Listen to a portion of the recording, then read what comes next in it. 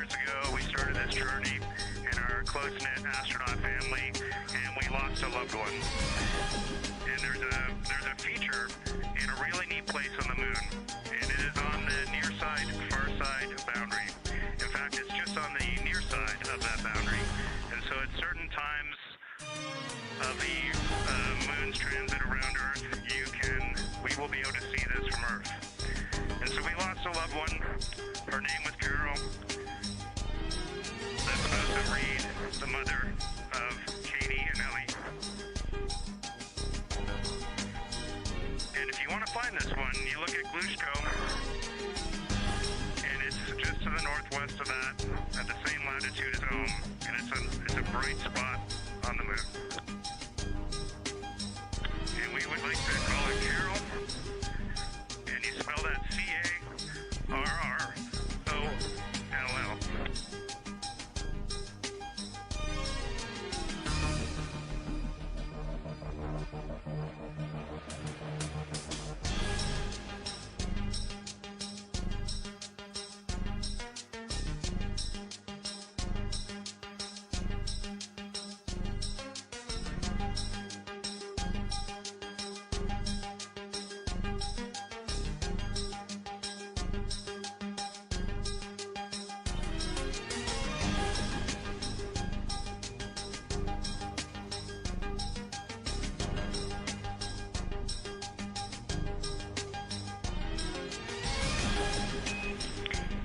Integrity and Carol Crater.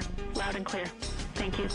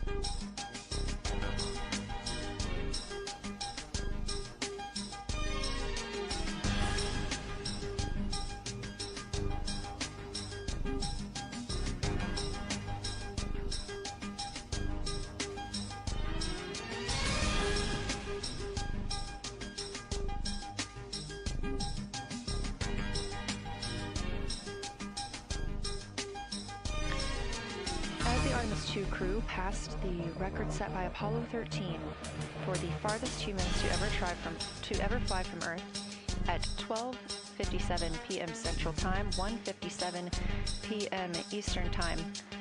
Canadian Space Agency astronaut Jeremy Hansen shared. We're getting ourselves all put back together now, and we are going to dim the cabin lights to prepare for our science objectives ahead. Thank you. Sounds good. We're doing the same down here, and you're maneuvering to your observation attitudes.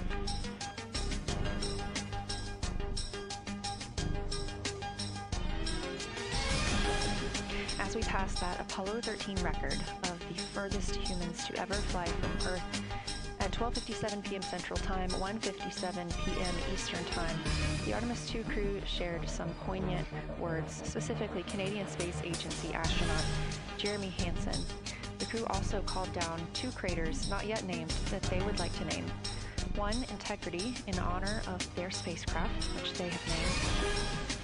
That's near the Ohm crater. Another near Glushko, which is a bright spot, named Carol, in memory of Reed Wiseman's wife.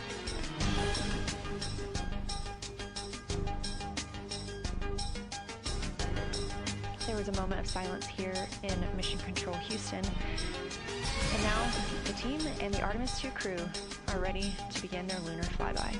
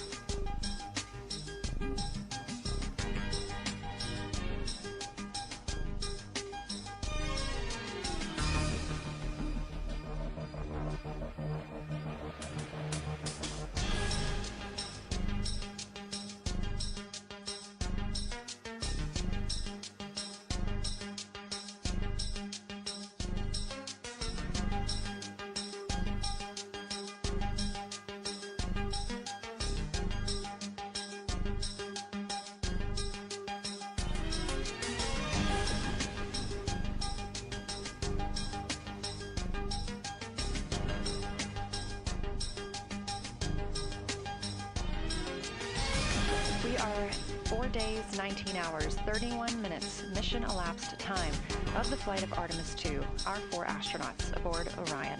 Today is our lunar flyby day. The spacecraft is currently about 12,000 miles away from the moon, and you can keep up with the distance from Orion to the moon and Earth by visiting nasa.gov/track-Artemis, or you can just stay with us here because we're going to be telling you throughout the day. They are currently 248,834 miles away from planet Earth.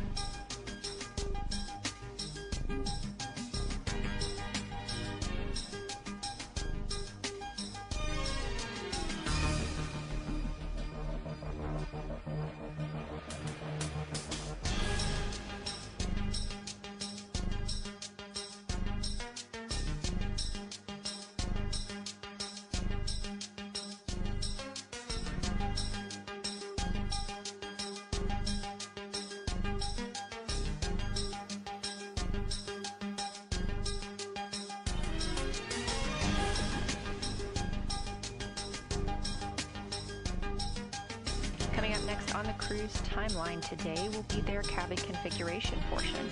You've heard some calls down to Science Officer Dr. Kelsey Young earlier about how they have configured the cabin so far. This is just a little bit more of timelined activity for them if they need to further do so. On flight day 3, the crew had time on their schedule allotted for configuring the spacecraft cabin for how they intended to arrange it today. Of course, they had to take down that configuration for another test yesterday of their Orion Crew Survival System suits, but configuring it on flight day 3 allows them the opportunity to get a chance to see what works for them now that they are in the microgravity environment.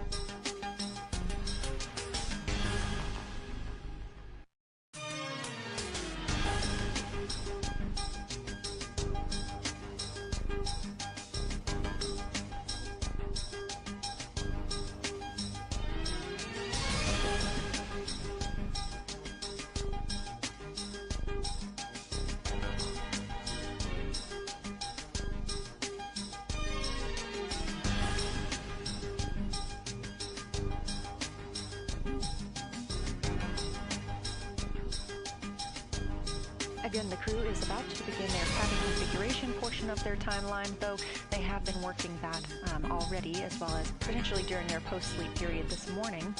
The official lunar flyby observations are slated to begin in just about 40 minutes. That's when we'll have the crew at the windows photographing the moon, as well as making calls down about what they are seeing.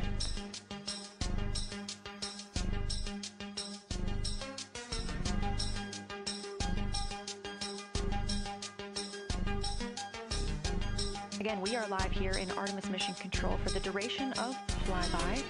Currently, the Orbit 1 flight control team is on console. This room is staffed 24/7 from the time before the astronauts step foot on the rocket until the time they splash down and are safely recovered in the Pacific Ocean on flight day 10.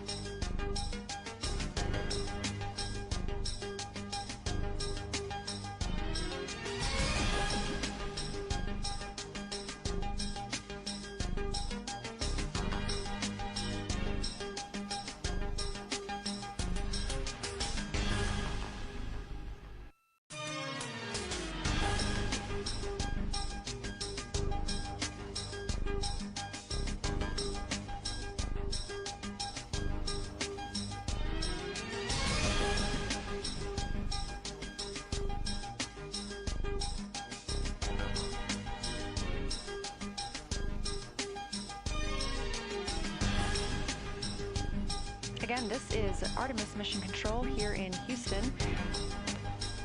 We are now 11,777 miles away from the moon. We did pass the Apollo 13 record of farthest humans away from Earth at 12:57 p.m. Central Time, 1:57 p.m. Eastern Time. That distance, 248,655 statute miles from the Earth, continuing to be exceeded by the crew.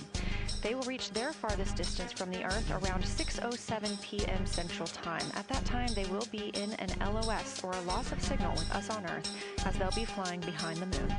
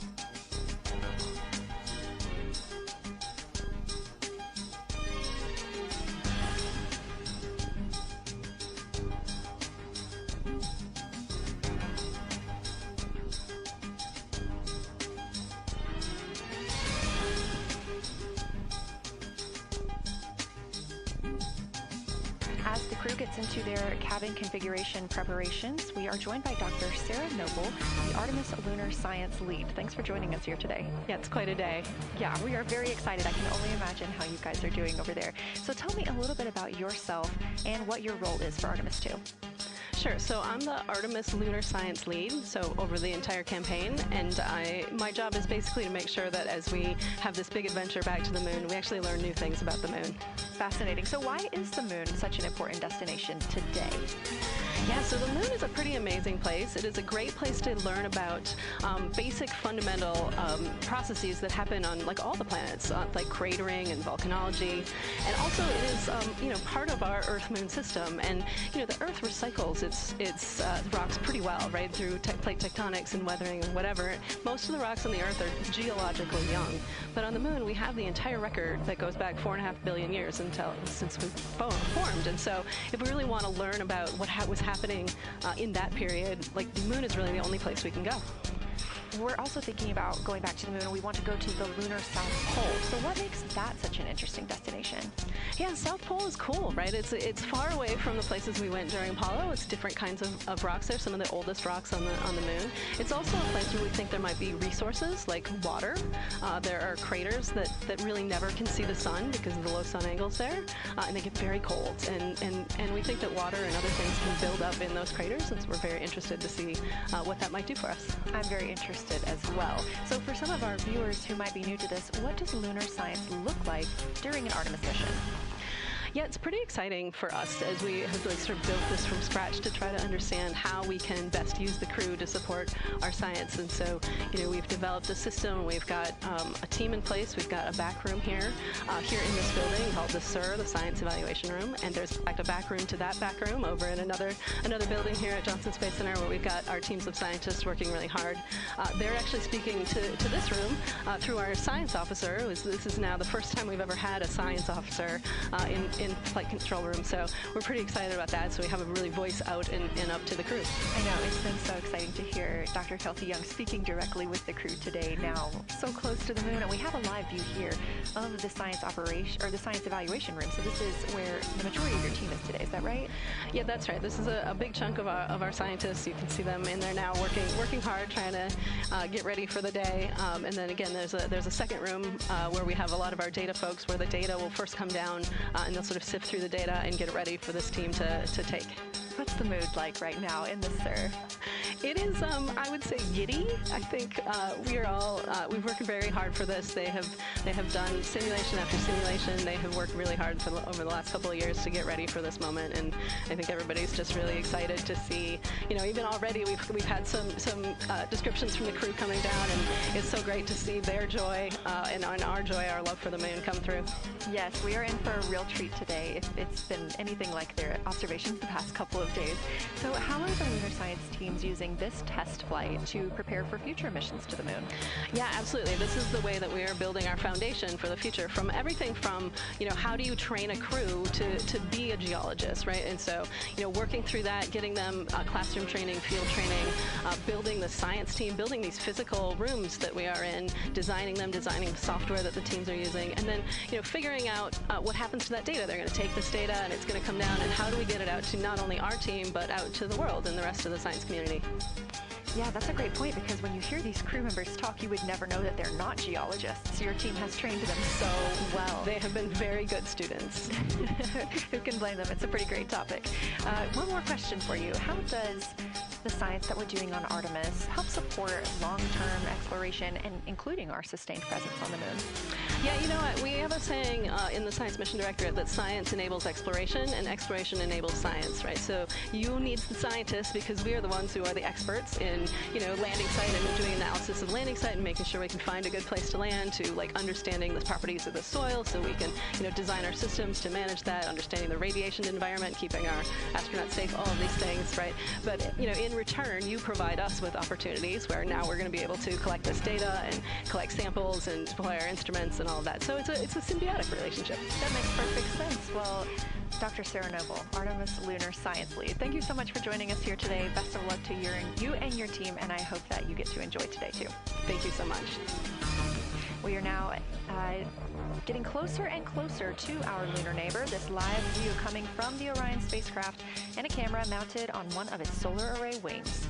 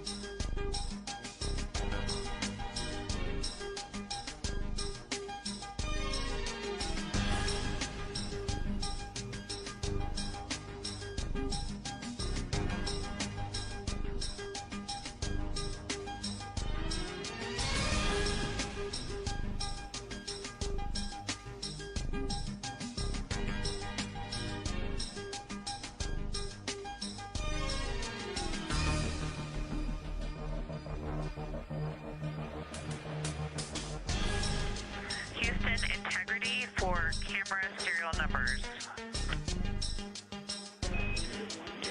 Ready to copy.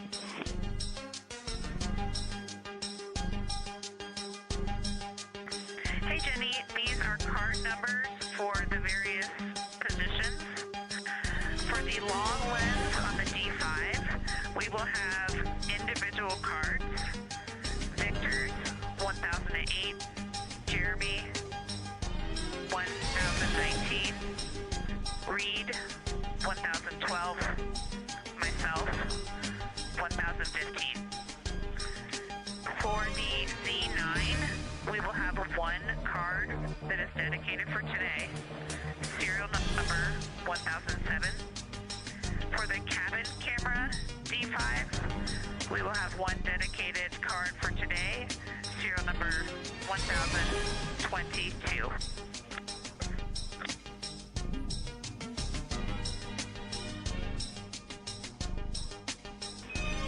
All right, Christina, we copy all. Thank you.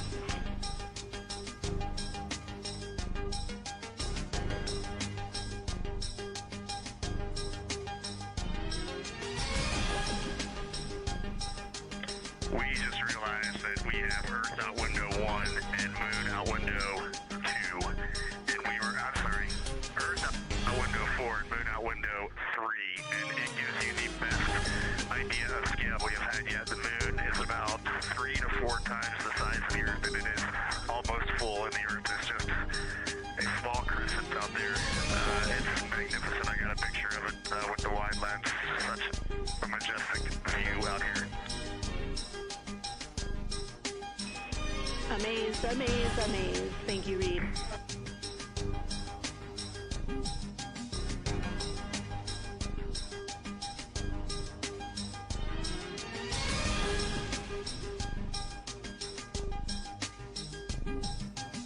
Those are some of the communications we're excited most about today. Commander Reed Wiseman calling down their view right now. Obviously a little bit different than what we can see from the solar array camera. They are looking through the windows of the Orion spacecraft, able to see at the same time Earth and the Moon. You also heard NASA astronaut Christina Cook calling down some of the cameras that they will be using today. The crew is in that cabin configuration portion, and we expect the lunar flyby observation period to start in just about 20 minutes.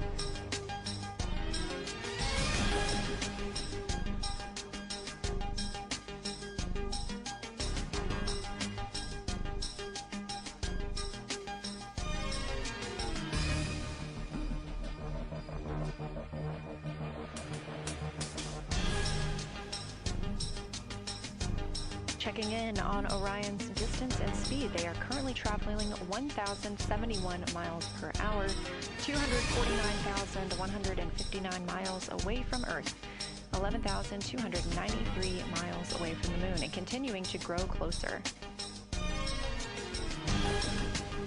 At closest approach to the Moon today, the spacecraft will be just about 4,070 miles away from the lunar surface. This will be during our loss of signal with the crew as they travel behind the Moon, and we will await their return to get the official number for you for how close they come to our lunar neighbor.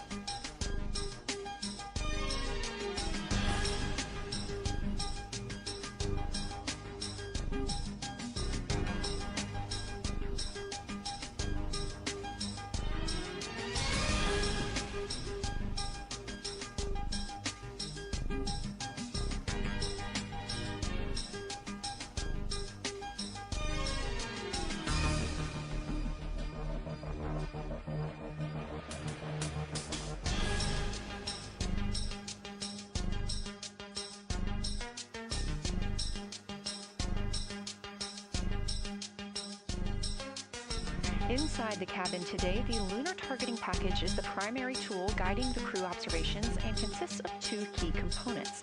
The Lunar Geography Review helps the astronauts study major lunar features in advance and help learn how to orient themselves during the flyby. Because, of course, the moon is not actually labeled like it appears here when we look at this map.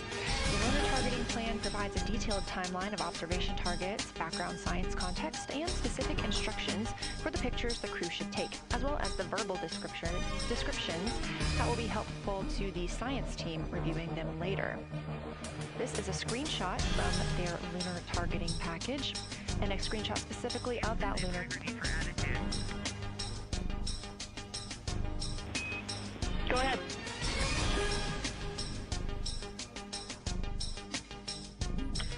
Hey Jenny, understanding we are in final attitude now for the lunar flyby, would it be possible to pitch the vehicle down 5 degrees? That would allow us to get the D5 long lens flush and have the least amount of window distortion. We're checking. That call from Christina Cook, NASA astronaut and mission specialist on Artemis 2. The Orion spacecraft is positioned in a specific attitude to allow the crew to best see the moon outside of their windows today for this imaging opportunity. That call was a request for a potential attitude shift just slightly, another 5 degrees, to give them a better view and to give them a better opportunity to use their long lens camera. They'll also be using that Lunar Targeting Package we were discussing. I am following along with that real time, so I'll be able to share with you exactly what targets the crew is looking at and when. They also trained with a Lunar Science Passport. It's a little reference guide used on Earth to reinforce recognition of key lunar features. It is not on the flight, but it was a significant study tool for the crew to get them ready for launch. The apparent size of the moon will change throughout the flyby, and it'll appear roughly like a basketball held at arm's length at the crew's closest approach. That reinforces the need for careful planning and practiced observation techniques.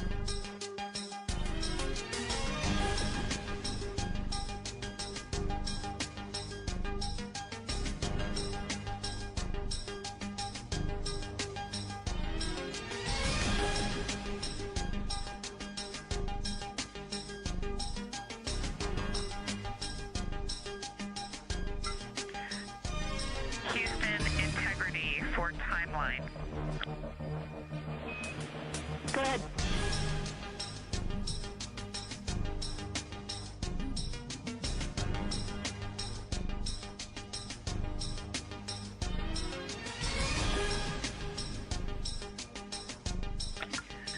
Hey Jenny, just to make absolutely sure that we start observations when expected, we are showing in Optimus that observation time starts in about 15 minutes, and in LTP that our first target, discussion 1, starts in about 29 minutes. Can you confirm you'd like us to start discussion 1 in 29 minutes at 1900 GMT?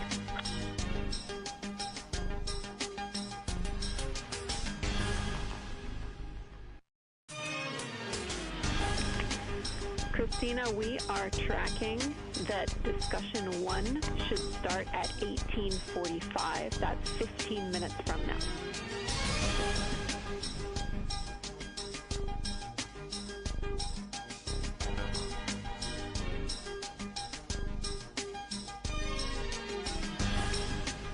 Okay, copy all. It may be a granularity issue with LTP, but understand that we start that observation in 15 minutes, and I bet when we get there, the green line in LTP will match the start of the white band for discussion 1. I think it's just a matter of the labeling and the granularity. Thanks for confirming. Copy, and we'll look into that a little bit more on our side as well.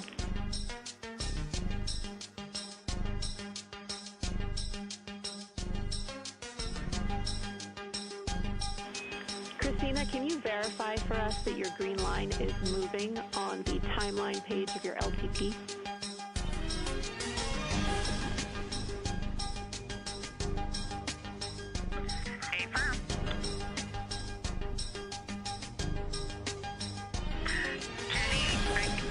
good. Looking closer, I see the labels are just not aligned with start or end times of the white visible bands.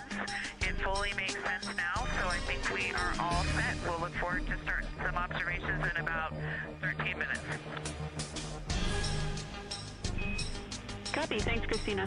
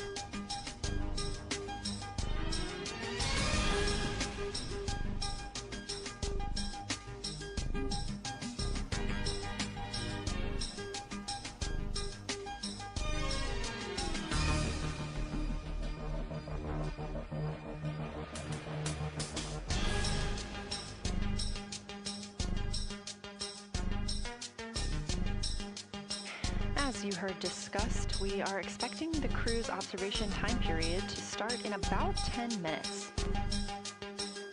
First, they'll be conducting a warm-up, warming up to their science observations of the moon. They'll be discussing with each other, helping each other orient using the major landmarks that they've studied, asking what is familiar. We roll left, port 5 degrees. That would get the moon closer to the left side of window 2.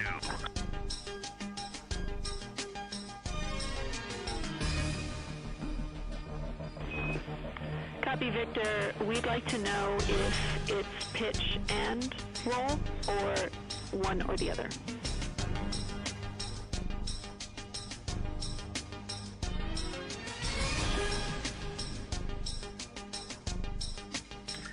Jenny, we actually thought you already put the pitch in. Had the pitch been put in already? No, we need a little while longer to talk about it.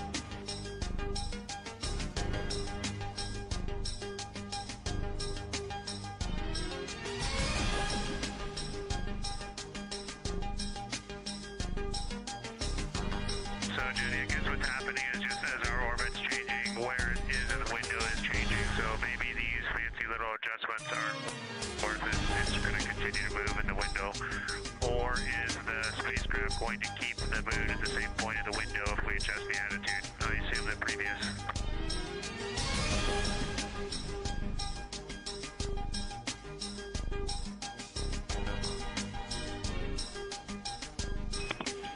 Right now, we are pointing the center of the window to the center of the moon with 2 degrees of deadband.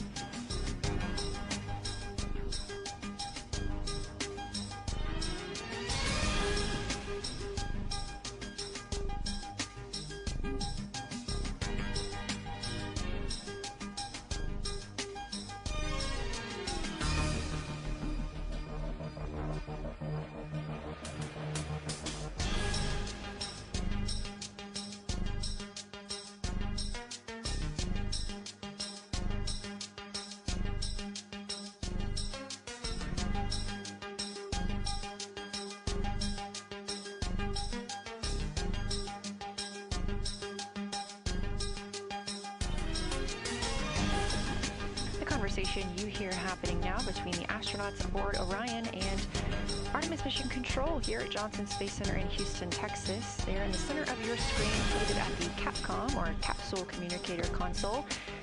That's Jenny Gibbons, Canadian Space Agency astronaut, and Artemis 2 backup. She was also the lead Capcom for Expedition 63 aboard the International Space Station.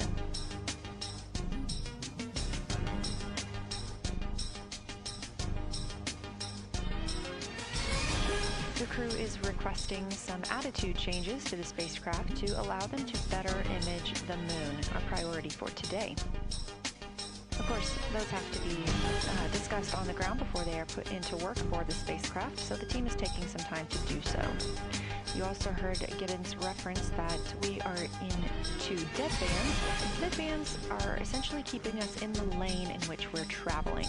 If you're familiar with lane assist in your car, very similar in this case.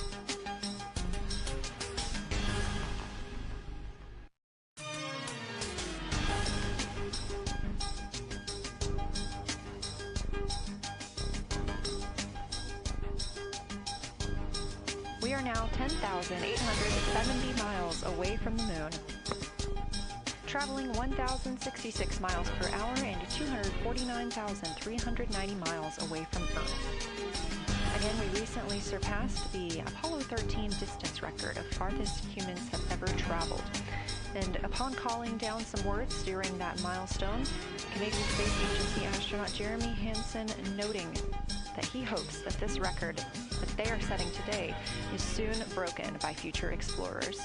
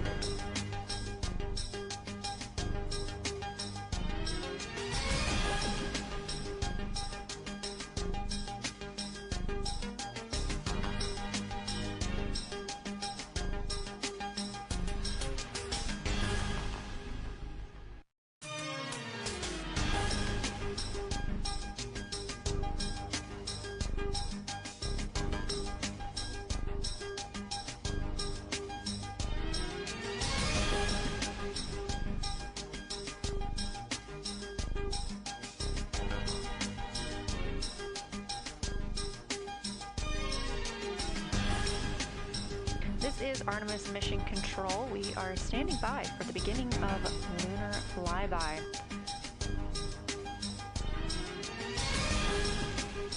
Expecting that to start in just a few minutes when the crew will begin a warm-up discussion preparing for the day.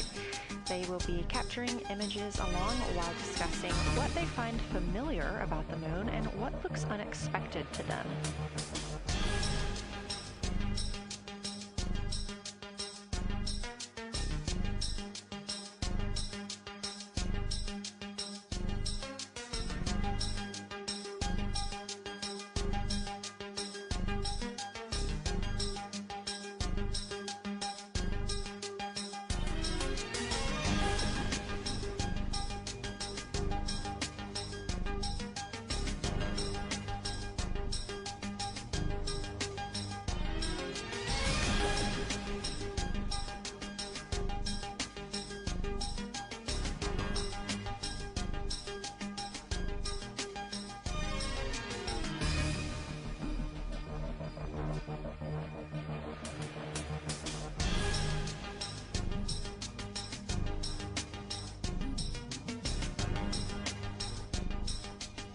Again, just minutes away from the official start of lunar flyby, or when it is timelined for the crew. We are currently 10,726 miles away from the moon. This view on the left side of your screen coming from the camera on one of Orion's solar arrays.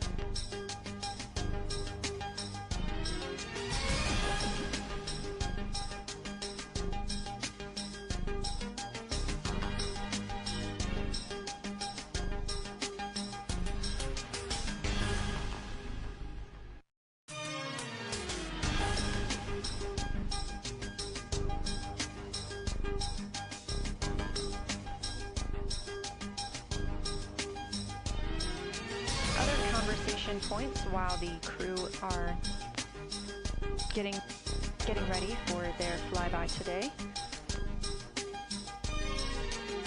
They'll be looking to orient themselves using major landmarks and annotating their observations along with their discussion. They'll have 10 minutes for that warm-up discussion.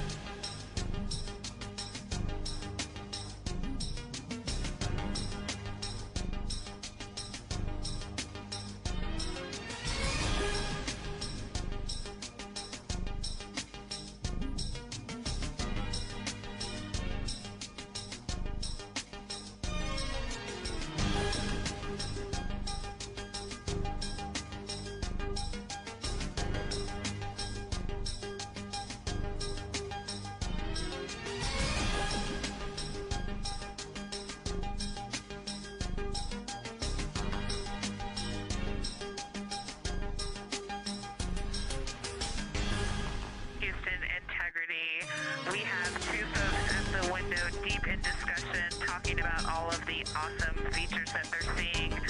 We just had a huge moment realizing that Hertzsprung is about the same size as our incredible Oriental. We're really excited about this target that's kind of new to us. We're orienting on things like how we talk about albedo, finding some of the prevalent things that we're used to from all of our training, and just overall taking in this view. We also are noticing that the moon is still getting noticeably bigger as we go, even when you're watching it continuously. It's great to see these two guys get warmed up.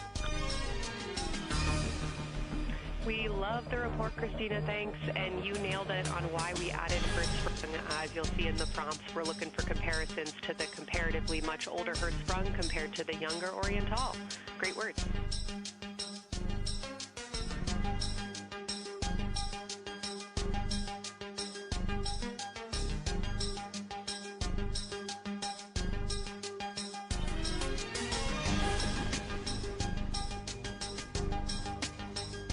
This is Artemis Mission Control. That was the voice of Dr. Kelsey Young speaking with the astronauts aboard Orion as they begin their observation period and lunar flyby.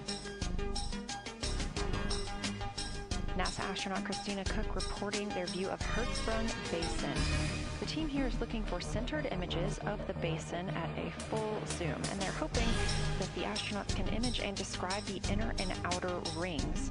This is considered a degraded basin with a floor, rings, and ejecta compared to a younger Oriental basin.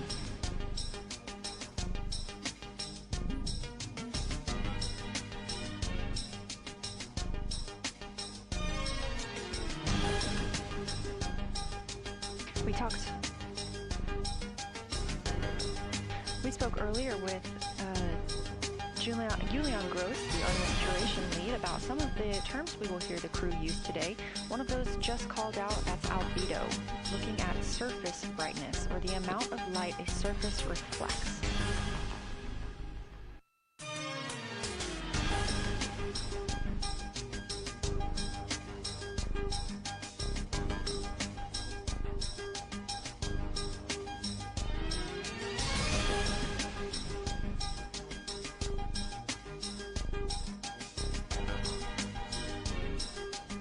A few more terms that we hope to hear today during the crew's sit-reps or situation reports include embaying. This refers to one feature that surrounds another. That usually is a higher relief feature. Human integrity, one report from the crew at the windows.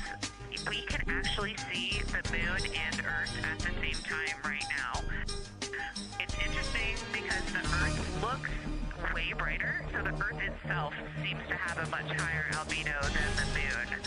We think this is independent of our eyes focusing because, of course, the Earth is much smaller than the moon in our view.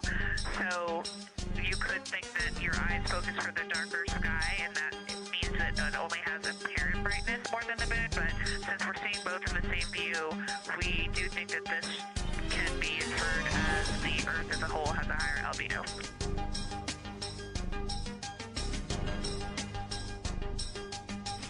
Great observation, Christina, and a reminder that as you're starting to look for those subtle color and albedo variations on the moon, the relatively bright albedo Earth might make those a little bit difficult, but as your eyes continue to adjust, we expect you to start to see more nuance on the moon. Thanks.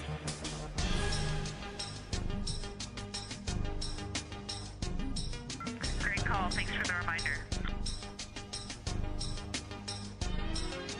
We're all going to be experts in lunar terminology by the end of the day. Another one we expect to hear is mare. These are dark regions paved or filled by volcanic deposits. You also can hear them called seas, oceans, lakes, or marshes, or other bodies of water.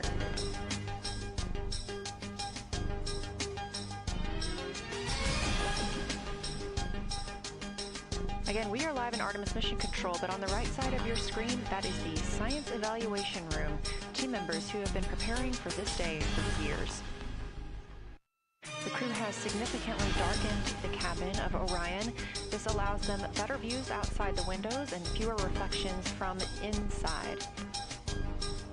They reported being able to see the moon and the Earth out the same window at this time.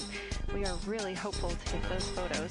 Right now, this view on the left side of your screen coming from a camera mounted on one of the solar array wings on Orion, outside the spacecraft. The crew is equipped with 80 to 400 millimeter zoom lenses.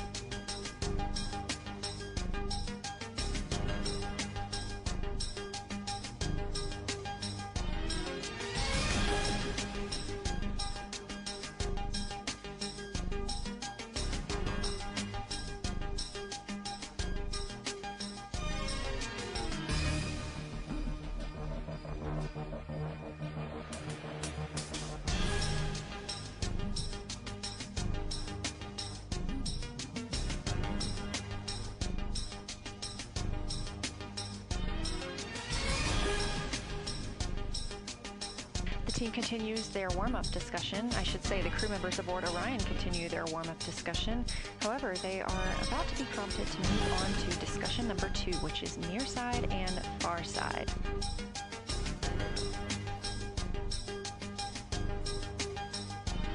Some of the things that they are looking to capture feature, the ground has prompted them to photograph anything that stands out to them and to compare the near side versus the far side mare in color, albedo, topography, and texture. They also want the crew to compare the appearance of rayed craters in the near side mare versus in the far side highlands. Of course, a reminder that some of the items that the crew, or some of the landmarks the crew are seeing today, is the first time that humans have ever laid eyes on those portions of the moon.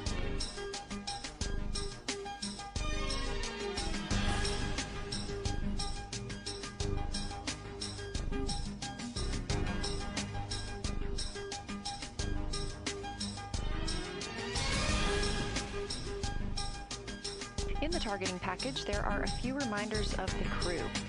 For the crew, there are time-sensitive observation reminders and science sit-rep reminders. We have a sit-rep.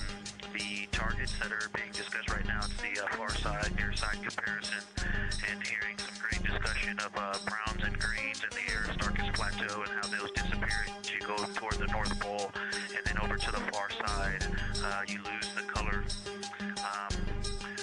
You've got Jeremy in window 2, Reed in window 1, having a great discussion. Christina's under window, I'm sorry, Reed is in window 3. Christina's under window 1, documenting the discussion. And we've got the lights completely off in the cabin. There are some LEDs that we cannot put out that do provide some light scatter. But we have all of the internal lights off and are letting our eyes adjust as best we can. The window 4 view, you only get about a third of the moon. Tycho is going to go over the horizon soon, and you can see Aristarchus, and then you start to lose the view as you go to the west in Oceanus and Procellarum. So far, the team is on the plan, and the long land is being put to good use, and recordings are being made, and internal documentation of the configuration and the observations is ongoing. Science, do you have any questions for us at this time? Integrity Science, Victor, very glad that you provided the first formal science sit-rep, as these were indeed your idea. One follow-up question, any relationship between those browns and greens you described? Do you see them blending into one another, and do you see any topography associated with either color?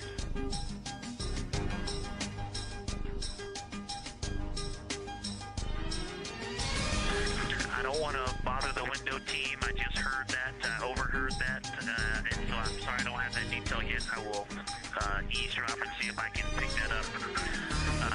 I will try to answer that at some point.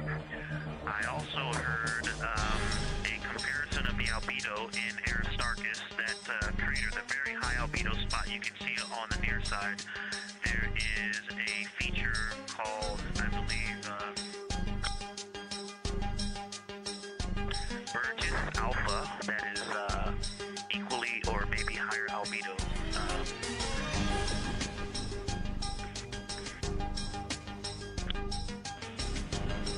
I apologize for the gaps. I'm trying to listen and talk at the same time, but I will try to get some more information to correlate those colors from Aristarchus for you. Understood, Victor, and good call to not bug the window team.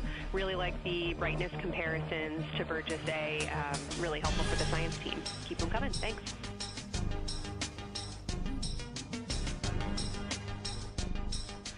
I also heard a discussion about the albedo of Grimaldi being a 10, and how many of us, when we were a little further away, saw that as the darkest albedo, and that the bigger mare off to the east was still dark, but maybe a 7-8. We still think that, but you are seeing color variation, albedo variation inside of Grimaldi as well, and that even on the west side there's still a very dark part of it, but it is still the darkest. It is just not as uniform as it looked when we were farther away. We're starting to differentiate the striations of albedo inside of Grimaldi. Copy all, Victor, and you read our mind. Superlatives like darkest, biggest are really, really helpful for us, so keep those coming.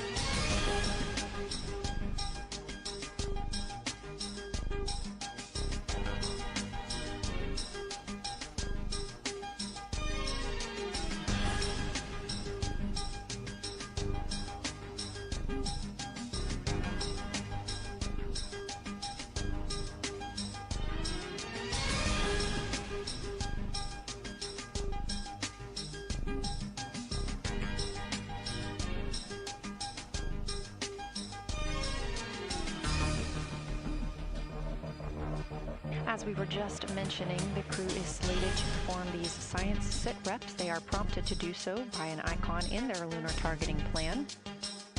That one coming down from NASA astronaut and pilot of Artemis II, Victor Glover.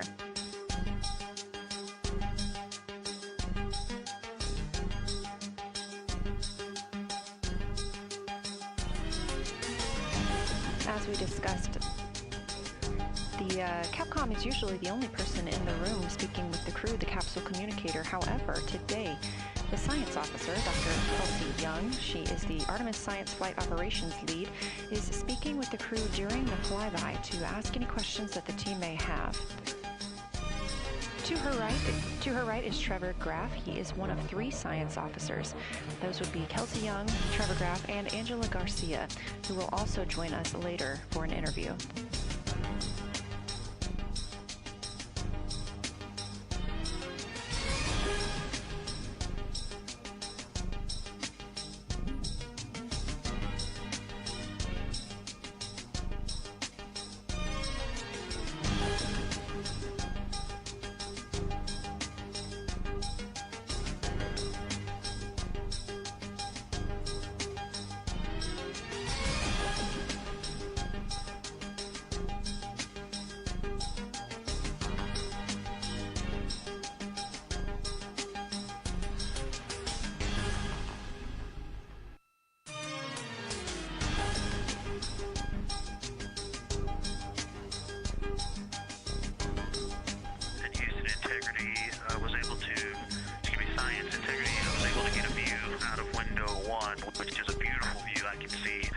The entire mode that they're looking at. We left the t-shirt up there, so I was kind of peeking through the opening in the makeshift shroud there, and once I was able to get 2 eyes on it, what jumped out at me was Vavilov. It's just peeking out of the Terminator.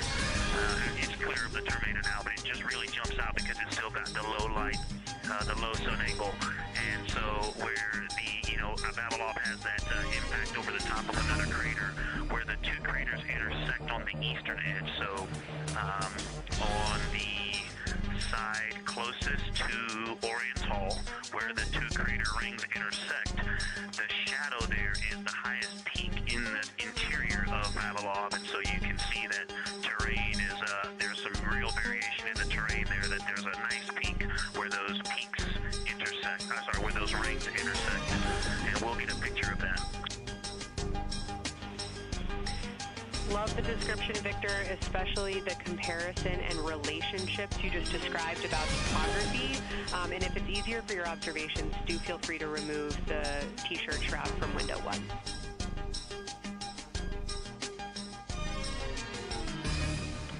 Absolutely, we will do. Thank you.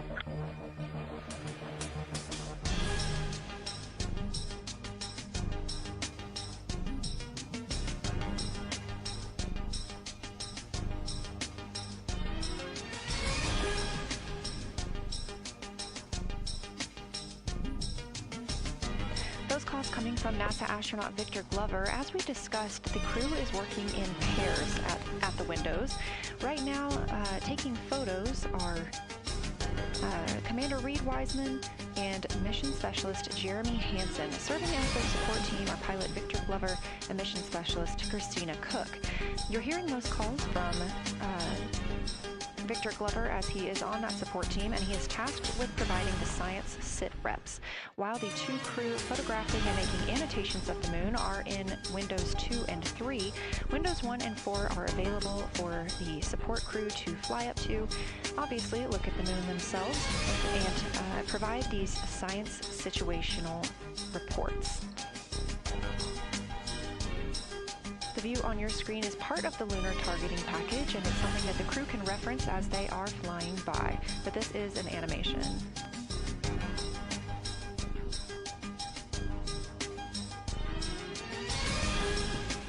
You also heard Glover mention Oriental. Oriental is a major feature that the team is interested in today, and it's known as the Grand Canyon of the Moon. Until this mission, the Oriental Basin had never been seen in sunlight by human eyes. Oriental Basin and its surrounding ejecta could fit within a straight line distance from NASA's Johnson Space Center, where we are at today, to Kennedy Space Center.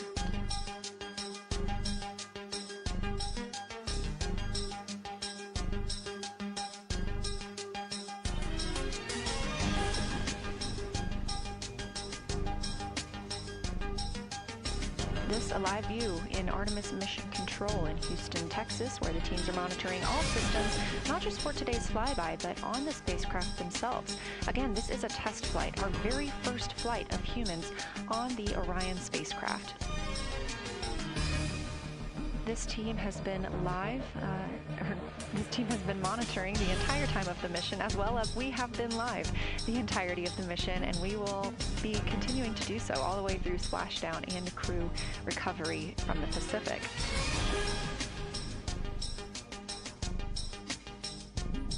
This is a visualization from ARROW, the Artemis Real-Time Orbit website that you can also access at any time by visiting nasa.gov/track-Artemis, showing us that we are now under 10,000 miles from the moon, 9,948 to be specific, and continuing to count down.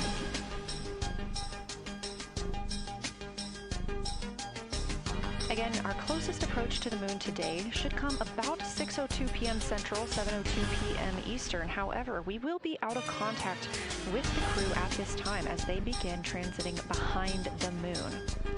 At that time of closest approach, the distance from Orion to the lunar surface will be about 4,070 miles. Of course, these are estimates at this time, and we'll be sure to provide you with the official numbers once that closest approach has been reached.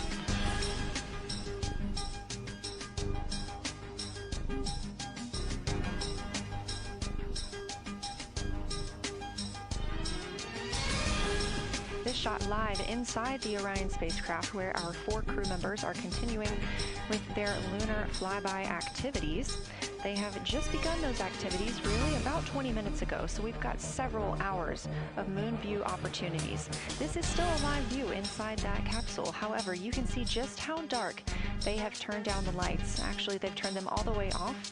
There are a few LEDs that they cannot power off, but turning down these lights gives them better views outside of the spacecraft's windows while they photograph the moon. This also prevents any reflections from inside the spacecraft bouncing up on the windows and interfering with their photography.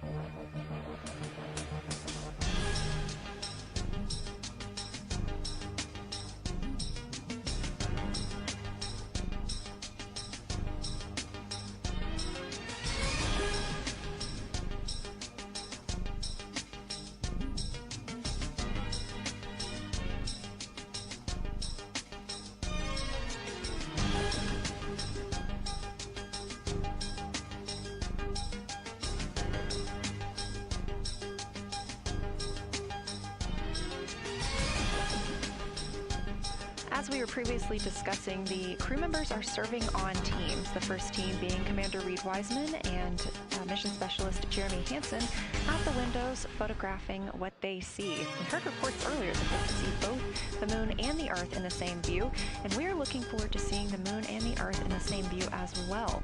That Earth set coming up in just a few hours. While Wiseman and Hansen are at the windows photographing, Glover and Cook are serving as support crew. They are able to assist with cameras. They are also providing those situation reports, letting us know how the team is working inside the spacecraft, what they're seeing, and how they're feeling about it.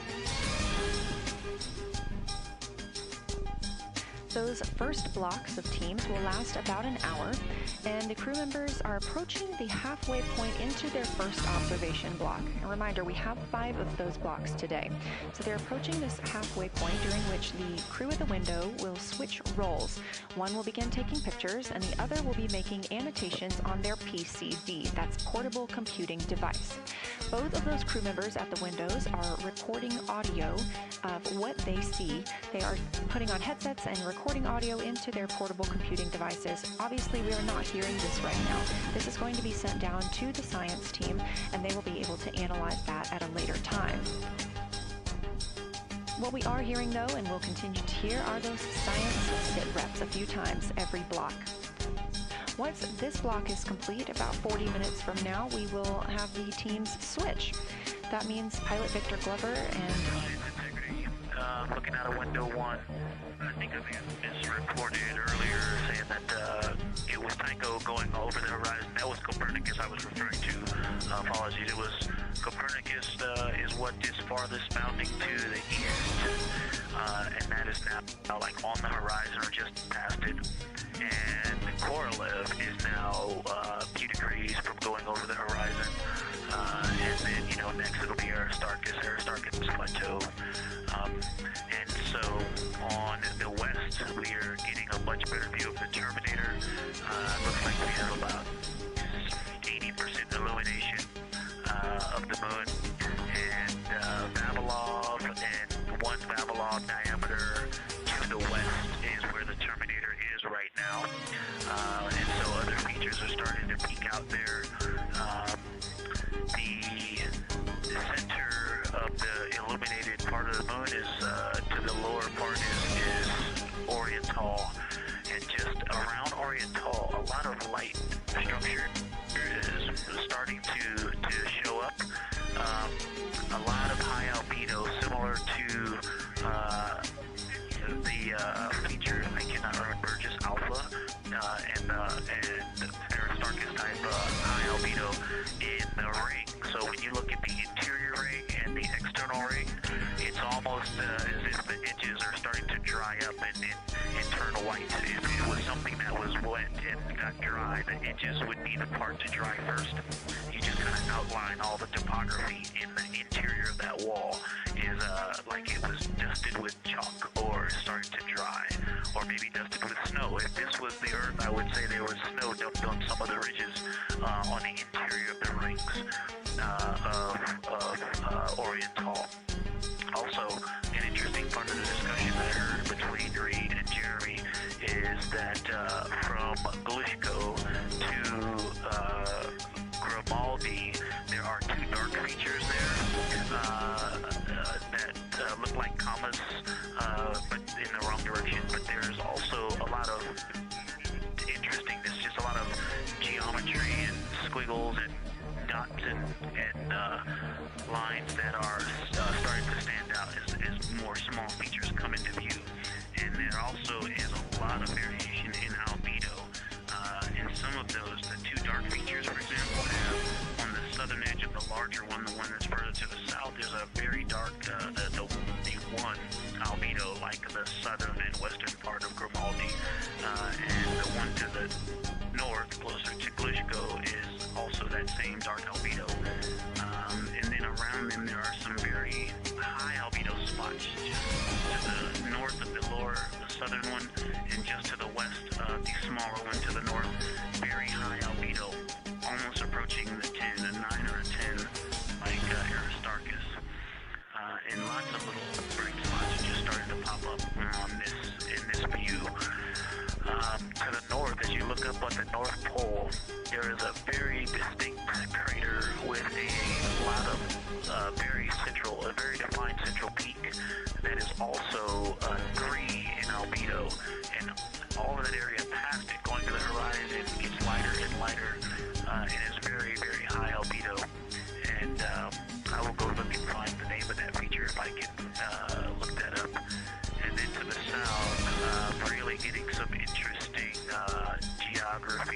topography in the South Pole Aitken Basin. And the view of the South Pole is quite amazing. We've got some Terminator there, as well as the limb view, and there is a very distinct crater right at the South Pole. And I'm going to go look up, I don't believe that is Aiken, but I'm going to go look up the name of that one because it's also giving a lot of good topography due to the shadows that I'm seeing. But that's, I was trying to bound the view that I'm seeing for it and got distracted by all of these interesting albedo variations that are popping up in the interior. But that's the view that we see just about a long diameter to the west and beyond is where the Terminator is. Just beyond, I think Copernicus is the easternmost feature that we can see. A very nice ringed, very nice structure crater to the north with a great high albedo central uplift to the north, and the south is dotted by a very characteristic crater with a lot of terrain, shadow features, and I will go try to find some landmarks to put names with those. Any questions for the observation team? Integrity Science, love the descriptions. You're definitely looking odd up there. Appreciate seeing the training being implemented. Especially interested in your descriptions of the dark patches. You compared the comma-looking features to the albedo you see in Grimaldi and notice that you're starting to see those color differences popping out. Any observations you want to make, especially when you get on, the PCD in a little bit, would really help us tease out the differences in those dark mare deposits. Great description, Victor. Keep them coming.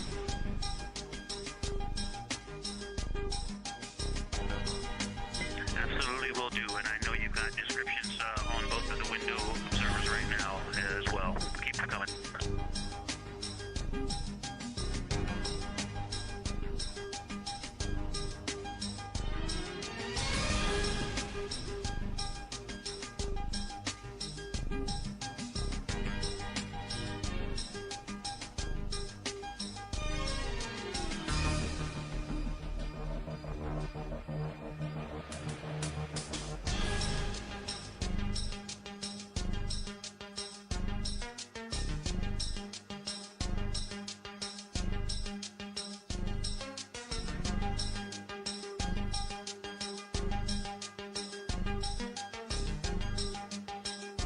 Great evidence of how well trained this crew is by the science team. NASA astronaut and pilot of the Artemis II mission, Victor Glover, calling down a situation report, noting several different features on the moon and such descriptions, even saying that it looks like snow on some of the peaks. Obviously, we do not expect that to be snow, but referencing that as some of the lighting on how it looks to the Artemis II crew from their current position.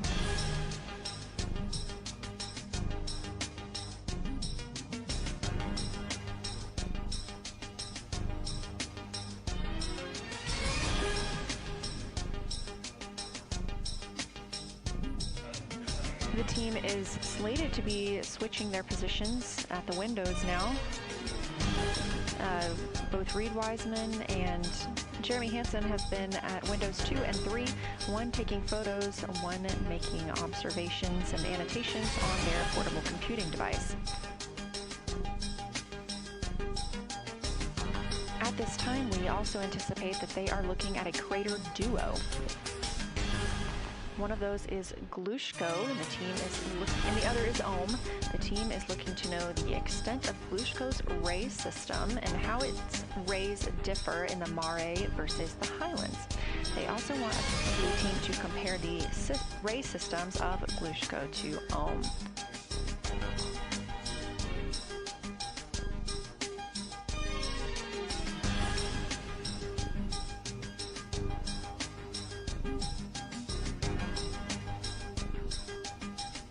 Ohm is considered a young crater. And if you've ever seen a photo of the Richat structure, it's also known as the Eye of the Sahara. It's 40 kilometers in diameter, and that could fit within Ohm's interior.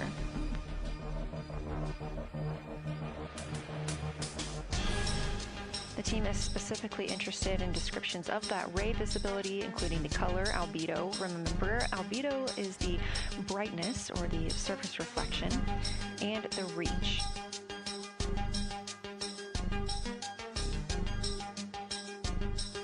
Again, I am using the same lunar targeting package that the crew is referencing on board right now. This helps keep them on time as well as prompt them for when they need to make a call down to the science team and report what they're saying. It also gives them reminders of when they need to swap positions at the windows. Additionally, I'm using the Artemis II Lunar Science Passport developed by Amber Turner and the Artemis II Lunar Science team.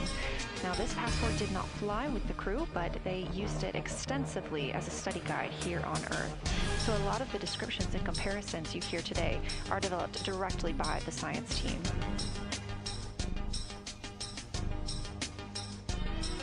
We are now 4 days, 20 hours, and 43 minutes. Science, integrity, that crater to the north, that is, it's like we've got one in the north that looks like just a textbook crater, and one on the South Pole as well. The one on the north, I think, is Pythagoras. And what I wanted to highlight about that is it is either a very distinct central uplift or just a very defined area of high albedo.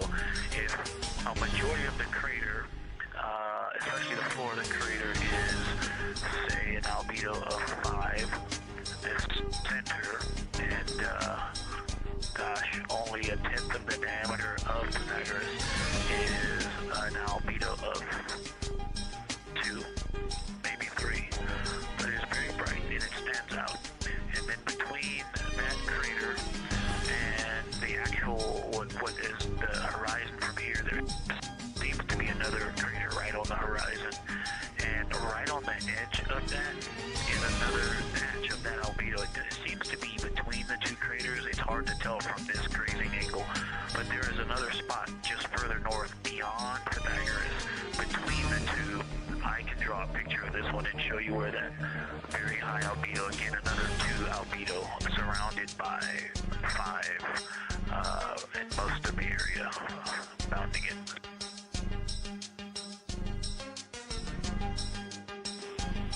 Integrity science, thanks for that. We agree with the Pythagoras assessment. And as a follow-up to your previous report, the SIR had questions about topography comparisons between the North Pole and the South Pole of the Moon, if you're willing to provide words on that.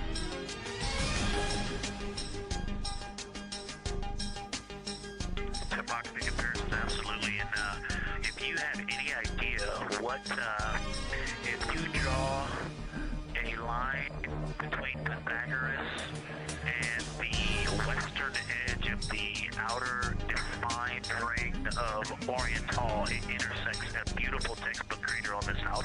I would love to know the name of that. The topography differences, now the South Pole has a little bit of a benefit that it has more of the Terminator, and I can see a little more shadowing there, but there's a nice crater right at the South Pole, so that's the main thing defining the topography there.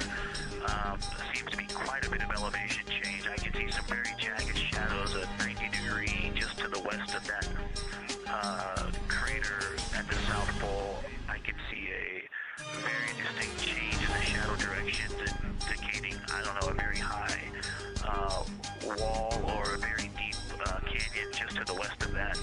And in the north, it seems to me that from sort of the edge of the Mare that's dark, which is maybe 1 Pythagoras diameter south, if you draw a ring about that, maybe the top 7 degrees of the moon, and just draw a ring around that.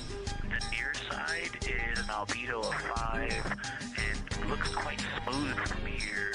And then along the same edge of the Mare, the edge of the Mare that kind of Grimaldi's just outside of, Glushko is just outside of, Carroll Crater is just outside of, and you start to see the stark differences between the darker 7/8 and the 5s and 6s, the 4s and 5s. If you follow that line up to the north, that line is also where the change in topography happens at the North Pole. The line defining the light and dark on the edge of the mare that you can see from Earth. Draw that line, roughly the midpoint of all that, straight to the North Pole. And on the side facing the Earth, you see smoother topography and down here by Pythagoras and its next door neighbor crater. And then on the far side, you see a lot more cratering and a lot more topography. And again, the far side has the benefit of a little terminator there, but I am seeing a variation in the topography. It seems to be more jagged and a more challenging place to find a place to land and to even traverse in the south, all around the South Pole.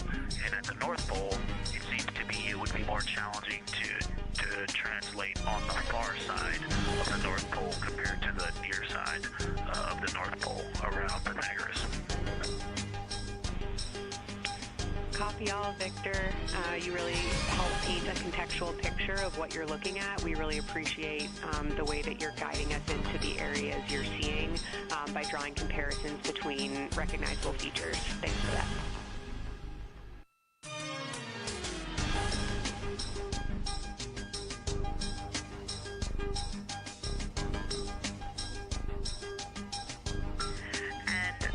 Another little science moment, something I just heard from the window team is the more I look at the moon, the browner and browner it looks. I thought that was an interesting observation.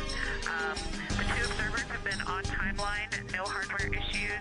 They did start to talk a little bit about another feature that you'll hear more about on the recordings that they call the handprint.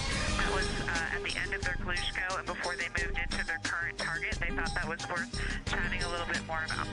And they're preparing to switch after this. Houston copies and concurs.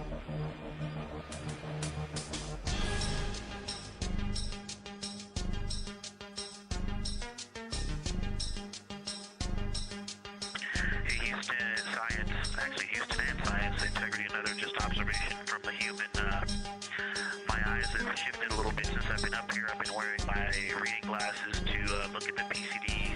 Well, this is a very taxing event on the eyes, looking out the window and seeing the very bright moon, and coming back inside to the dark cabin and trying to work cameras and microphones and logistics and lunch and those kinds of things, and then looking at the PCD, which is dimly lit. It's just been an exercise. It is a difficult thing to manage it. I'm up and down on the glasses and then having to wait as my eyes adjust when I come back in. As soon as I look back into the cabin from looking out the window, I can feel my eyes adjusting and just have to work through it as they adjust. Appreciate that report, Victor, and know that we are prepared to read you up targets from the ground if that would give you the ability to keep your eyes focused on the moon and not having to swap between that and the PCD. Just let us know.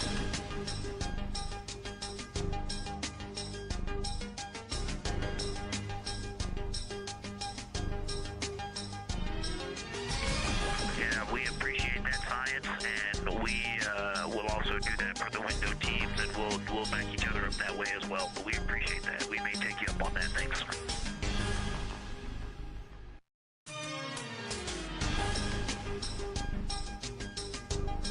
Continued detailed descriptions from the Artemis 2 crew aboard Orion. Again, this is a test flight, the first time we've flown humans aboard this spacecraft, so every detail, even that it's difficult to look outside the window and then back at the PCD, that portable computing device, every single detail is appreciated as we prepare for future missions. Glover also mentioned that he is now wearing his glasses now that he's in space and that his eyes have shifted a bit. This is something that happens when our astronauts go to space. There is a fluid shift from the lower half of your body up into your head, and that can cause changes in your eyes. It's something that we have seen over time for some crew members, especially now that we have been living and working on the International Space Station for over 25 years.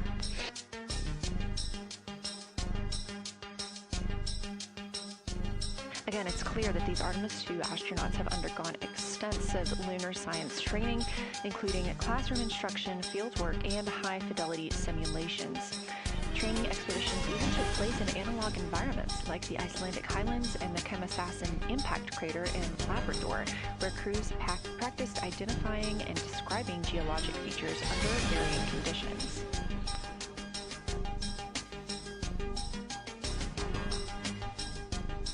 Additionally, here at Johnson Space Center, Orion mock-ups were used to rehearse crew choreography, including three-dimensional space management with an inflatable moon globe to simulate the flyby. And while on Earth, the crew also used that small lunar passport that I mentioned with descriptions, photos, and prompts to help them study the features we hope they'll see. Now, this is a view from their lunar targeting package at this time, helping them determine what they're seeing on the moon, as well as on the left, keep up with what their next target will be. As you can see, we have got a long list and an exciting day ahead of us.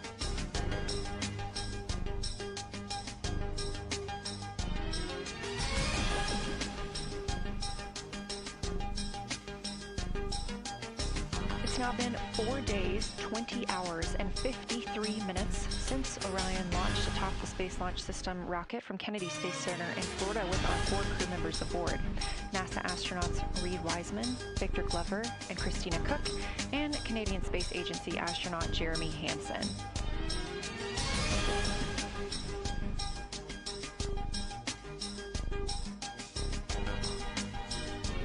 The Artemis II crew passed a major milestone today when they passed the Apollo 13 distance record at 12:57 p.m. Central, 1:57 p.m. Eastern.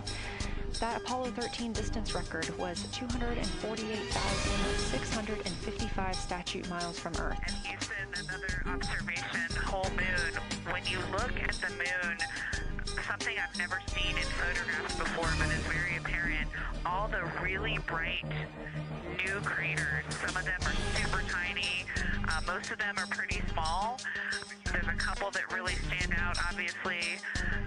And what it really looks like is like a lampshade with tiny pinprick holes and the light shining through. They are so bright compared to the rest of the moon. We copy, Christina. Thank you. Looks like you guys might be doing it, but remind you to swap positions at the window and take your SD cards with you. We're loving everything that you're calling down, so keep it up.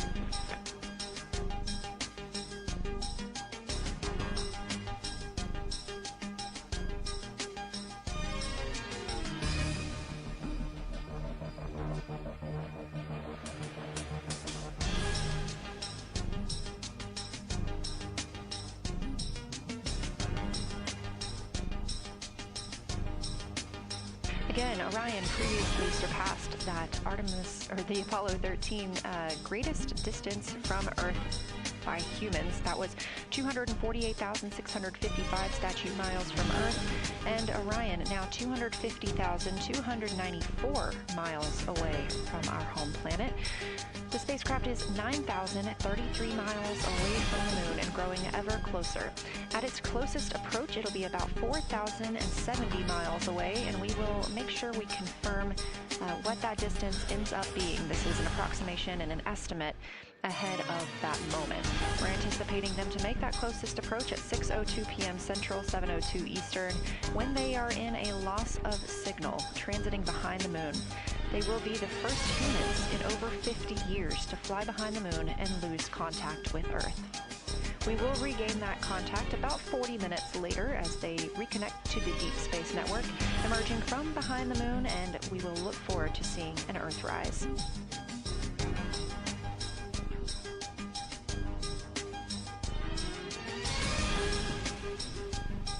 Again, the crew is currently in their position swap portion on their timeline.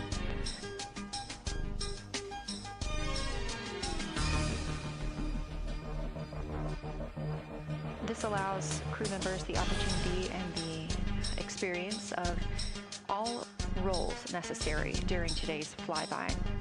Right now, those 2 crew members at the window have swap positions.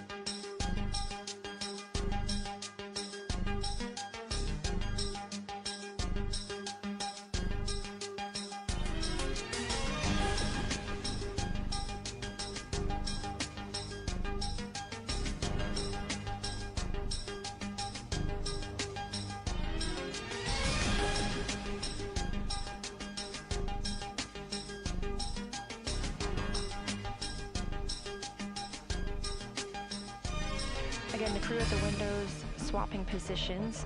Right now, that crew is Commander Reed Wiseman and Mission Specialist Jeremy Hansen, while Victor Glover and Christina Cook serve as their support flyby crew members. That's why you are hearing Victor and Christina during those science situation reports. Those voices will change in about 30 minutes when they take a turn taking photos and making annotations while at the window.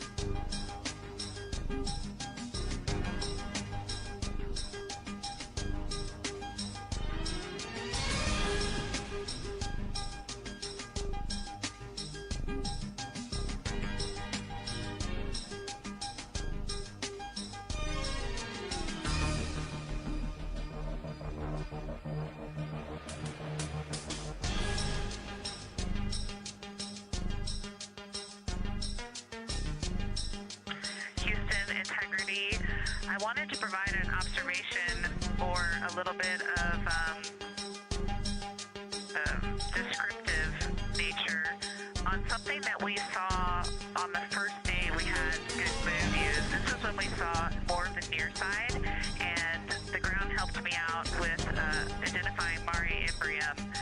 Mare Imbrium, when you have the western limb also in view, looks completely different than the normal view we have of the near side. It is the most striking feature of the western limb view that we had, and the mountain chains that form its eastern side are very prominent, but they actually stand out more than I'm used to seeing even on the western side, and the whole thing just feels like a big bump. It actually looks like a large healing wound with a high albedo forming the mountain chain around the impact basin. And I just don't think I had enough chance to describe how striking it was on that western limb view as we were coming in a couple days ago. Christina, science, absolutely love that, especially since that's a feature that all of us here on Earth can observe from home. So I'm sure tonight everyone's going to be going out and looking for evidence of that beautiful topography you just said. Thanks for those words.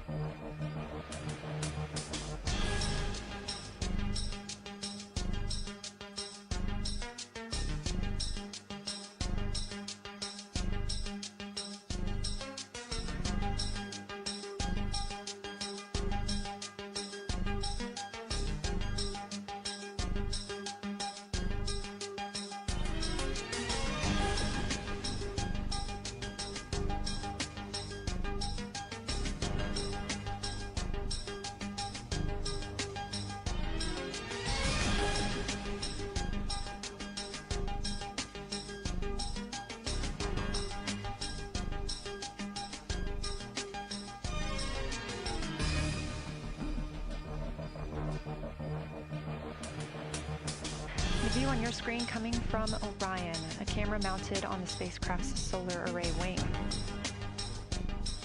Toward the right of your screen, the near side is the hemisphere we see from Earth.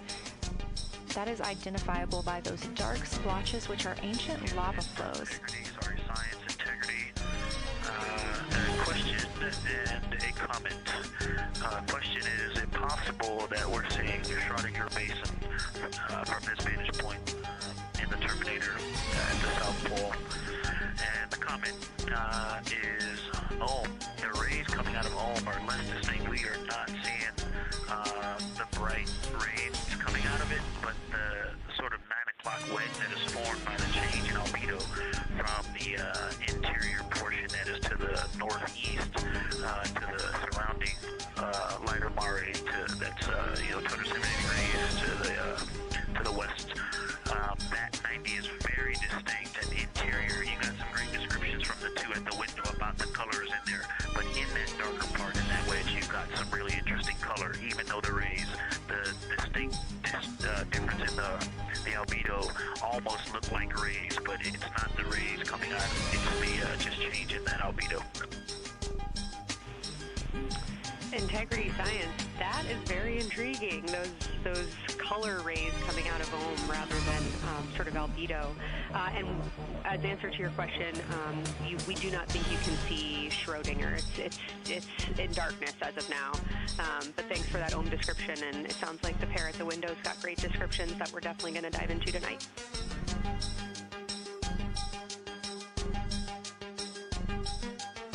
Okay, if you could help me, I would still love to know what it is. There's a very nice crater. I actually have a lot of pictures of it. What would be right in the Terminator at the South Pole or close to the South Pole, where it's intersecting the Terminator right now? Yeah, Victor, we're assuming you're talking about, kind of if you're looking at the Terminator, it's basically like 70% down from the North Pole. Is that where you're looking?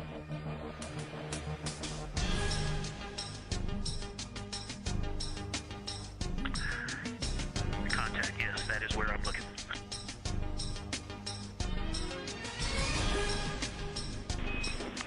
Integrity Houston, that is an enabled caution for wastewater dump required. We have hit our limit.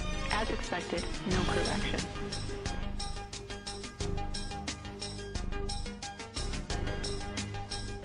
Copy, no crew action.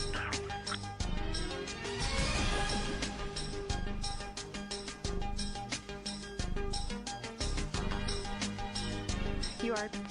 And integrity science, we're trying to figure out what you're looking at there. Is it like right on the Terminator, or is it in the eliminated portion next to the Terminator?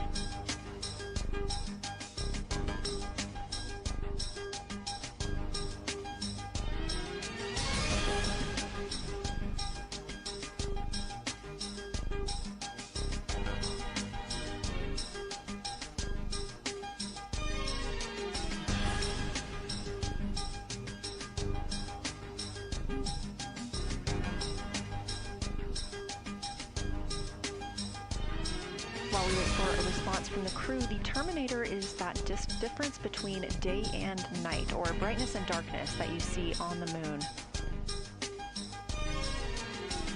We see this from the International Space Station as well, looking down at Earth. And science from integrity, excuse my space orientation adaptation.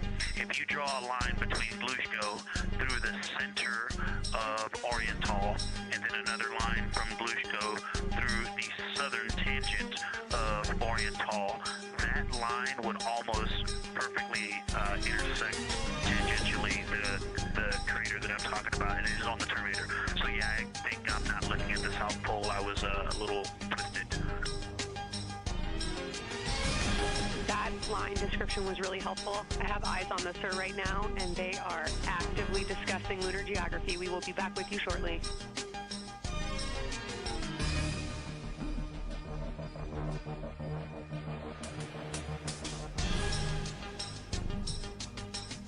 You're hearing a couple of voices today in Mission Control Houston. One of those is Dr. Kelsey Young. Integrity science, we believe that's Demon Crater.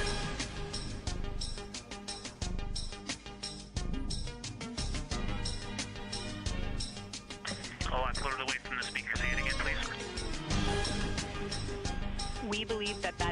Zeeman Crater.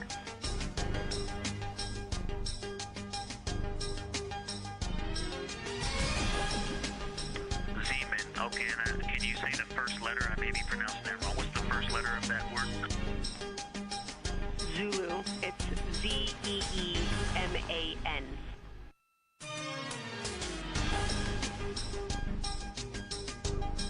Copy. Thank you for that. Yes, we've got a great view of that. And when I went back to the window just now, the view has completely changed. Our trajectory is taking us to a new view, and I'm looking more into Babalov. I've got a nice, great view into Babalov. I'm actually away from the window right now, so I'm going to go try to give you some bounding words on the view that we're seeing.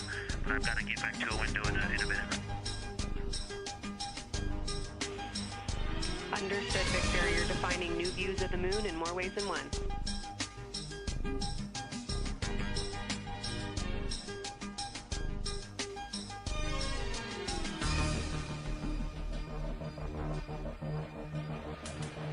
Again, when you hear calls down to science or from science, that's Dr. Kelsey Young, the Artemis Science Flight Operations Lead here at a console in Mission Control. You also hear communications with the crew from Canadian Space Agency astronaut Jenny Gibbons. She is the Capcom for today. She is a backup Artemis 2 crew member. Those calls from pilot Victor Glover asking about a feature he was seeing, specifically a crater on the moon. Meanwhile, the team here in the science evaluation room was actively working together to determine which feature he was describing.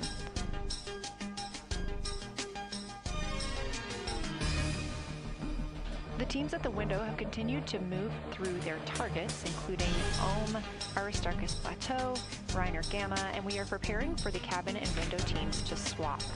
That's when we'll hear more from Reed Wiseman and Jeremy Hansen when they take on the support roles, while Christina Cook and Victor Glover are at the windows photographing and annotating.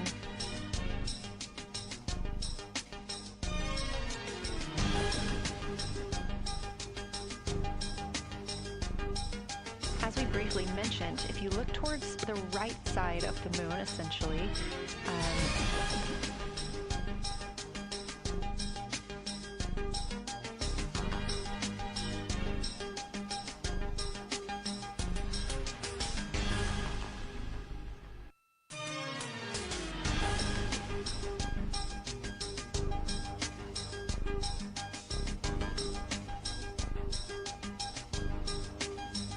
this live view coming from a camera outside the Orion spacecraft, and if you look on the right side of the moon where you see those dark patches. Wow, yeah, I wish I had some more time to just sit here and describe what I'm seeing, but the Terminator right now is just fantastic. It is the most rugged that I've seen it. From a lighting perspective, there are little islands. There are islands of terrain out there that are completely surrounded by darkness, which indicates some real variation in terrain. Up to the north, there is a very nice double crater. It looks like a snowman sitting there, in the 5-10 degrees below the pole in the Terminator. And then on the southern edge, there's almost like a hole. It looks like a hole, and it's the diameter of Vavilov size, just blackness, and then a wall of bright, and then it goes back to the black beyond the Terminator. So there's it looks like there's just a gigantic hole right there. 1 Vavilov diameter east of the Terminator, and as you go south, the Terminator is not a nice smooth arc. It's just jagged. There's almost a 110-degree turn in the shadow as opposed to the nice smooth arc, again indicating some really interesting variations, and I'm sure we'll get some photos of that. And then one of the craters further to the south of Vavilov, maybe halfway down to the South Pole, is not only it looks like it's a deep hole, and then there's like 2 island rays pointing off to the west and north that indicate very high ridges and very deep canyons coming up out of that crater. So again, just some really interesting visual illusions going on with the shadows there. Like I said, there there look to be islands out beyond the Terminator, because some of the things, maybe even a Babylon diameter into the Terminator are catching sunlight on the peaks up to the north and to the south. It's very, very interesting to see. Integrity science. Oh my gosh, that was an amazing picture you just painted. I glanced over at the SIR video and I literally saw fist pumps in the air. Those types of observations are things that humans are uniquely able to contribute, and you just really brought us along with you, so thanks for that.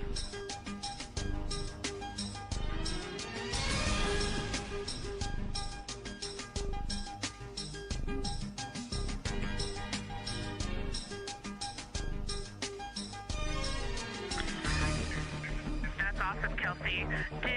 Did you get a sit rep updating you on a slight change in logistics for PCD use? Christina, this is Houston. We did not, but we will take it now.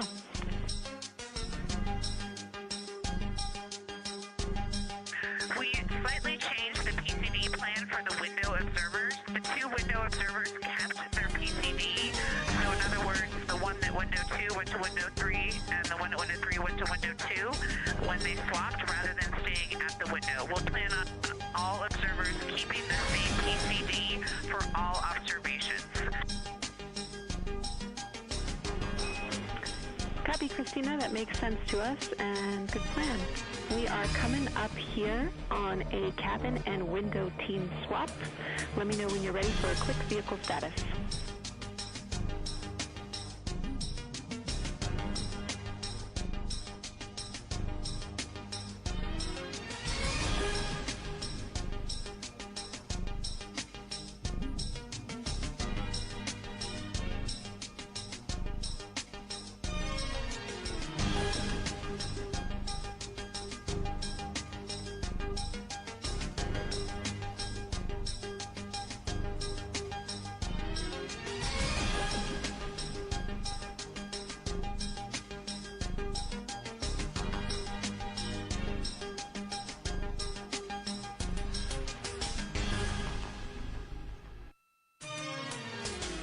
As you heard, science. Go for the vehicle system update. Howdy, Reed. We don't have much for you. We just wanted to let you know that toilet right now is no-go for use as we stick with the predetermined limit for now. All crew members, please use CCUs. Otherwise, Orion is looking very good. And you have 15 minutes in this handover time where we expect Victor and Christina to switch to the windows and you and Jeremy to be in the cabin assisting. Let us know if you have any questions.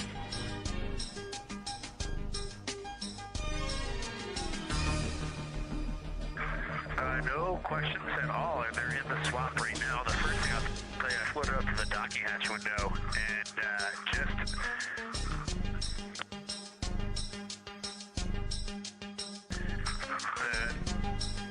just what I'm going to call the Mari around Oriental just looks so different out the docking hatch right now. It's quite a bit darker. It's the same darkness, if not a little darker than Grimaldi.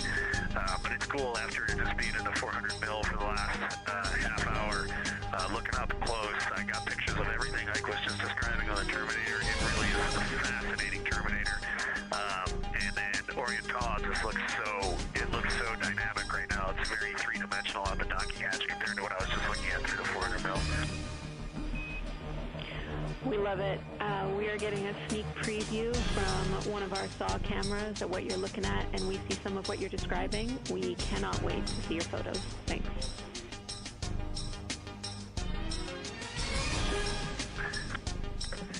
Yeah, Jenny, I wish you had some longer lenses on the solar array so you could see the whole moon, but it is, or the up-close moon, not the whole moon, but it is just fascinating here. It's so cool. All right, MPO and Inco, take notes. We want a zoom lens on those saws next time. Thanks, Reed.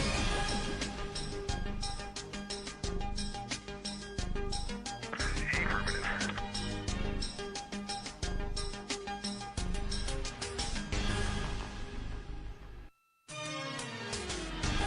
As the crew gets ready to switch positions from the window crew going back to the support crew, and the support crew flying up to the windows. This view inside the room, Capcom Jenny Gibbons speaking with the crew, Canadian Space Agency astronaut. The crew has continued to provide excellent descriptions of what they are seeing on the lunar surface. In this picture, or in this live view actually, from Orion and a camera mounted on its solar array wing, if you look at the dark portion on the right side of the screen, those are visible from Earth. That's considered the near side. Those are ancient lava flows from a time early in the moon's history when it was volcanically active. And if you look towards the left, there's that dark, large crater that appears to the left of those lava flows. That's Orion's Hall Basin. It's about 600 miles wide, and it straddles the moon's near and far side. And this mission is the first time that humans have ever been able to see this with their eyes in the daylight. Again, you hear conversation about that Terminator. You have a great view of that as well. That's the difference between light and darkness on the moon. Victor Glover explaining that as a very jagged-looking Terminator due to the peaks that they're seeing and the craters that they're seeing as they prepare to cross over the far side.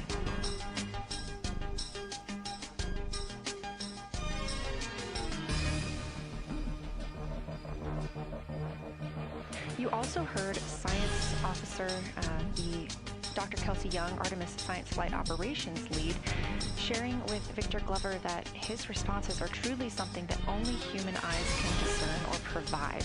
So we've previously discussed how having humans observing the moon on this mission is being combined with lunar robotic data to help us maximize what we know about the moon. So part of that data comes from the Lunar Reconnaissance Orbiter, or LRO. This orbiter provides the robotic foundation that makes Artemis 2 lunar science possible. LRO has been orbiting the moon for 17 years, which makes it the longest operated lunar orbiter in history. And it's also the only American spacecraft dedicated specifically to lunar science and exploration. Artemis 2 lunar observations are designed to complement data like the detailed surface images from LRO.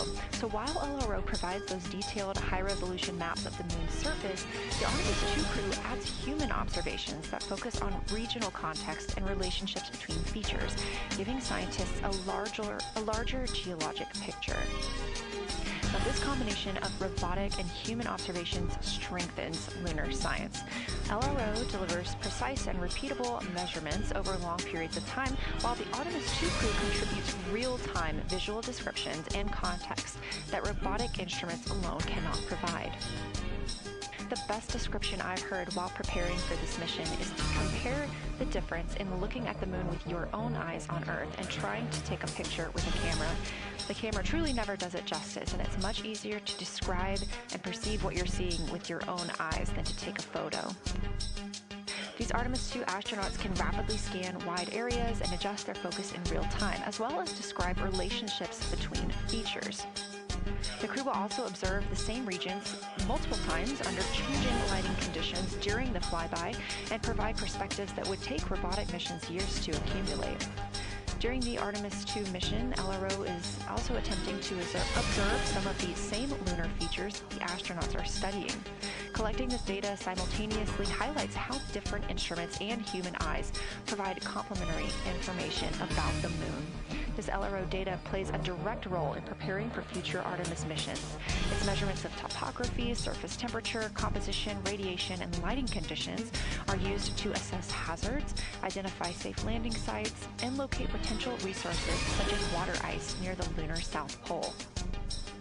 This mission, Artemis 2, represents the point where years of robotic preparation are paired with human exploration for the first time in the Artemis era. So together, LRO, the Lunar Reconnaissance Orbiter, and Artemis 2 are demonstrating how NASA moved from mapping the moon robotically to exploring it with humans. We are laying the groundwork for future Artemis missions and sustained lunar operations. A check-in with Orion. We are now 4 days, 21 hours, and 22 minutes into the flight of Artemis 2, our crew aboard the Orion spacecraft. We are now 8,153 miles away from the moon, 250,742 miles away from Earth. The spacecraft is traveling at 1,030 miles per hour.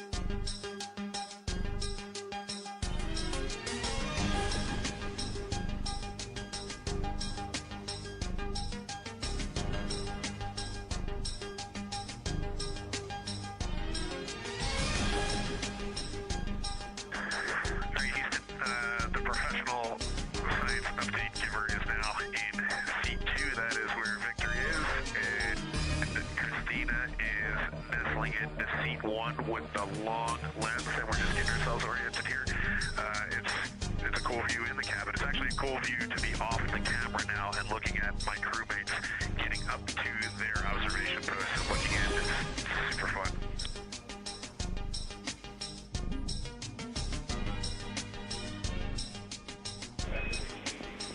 Copy, I'll read. We like it.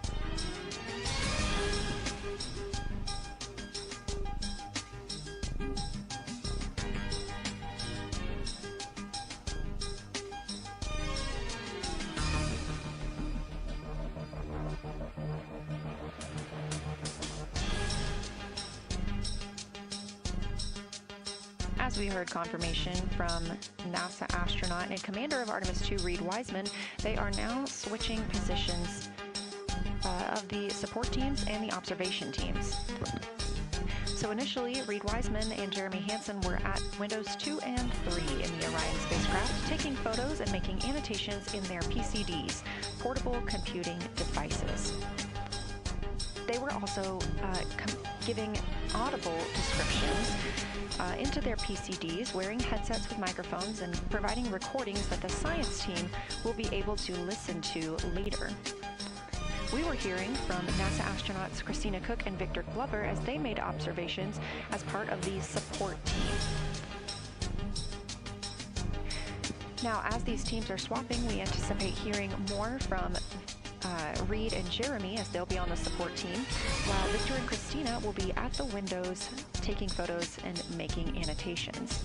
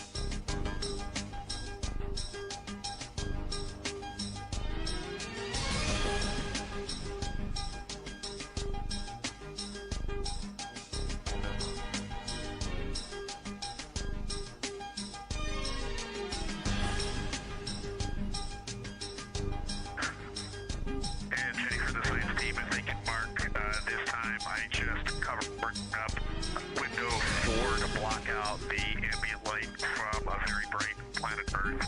And it'll be interesting to see if in the data, Victor and Christina see any differences from me and Jeremy with the window blocked. It's a lot darker in the cabin now.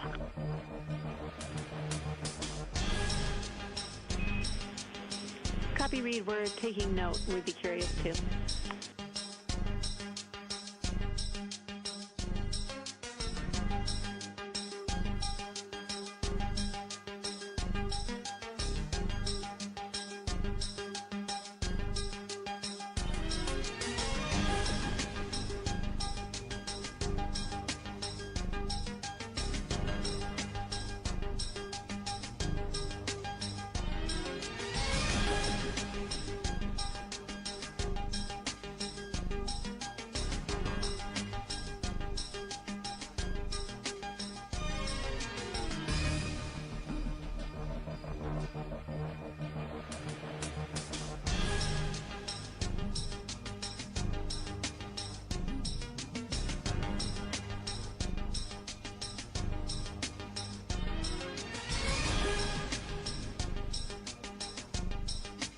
We are live in the Artemis mission control room during the lunar flyby of the Artemis 2 crew, the first humans to fly by the moon in over 50 years.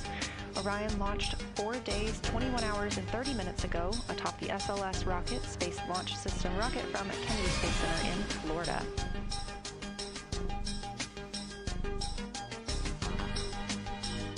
Our 4 crew members inside the spacecraft are transitioning their positions. The cabin and window teams have swapped. Currently at the window, we have Victor Glover and Christina Cook, NASA astronauts, and serving as support, Reed Wiseman and Jeremy Hansen.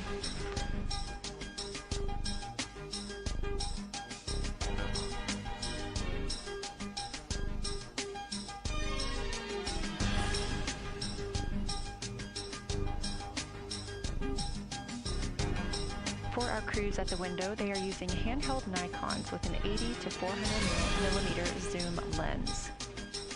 There are also GoPros on each of the solar arrays on Orion, and that's where this view is coming from right now.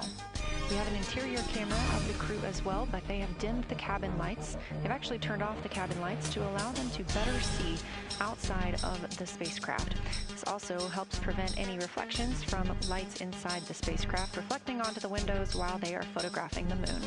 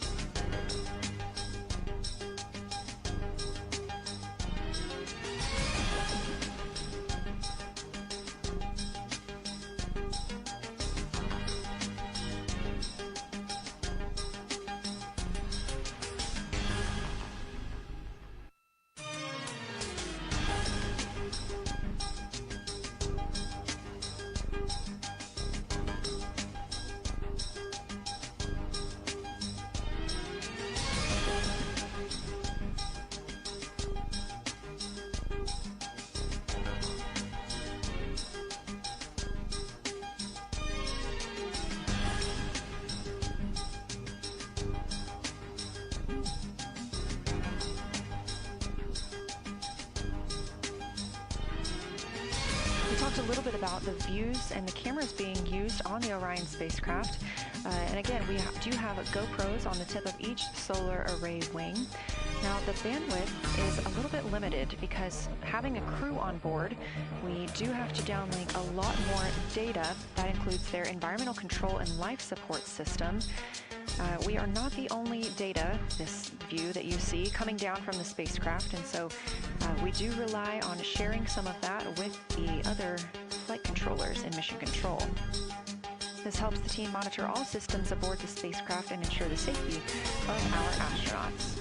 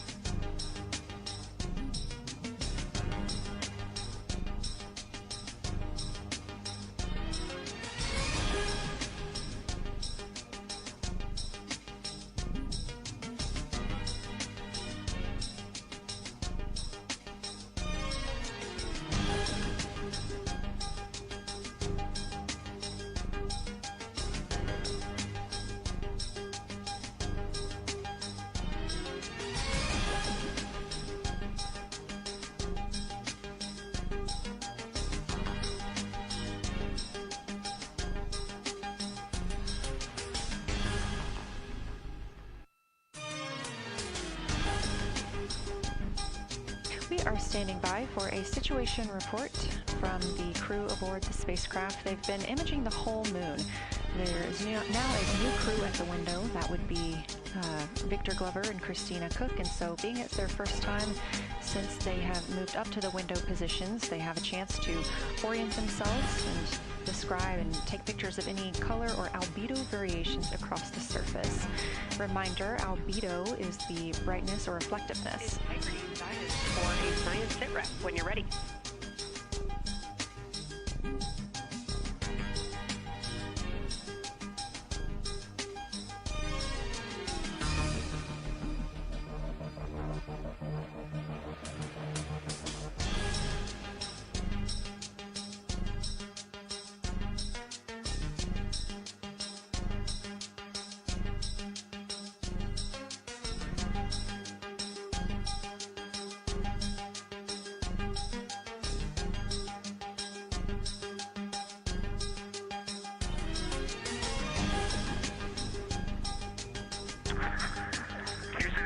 We have no external view of the moon right now for the floating crew members, so my only science sit rep is that we have Victor in window 3 doing observations and Christina in window 2 with the long lens.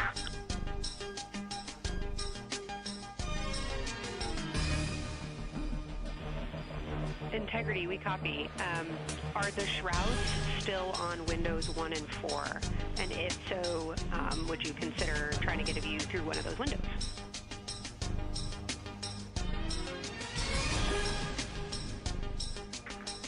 We cannot take the shroud off of 4 because the Earth is too bright and it's impacting Ike's peripheral vision. And then I can get a grazing glimpse out the docking hatch window. I can see Oriental south down to the South Pole. And the primary thing that I see from Oriental right now is just the long trenches that come out. And, you know, when you come out the north side of Oriental, the ejecta kind of boulders across the northern half of the far side. But coming out the southern half of Oriental, I just see those large, here they look like gorges or almost like rain when it comes down the Grand Canyon and fingers off into the desert, kind of what it looks like. Also, Burgess Alpha is extremely bright. It's the brightest thing that I can see. Even brighter now than Aristarchus, which is heading off to the Terminator. It's almost impossible now to see Aristarchus, the thing that Jeremy and I looked so much at. I can just barely see the crater rays from home. And I would say for albedo right now, I would go back to Cromartie is still extremely dark, especially in that southwest corner, and there are parts of Oriental and the outer ring of Oriental that reach that same level of darkness, especially the rings of Oriental reach the same level of darkness as Cromartie. And then south of Cromartie, Jeremy and I were noting a few other just really dark areas of cratering, Mare there, and they just have that same darker albedo, but Burgess is the brightest, and Cromartie is the darkest. Integrity Science, that was a great description. Thank you, and thanks for the docking window geometry to give us that description. Any comments before you go on the annular ring in Oriental?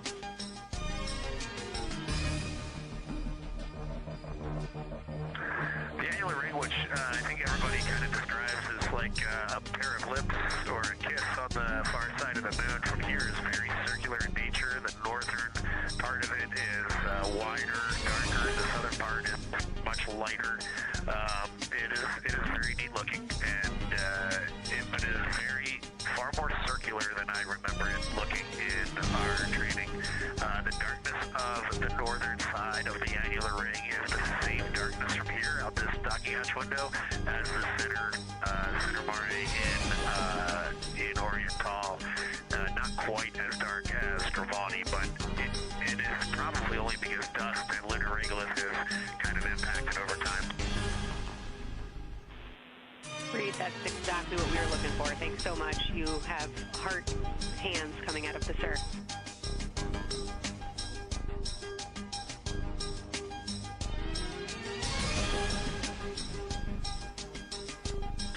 Say that again, Kelsey.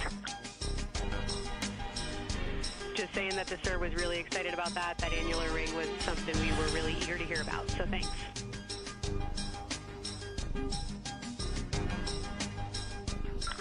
Yep, you bet. And now Victor and Christina are moving on to Oriental. I got them situated over there a little bit late.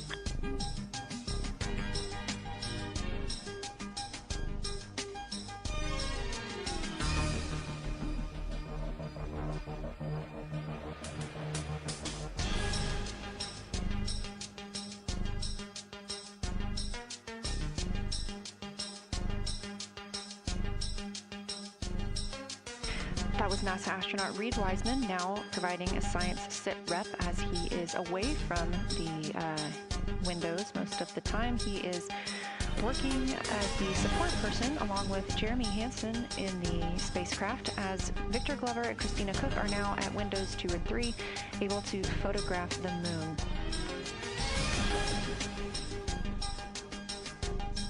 Christina and Victor are also providing recorded information to their portable computing devices, that's their PCDs, and the science team will have access to that at a later time. They will then review it and compile all of this data to help further our understanding of the moon. One of the items you heard mentioned was Oriental Basin. This has been a very exciting opportunity for the crew. They have all been very excited about seeing Oriental, as well as the science team has been looking forward to it. It is known as the Grand Canyon of the Moon, as we discussed earlier.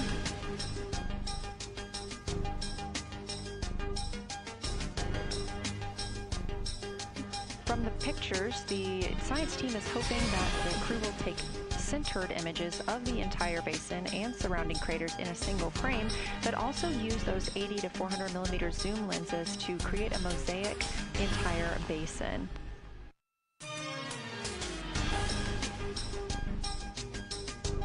With their unaided eyes, the science team is hoping the crew will describe southern dark annular ring, which you heard Reed just describing, as well as any color, albedo, texture, or topography across the Mare patches and ring mountains. Science team reports that the observations will be used to study the geologic evolution of the youngest lunar basin and to inform formation hypotheses for the annular ring.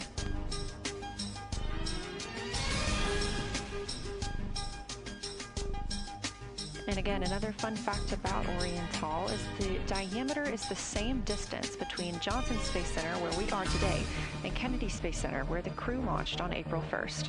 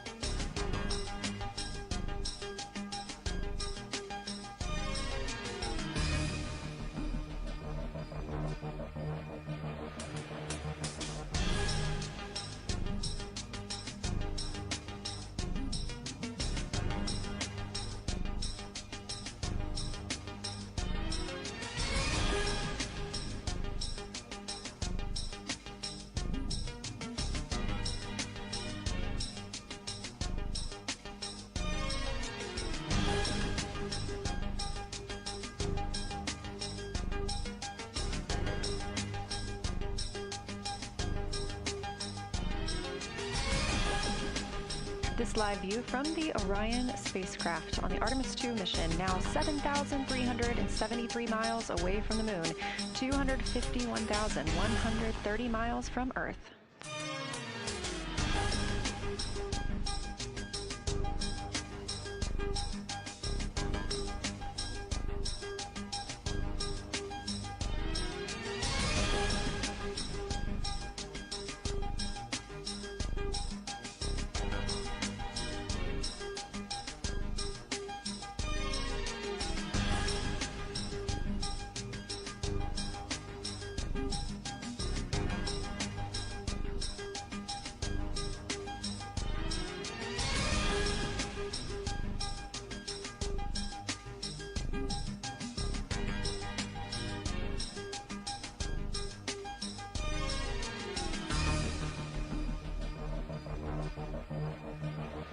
Again, the Artemis 2 crew passed the Apollo 13 record of the humans farthest from the Earth today at 12:57 p.m. Central Time, 1:57 p.m. Eastern Time.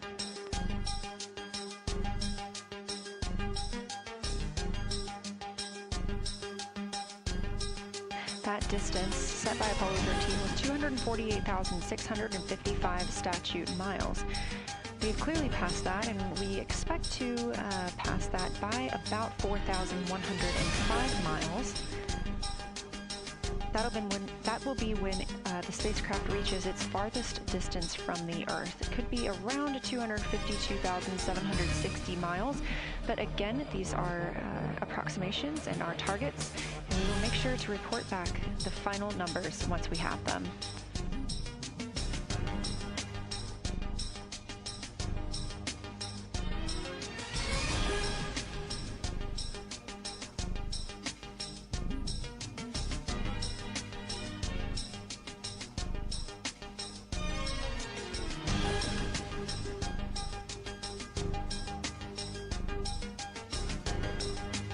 We have some refined times of when we expect to have Earth set of Earth behind the moon while Orion flies behind the moon. That would be about 5:41 p.m. Central, 6:41 Eastern. The spacecraft would make its closest approach to the moon at 6 o'clock Central, 7 Eastern, and that would be about 4,066 miles. And then at 6:02 p.m. Central, and the spacecraft will reach its farthest distance from the Earth. We anticipate that will be about 252,755 miles, which would be 4,111 miles farther than Apollo 13. We would see Earthrise again at 6:21 p.m. Central Time, and a few minutes later, regain communications with the crew.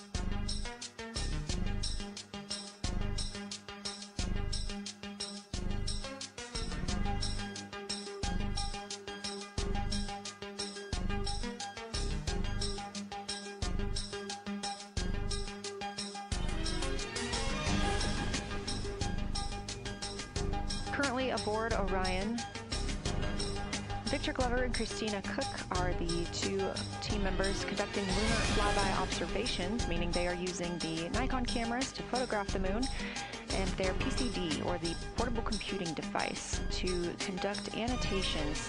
They are both recording information that will be downlinked to the science crew, and tomorrow morning the science team will have a conference with the team while the information is so fresh. They'll be speaking with the crew about their observations and their data collection.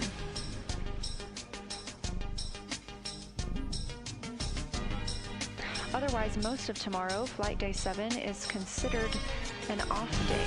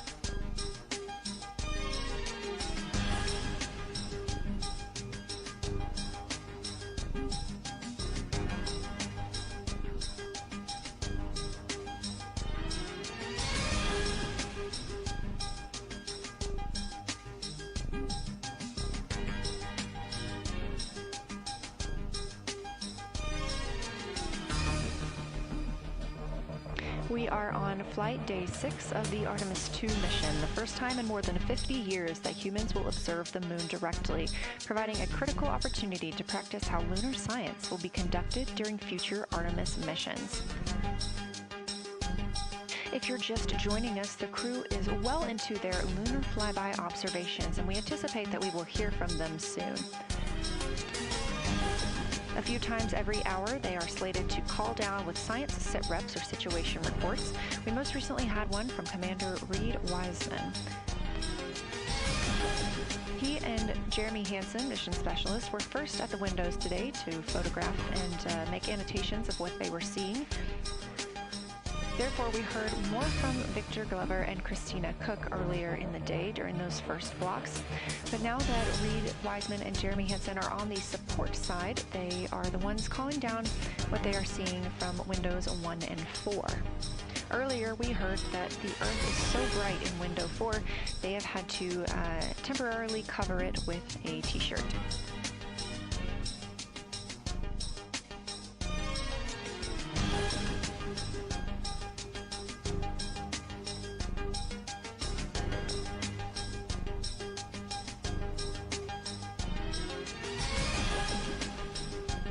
The moon preserves a near-continuous record of solar system history that has been erased on Earth because the moon doesn't have an atmosphere. So things that we experience on Earth, like weather or plate tectonics, don't really apply. So the lunar surface retains evidence of ancient impacts, volcanism, and solar activity that scientists can study today. And studying the moon helps scientists understand how planets formed and evolved, how the moon influenced our own planet Earth's history, and how the sun shaped conditions across the inner solar system. The moon also serves as a unique platform for studying the broader universe. Artemis science is designed around questions best answered by humans, working alongside robotic systems, combining decades of robotic lunar data with real-time judgment, context, and adaptability that only humans can provide. This mission, Artemis 2, is serving as a proving ground for lunar science operations, which allows NASA to test how science is planned, executed, and supported during a crewed deep space mission ahead of our future Artemis flights.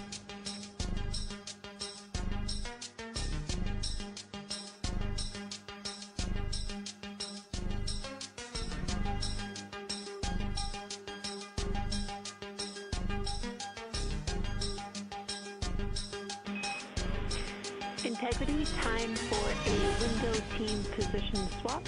So Victor and Christina, please switch places if you've not done so already, and remember your SD card for the camera.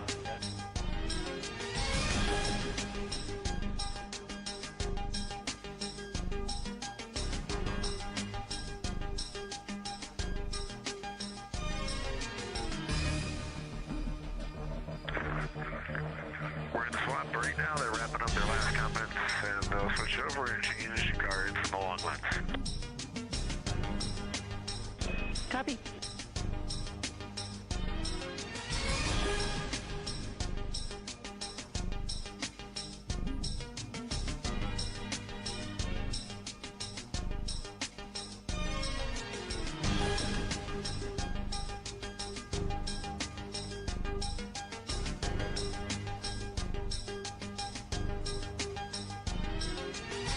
As you heard in that call, it is now time for the team members at the window to swap positions. That means Victor Glover and Christina Cook will be switching roles. One of them has been photographing the moon with a Nikon with an 80 to 400 millimeter zoom lens, while the other was making annotations on their portable computing device. And both are recording audio that the science team will be able to listen to.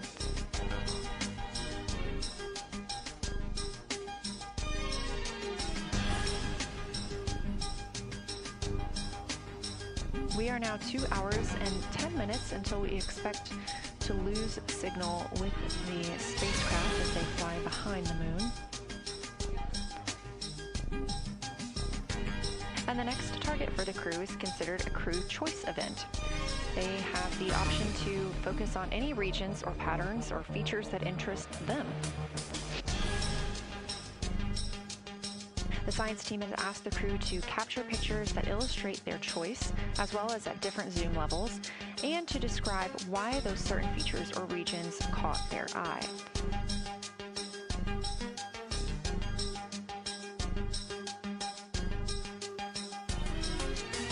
Those recordings are part of what are being saved on their PCDs, portable computing device that will be sent to the science team for analysis.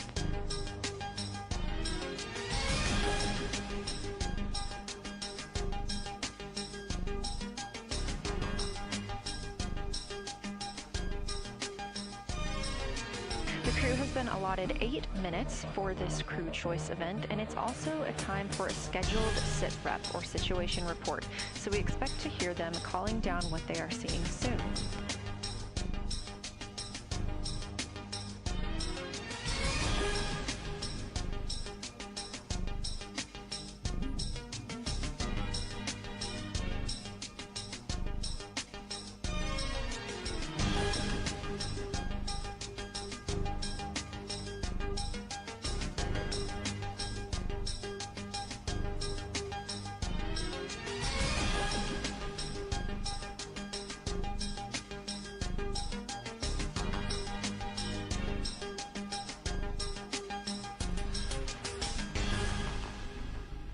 Something that the crew or that the science team has used to help prepare the crew is a cue card. These ask for a feature ID if they happen to know the type or name, and if it is a target. Of course, in this situation, when they have a crew choice, they do not need to, it may or may not be a target. They want to know the location and the observation style. They've also asked for the geometry of what's being captured, the size, shape, boundary, and preservation, as well as the color and shadow, so the color tone, the albedo, that reflection or brightness, and any shadows or illumination. Next, they're interested in structure and texture. That includes slopes, structures, and textures, of course, and geologic relations, like association to other features, any contact to those features, and of course, their thoughts, impressions, or interpretations. They are interested even in emotions and excitement that the crew may be having.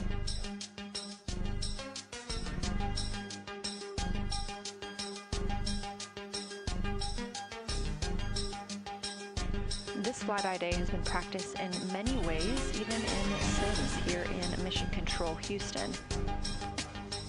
The team also conducted some field work, learning how to look for specific geologic features.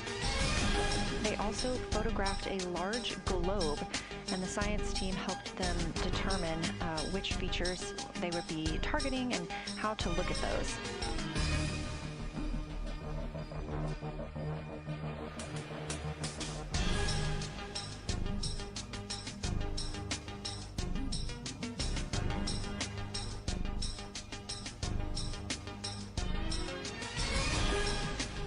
We have a few more minutes that the crew would be photographing their crew choice. Again, this is NASA astronauts Victor Glover and Christina Cook at the windows. They will then move on to another discussion portion. This is for the far side albedo, that reflectiveness, and color that they are seeing.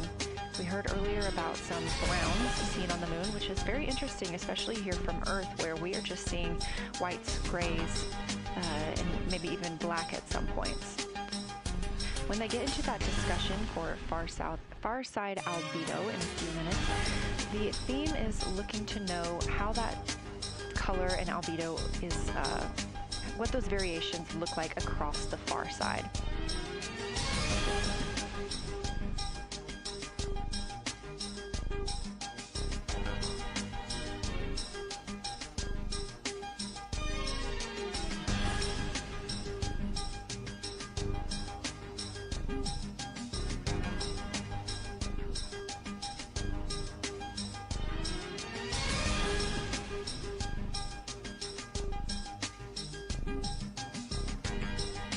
On the right side of your screen, the Science Evaluation Room, or SIR, where team members are looking real time at what the crew is seeing, and even earlier were...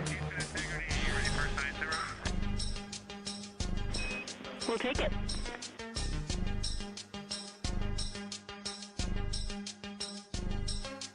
Okay, the crew has swapped positions. They're in their crew choice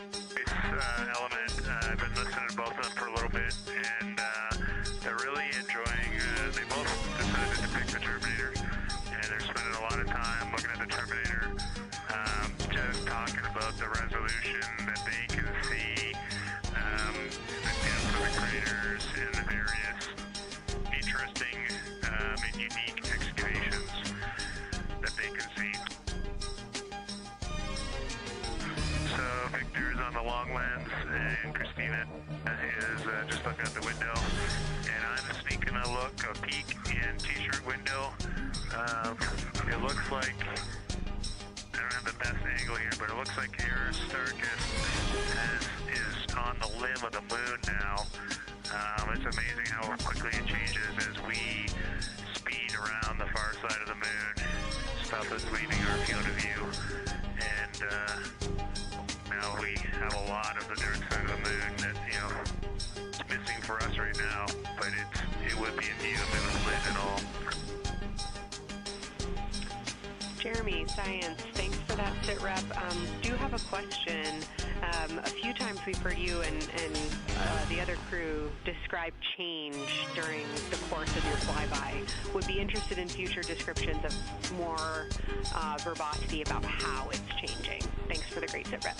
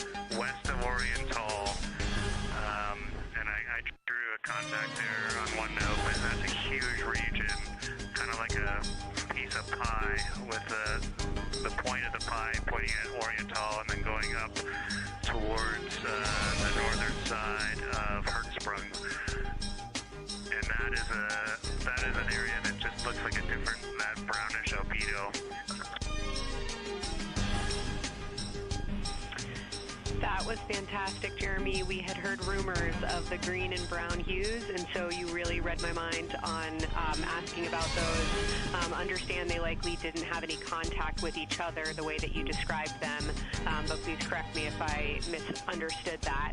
And then last thing, I'll make the same offer we made to Victor earlier. If it would be helpful for us to verbalize any targets so you can stay at the windows and keep your eyes adjusted to the moon, please let us know.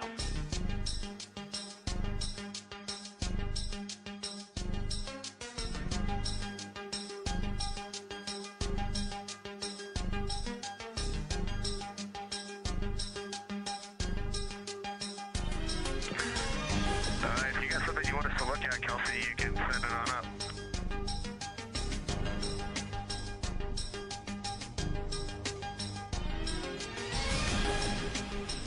Definitely not looking to interrupt your flow, Reed and Jeremy, only offering assistance if you guys want to keep your eyes off of the PCDs.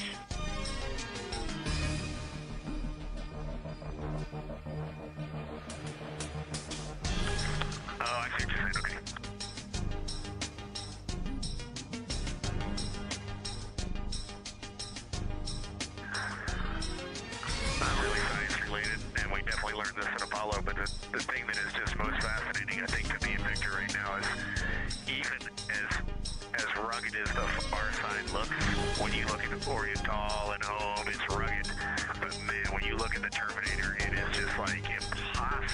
rugged, and it reminds you that the whole far side is that way. It is the Terminator is really bringing out the shadows and the hills and the valleys, and it is just, it's unbelievable. It's like no surface of the Terminator is not marked by meteor impact, and it is very impressive to look at that, and you realize that that is true across the whole far side. You just can't see it due to sun illumination right now. Reed, Houston copies, and we were commenting on the same thing. Even from our view, the Terminator looks absolutely alien because there's just so much texture in there that we're just not used to seeing. So thanks for sharing that with us.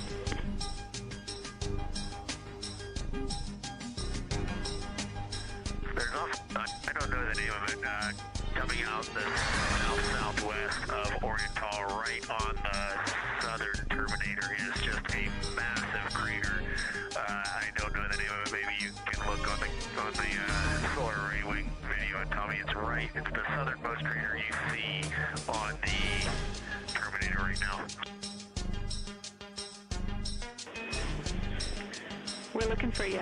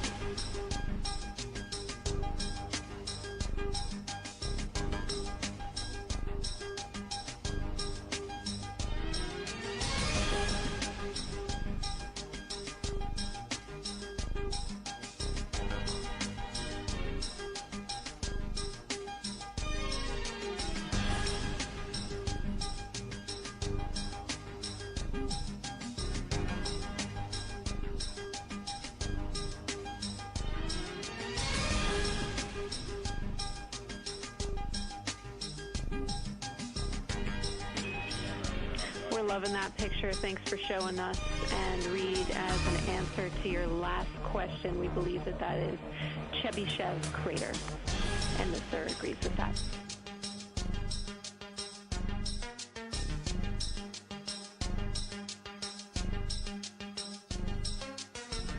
Okay, that picture I was just showing you is an 8X iPhone out the docking hatch with a high grazing angle. It's just amazing.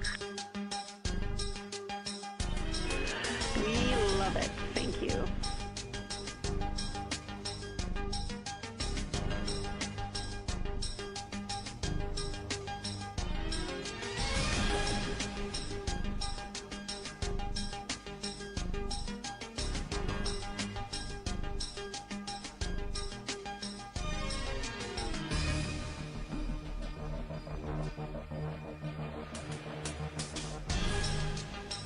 This is Artemiss Mission Control in Houston, Texas. Mission elapsed time, 4 days, 22 hours, 12 minutes into the flight of Orion.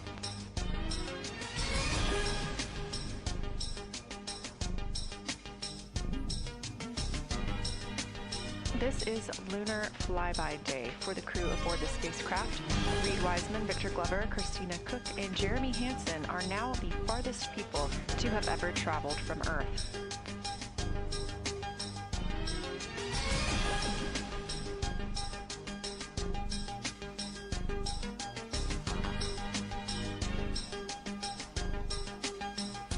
This a live view from inside the spacecraft. They have turned off the lights so they're able to see outside and photograph the moon better with no reflections from inside. And for a very brief moment there, Integrity Science, thanks for those iPhone views. It's helpful to see what you're seeing.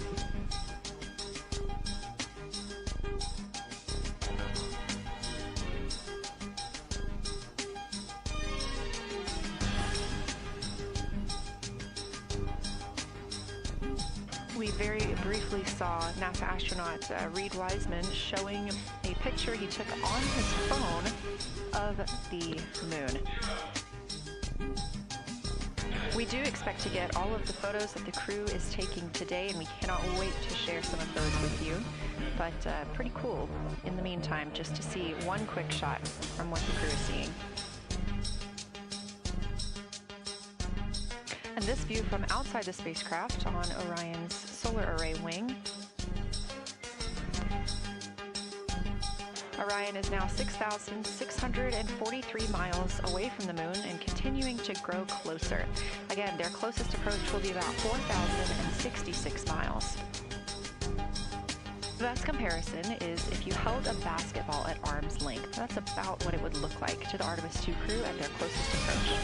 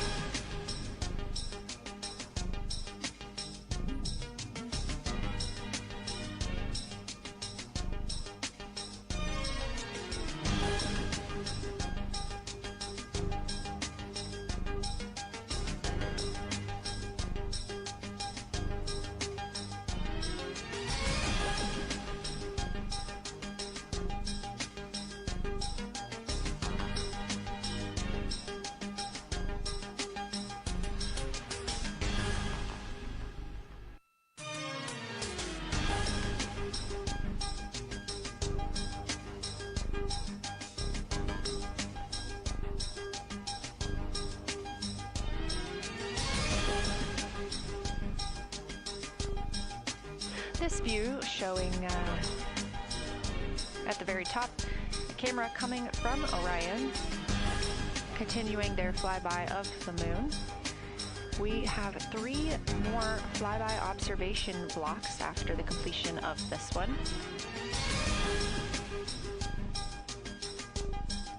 Down in the bottom left of your screen, that's the SIR, the Science Evaluation Room, where team members are continuing to work through all of the targets that the crew is photographing today, and they've helped identify some of the craters and some of the other items that the crew has seen on the moon's surface. Down on the right is Artemis Mission Control here in Houston. Those 2 rooms down at the bottom are just down the hall from each other.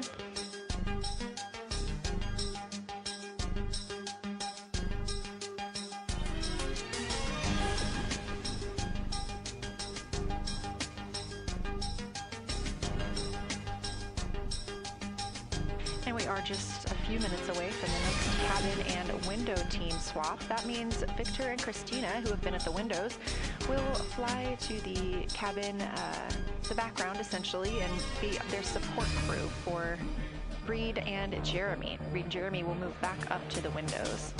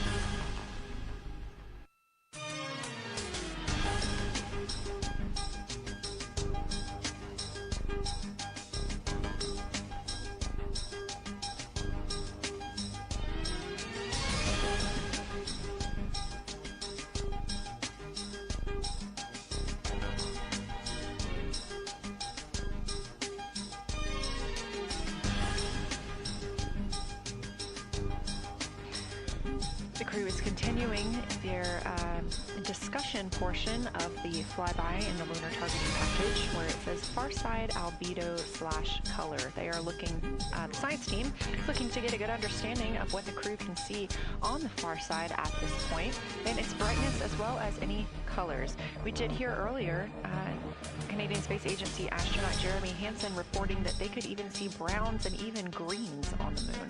I'm really looking forward to seeing those photos. And in just a couple of minutes, the teams will swap from the cabin to the window.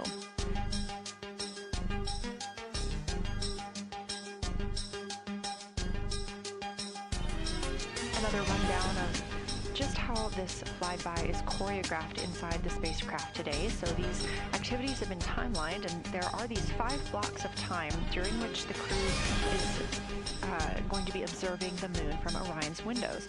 Now we are just coming up on the end of the second block, and we'll start the third soon. So at any time during those blocks, 2 members are at the windows working in a pair. One is taking photos from window 2 and has a blue shroud over the window to help prevent any reflections from inside the spacecraft. They are also using an 80 to 400 millimeter zoom lens. And the other astronaut on the window team will be in window 3 using their portable computing device to make annotations. Now again, both of those crew members are making audio recordings of what they are seeing, and we are not hearing that right now. Those are going to be downlinked later to the science team, who will evaluate them and use that data to inform our understanding of the moon. Those 2 crew members at the windows swap roles. Integrity Houston, it is time for another swap between the cabin and the window team. So we have 15 minutes of handover time, and then we will expect Jeremy and Reed at the windows and Christina and Victor at the cabin. I have no new vehicle updates for you, but I do have a photo location for some photos on Ike's PCD, and I want to let you know that Jeremy's family have arrived in the viewing gallery.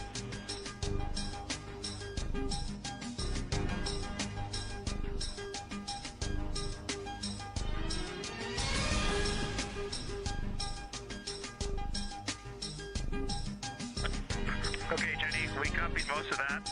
The only thing we're missing is what you meant about the photo location on Victor's PCD.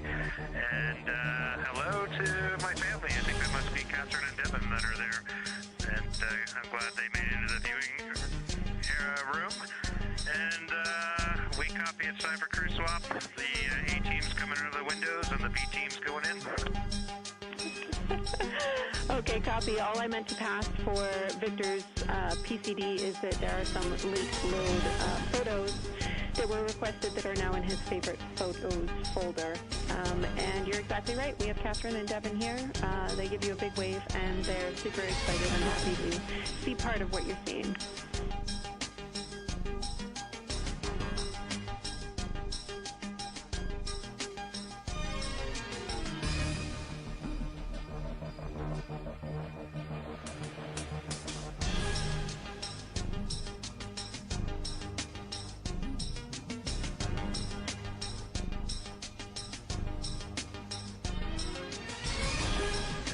Okay, copy, Jenny.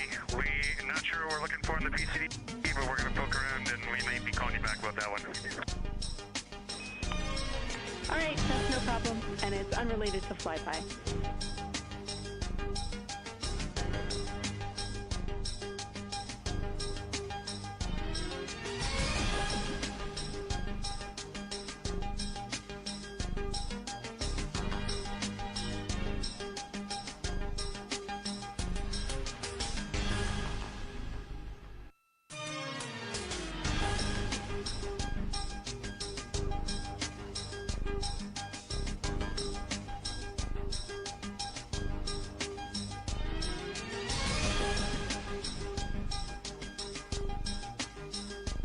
This is Artemis Mission Control here at Johnson Space Center in Houston, Texas. And as you just heard, Capcom, or Capsule Communicator Jenny Gibbons, Canadian Space Agency astronaut and Artemis 2 crew backup, relaying to the teams in Orion that it is time for a swap from the cabin to the window teams.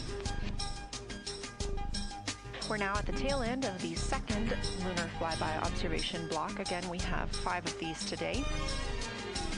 Most recently, Victor Glover and Christina Cook were at the windows photographing and making annotations, while Reed Wiseman and Jeremy Hansen were in the cabin providing support, whether that is SD card help, but also science sit reps calling down any situation reports for what they are seeing on the moon or anything about the vehicle status. With that call to make the swap, Reed and Jeremy will be back at the windows, making observations for what they see at the moon and taking photos.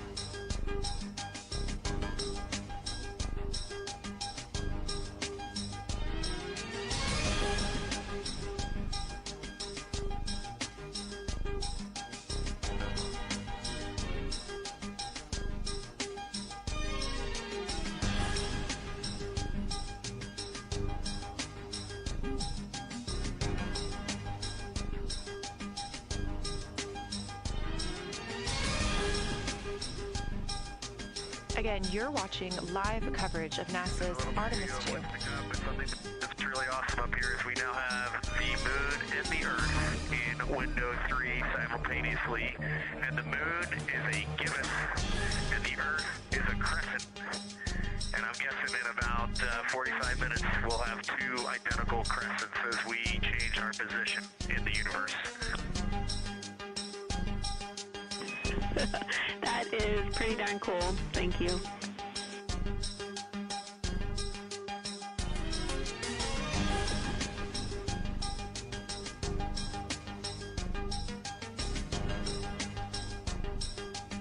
That's the Artemis 2 crew, the first astronauts to fly by the moon in more than 50 years, reporting that when they look out of window 3, one window, they're able to see both the Earth and the moon at the same time now. Now, obviously, our view is from a camera on the solar array wing pointed at the moon. We hope to see that view of both the Earth and the moon soon.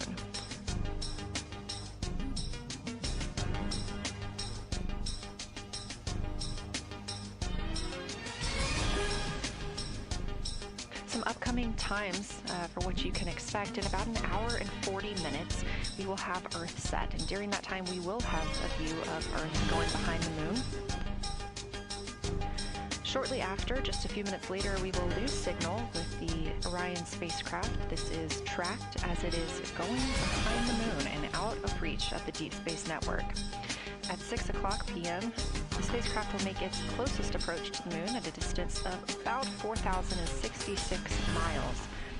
At 6:02 Central, the spacecraft will reach its farthest distance from Earth at about 252,755 miles. Of course, these are approximate, and we will make sure to provide you with the final distances once those are confirmed. At 6:21 p.m., we will have Earthrise from the Orion spacecraft, but we will not have communications with the spacecraft until 6:25 p.m. Central, when we expect to acquire signal with them after they've emerged from behind the moon.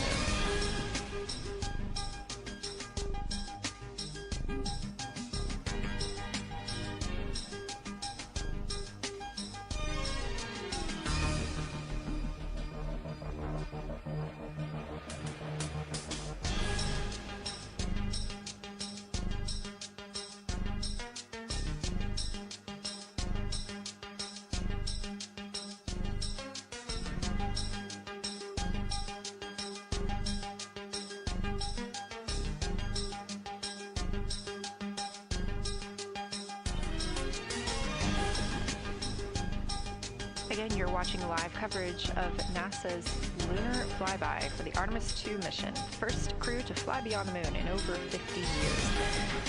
The astronauts inside the spacecraft are switching positions, 2 at the windows and 2 serving in support roles, before they start their third timelined flyby observation for today.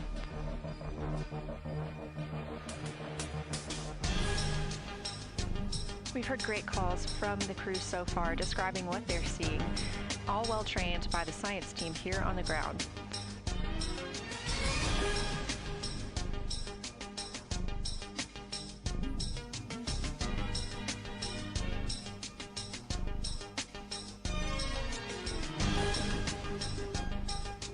Another major milestone for the crew today will be to experience a solar eclipse from their capsule. No one on Earth will experience this solar eclipse. To the astronauts, this will look a lot like a total solar eclipse on Earth, except the moon will be huge compared to the sun. Whereas if you're standing on Earth and looking at a solar eclipse, the moon and the sun appear to be about the same size in the sky. As the moon begins to cover and then uncover the sun, the astronauts will see a partial solar eclipse, so that's before and after totality, and during that time frame they will have to wear eclipse glasses so they can safely view this phase.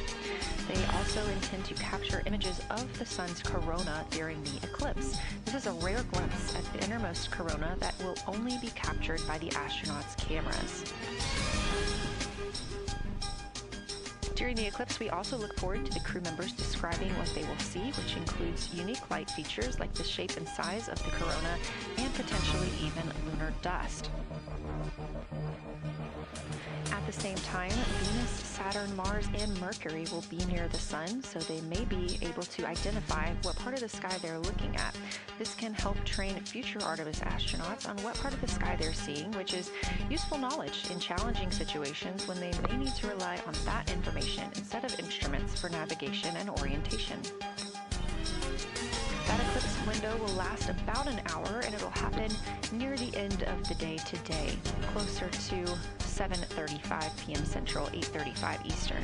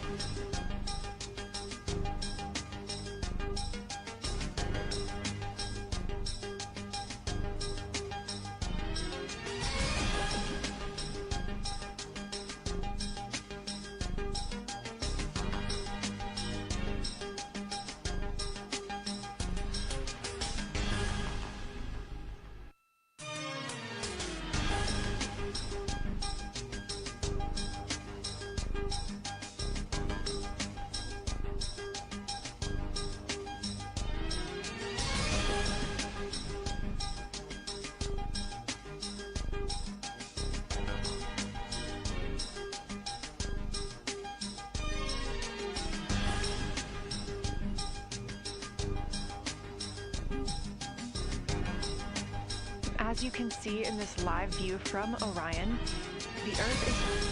the spacecraft is maneuvering around the moon, and the views of the moon have changed since we started our broadcast. The near side is now very far to the right side of your screen. This is the side that we can see from Earth. That darkened portion are ancient lava flows.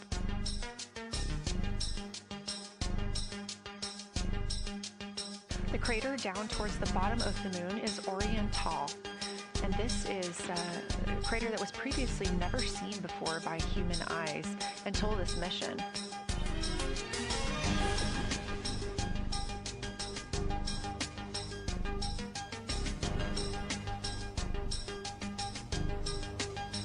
Everything to the left of Oriental is considered the far side.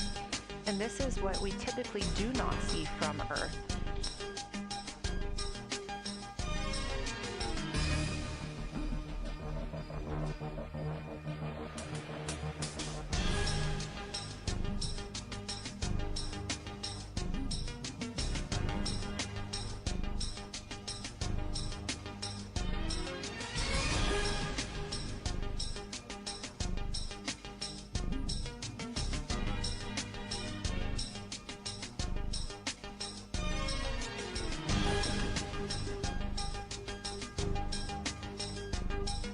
Just a reminder about this view, this is coming from a GoPro camera mounted on the tip of one of Orion's 4 solar arrays. Each solar array has a camera mounted on it, and the bandwidth is limited due to we have a crew on board, and this is our first flight of crew aboard the Orion spacecraft. So having a crew means we have to have an environmental control and life support system. There's a lot of data around, a lot of data to bring down for the crew members to keep us up to date on everything happening aboard the spacecraft. So we have to share our bandwidth when it comes to imagery and data.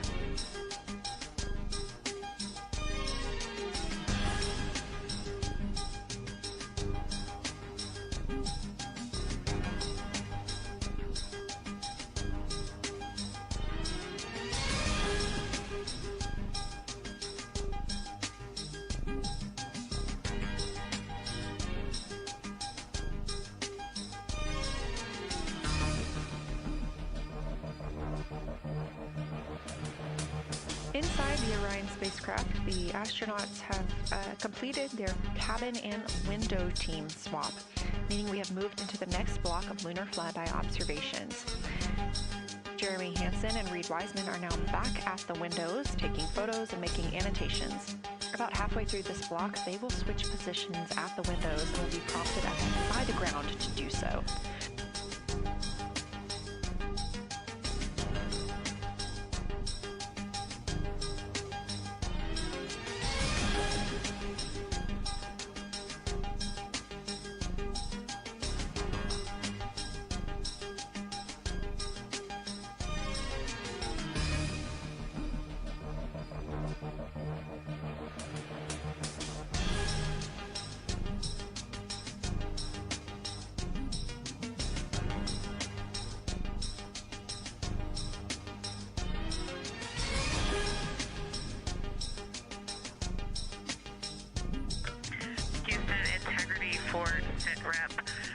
First of all, I'll just talk about the experience that I had during Victor and my observation time. It was an incredible experience. We definitely noted how much more you can see with the zoom lens.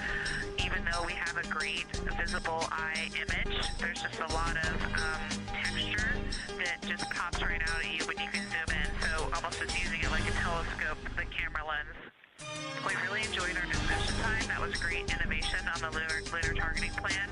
We were both able to describe a lot more kind of with flow, I would say, when we were talking to each other.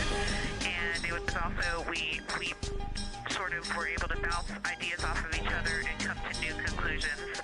We had, I think, a very successful talking through of some contacts between different color areas, both in the mare and in the highlands.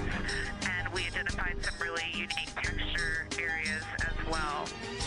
At one point, towards the end of the images of my time in window 3, I just had an overwhelming sense of being moved by looking at the moon.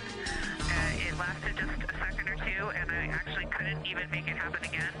But something just drew me in suddenly to the lunar landscape, and it became real. And the truth is, the moon really is its own body in the universe. It's not just a poster in the sky that goes by. It is a real place. And when we have that perspective and we compare it to our home of the Earth, it just reminds us how much we have in common. Everything we need, the Earth provides, and that in and of itself is somewhat of a miracle. And one that you can't truly know until you've had the perspective of the other. I'll switch switched into some logistics stuff. The Teltors, both their batteries stopped providing the active listening, but we have verified they're still recording, and so we are able to have discussion time and hear outside our recordings by just moving the ear cup off of the ear. Other than that, everything's working well technically, and we've been able to find all our targets, and we're having a really great time. Thanks, Christina. We copy those logistics for the Peltors, and also thanks for bringing us into the cabin with you with that description.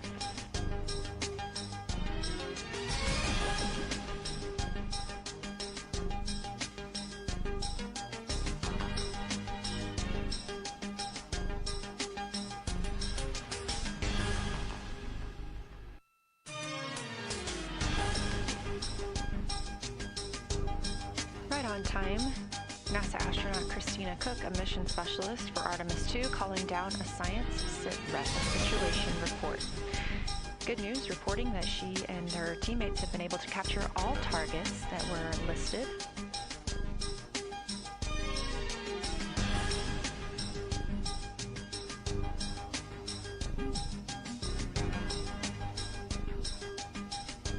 Christina also gave a vibrant description of just how it feels to be there and to see the moon up close and not just something passing in our night sky. Currently, the team members at the window are Reed Wiseman and Jeremy Hansen. Meanwhile, Integrity cabin team for window shroud.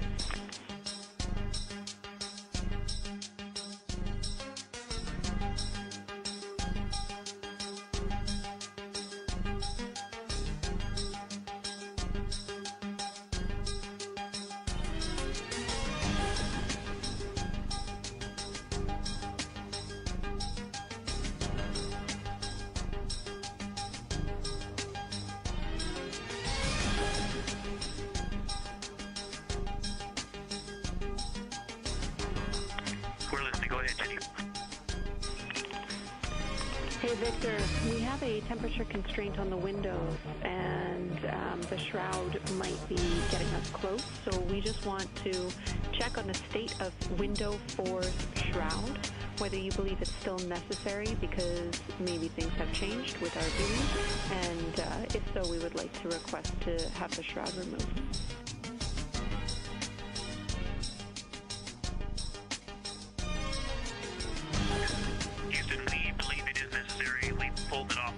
It is very bright. It definitely would affect our night vision and maybe comfort. But is there a time? Can you tell us when we would have to take it off by?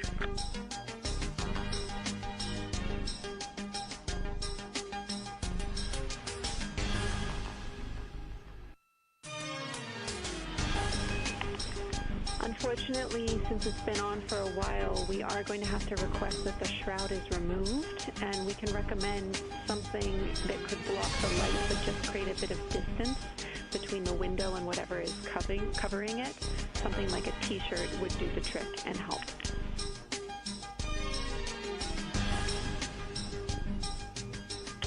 Okay, we're removing the shroud, and we'll make it work. Thanks.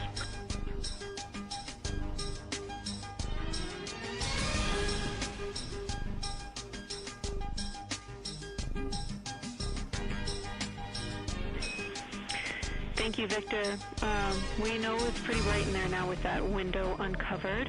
We will also offer that airflow on the window would be helpful. So if you want, you can also retrieve the condensation hose, which should be friction fit onto one of the diffusers.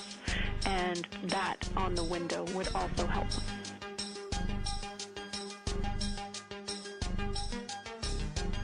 We can easily point a diffuser at the window, so we're going to start with that. And pointing at the window now.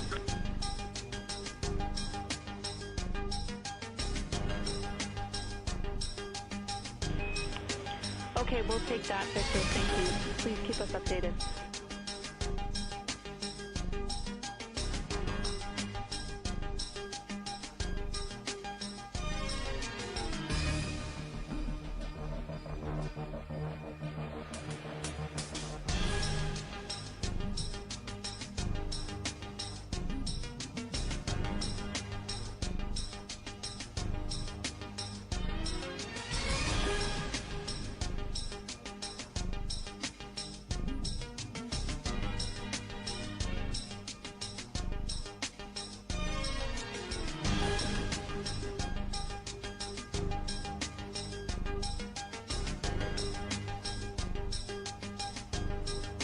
That call from Capcom Jenny Gibbons, CSA astronaut and Artemis 2 crew backup to the crew aboard Orion, letting them know that they will need to remove the window shroud they had placed on window 4.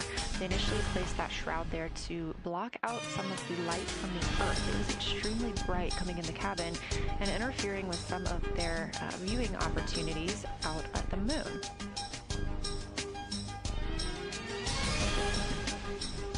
This was a request from ground teams to ensure that they are protecting other systems, and the crew has been offered the opportunity to use something else to cover the window.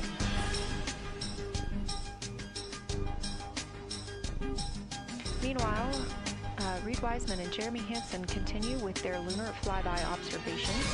They had just looked at Glushko Crater. That's about when we heard that call down from Christina Cook with that description of everything she had been seeing during her observation period and what she was seeing at that time. The science team asked this crew to take centered images of the entire crater and their ray system in one frame.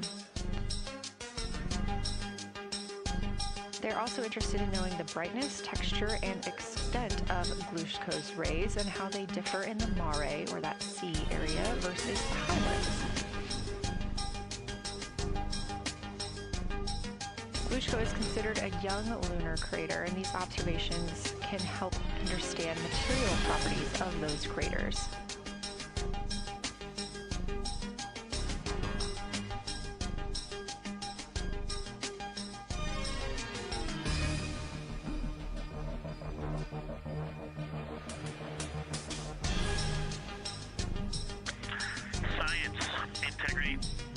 First, I wanted to start off with connecting with what Christina said, that it was very moving to look out the window.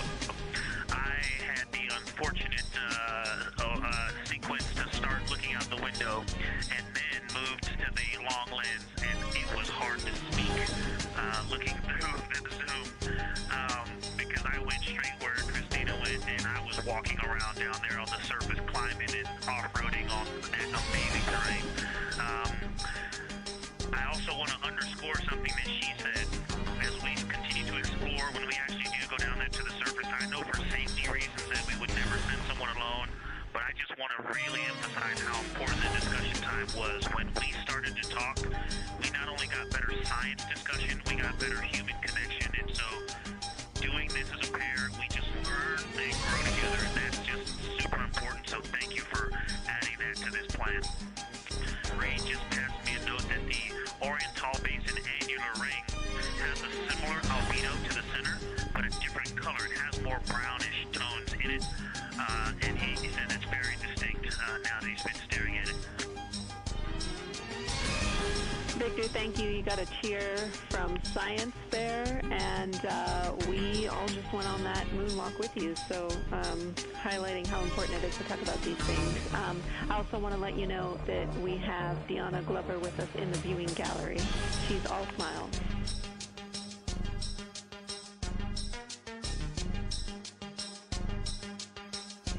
Well, you just got a bunch of cheers up here. Hey, babe.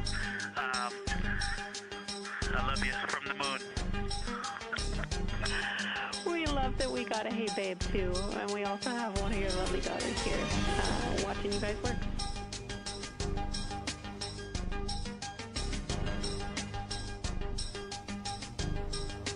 Thank you guys for doing that and for supporting them through this. And to all of you, Genesis, Maya, Joya, and Corinne, I love you. And Deanna, I love you. I'm glad you get to be there.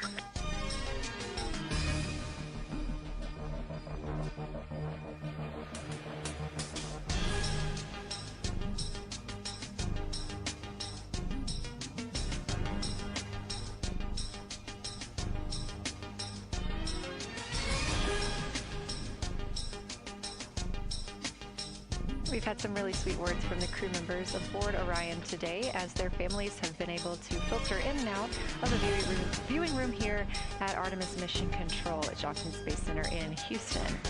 Victor Glover also giving a great science sit rep and just a description of how it must feel if you were down on the lunar surface while he was looking through that 80 to 400 millimeter zoom lens. He also expressed how important it was to be able to talk through that real time with Christina Cook and stressed the importance of that on future missions, that it not only made their discussions better, but also more human. Glover and Cook are in the support roles right now, not taking photos or making annotations at the windows, but they are also encouraged to have their midday meal at this time. For lunch today, those two crew members have options of beef ravioli, salmon, butternut squash, sweet and savory kale, pickled beets, cherry blueberry cobbler, tuna noodle casserole, tomatoes and artichokes, broccoli, and chocolate peanut butter bar.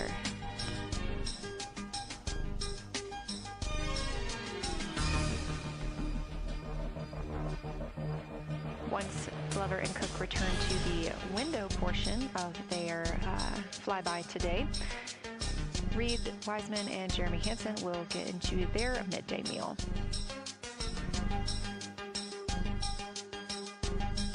Again, this is the third of 5 scheduled blocks for our lunar viewing today, and if you were watching at the start of the broadcast, you can definitely tell the difference in the distance from the moon.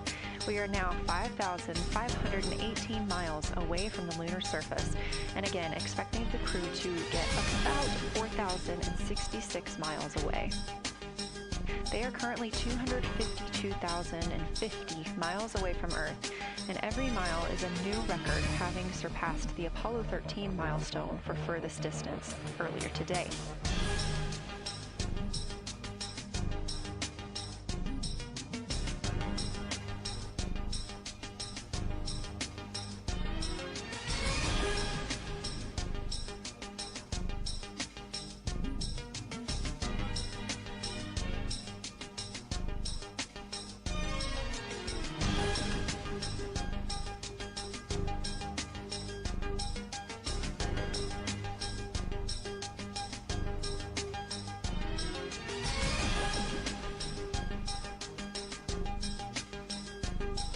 If you look down to the bottom right of the moon in that darker looking area, that is Oriental Basin.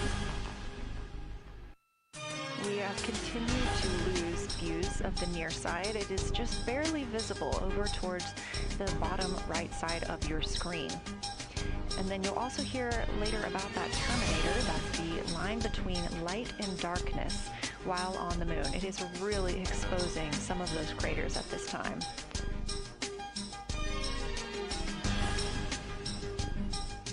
A couple of the other features in view right now are Hertzsprung Basin and Vavilov Crater. Hertzsprung Basin is nearer to the center of the moon, closer to that terminator line right now, and Vavilov Crater is just on the outskirts of it, closer again to the terminator.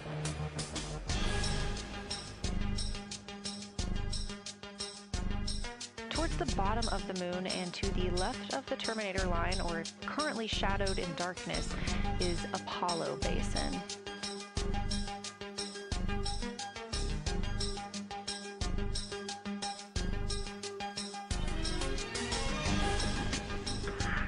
Science from integrity.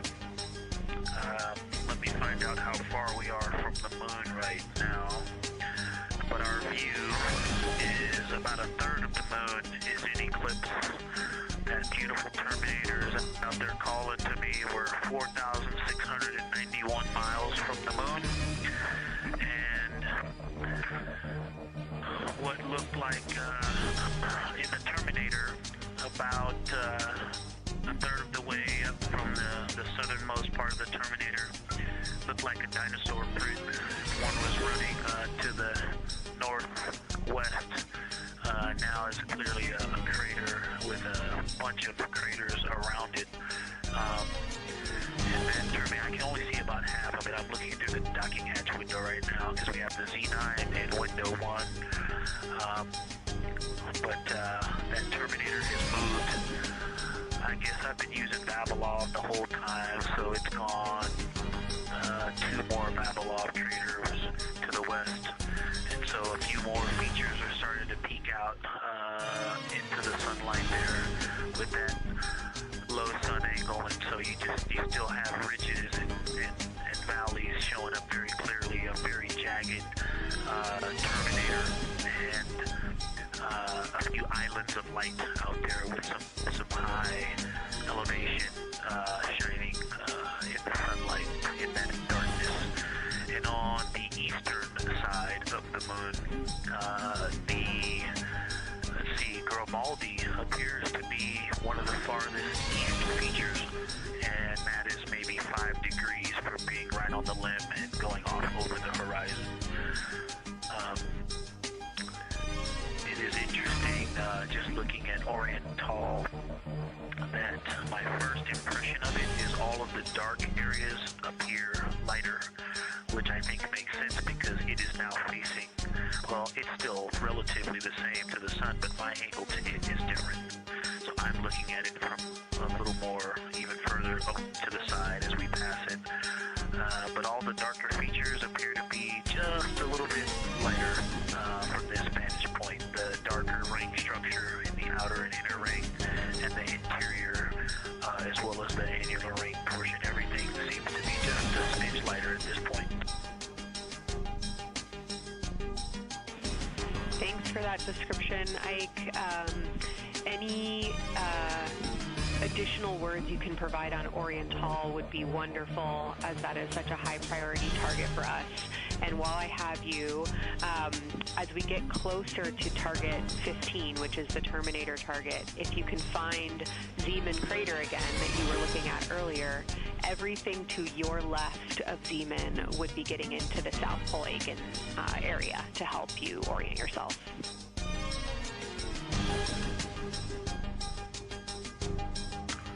Zeeman is a great waypoint out there. I definitely see it.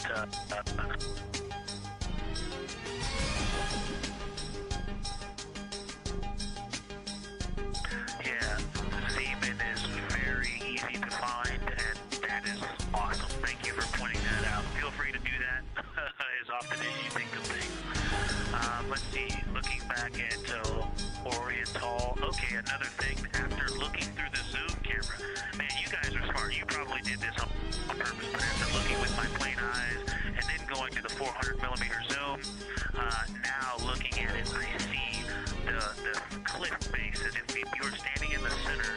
That inner and outer ring have definitely some real terrain to them, and now I can see that as terrain. Now that I look at it even with my naked eye, I can tell that there's a lot of elevation and that, like I said, a cliff face on that eastern edge where all the darker deposits are. And it's just the scale now.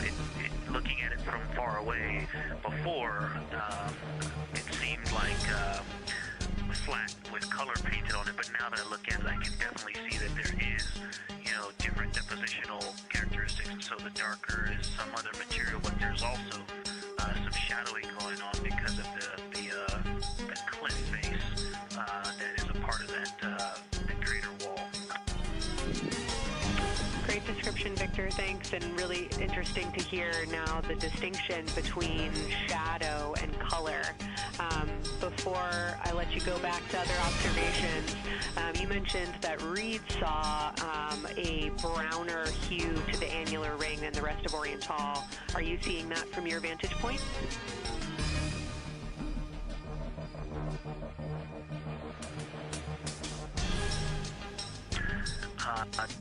The way that I'm looking at Oriental, again, I'm still in the docking hatch window. There's like a thermocouple right here in the center of the window, and it is the orange Kapton tape color, and so it is unfortunately it's like trying to look at stars, next to a metropolis. I think it's drowning out any color that I can pick up from the moon. I am not able to see that color, but I have not looked at it through one of the forward faces, from one of the windows 1 through 4. I think when I get away from this Kapton tape strip, then I would be able to see the variation that Reed's talking about. That is great feedback operationally. Thanks, Victor. I'll leave you to it.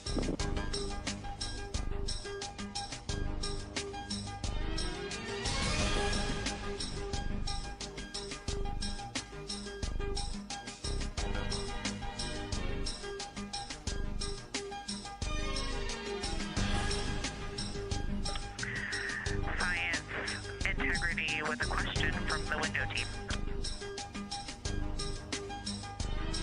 Integrity Science, here with you.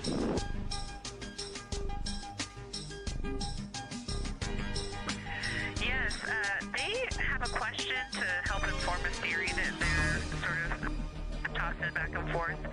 What is older, the Mare seas of the near side or Oriental?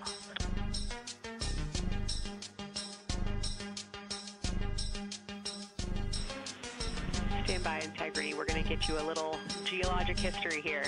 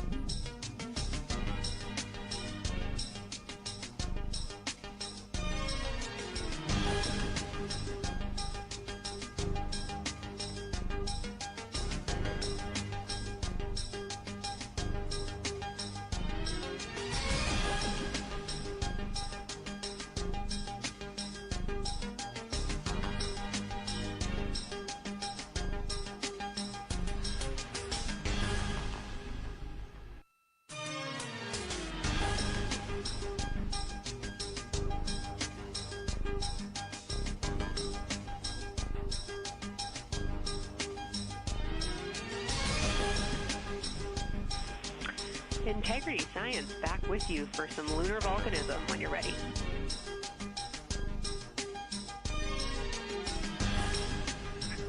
Go ahead. You're making our day down here getting to talk about lunar volcanoes. Oriental, as far as Mare go, is younger than almost all of the Mare on the near side. The exception are features like Aristarchus, which really pop out to you guys and really pop out to us here on Earth. That is younger, but other than that, Oriental is pretty young as far as Mare go.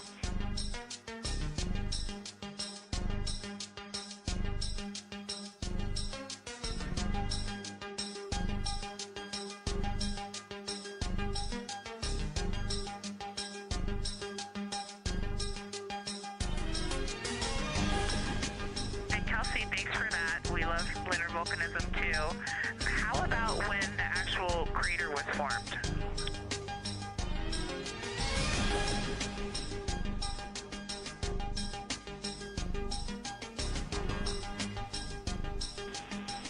Yeah, we're going to get you an age for Oriental, and while we're getting that, Christina, can you, maybe you've heard the window team talk about the sort of contacts around Oriental, but because that material is so much younger, if anything pops out to you about physical relationship between that and surrounding terrain, we'd love to hear it.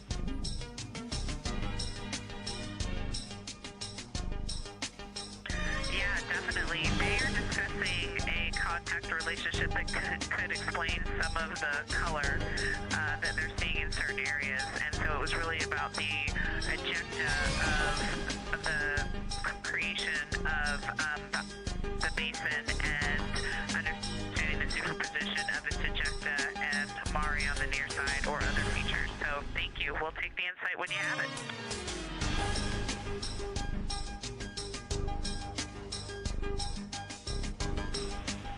Thank you, Integrity. And I know Jenny wants to get to you with some topics, so I'll leave you with Oriental is 3.8 billion years old.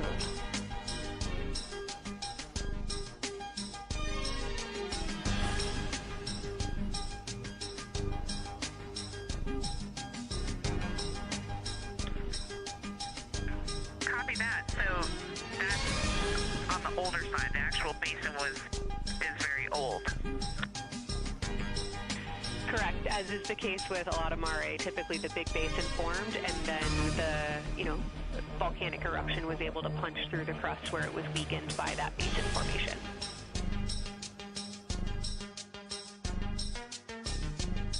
Perfect. Tracking. Thank you.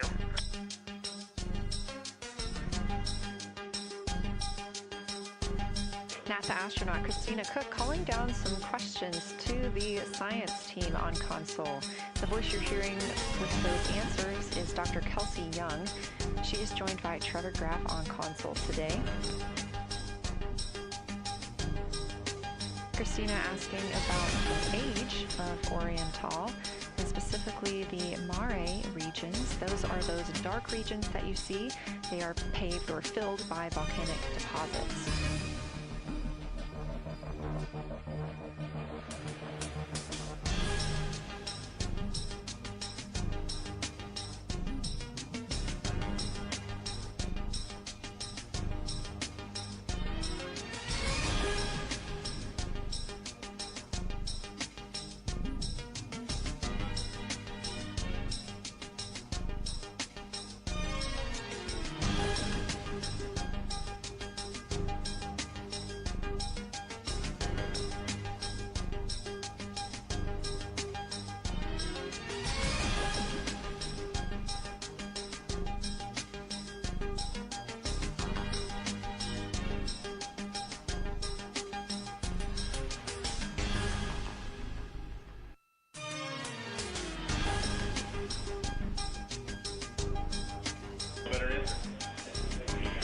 Integrity, it's about time for a position swap at the window. So we will ask Reed and Jeremy to swap positions, and I'll remind you again about your SD card. And Victor or Christina, I have one window task for the cabin team when you're ready.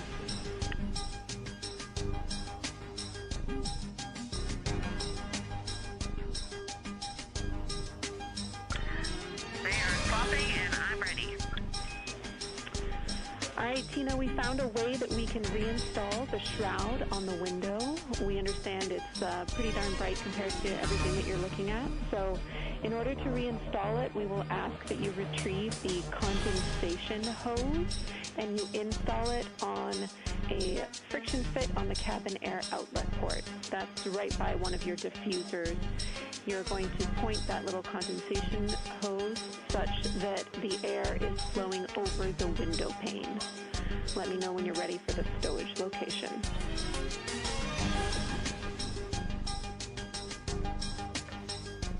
Ready.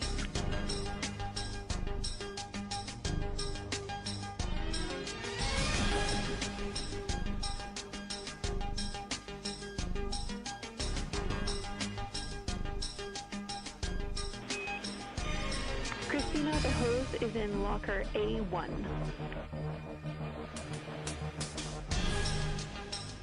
The crew has gotten a go to reinstall that window shroud they were using to block some of the earth shine. Copy. This view coming from inside the Orion spacecraft as the crew members are swapping windows, specifically Reed Wiseman and Jeremy Hansen. They've been our crew members at the windows, taking photos, making annotations, and making recordings that'll be downlinked later to the science team for review. The science team will have a conference tomorrow morning with the crew to get any fresh perspectives or things that they learned during the flyby.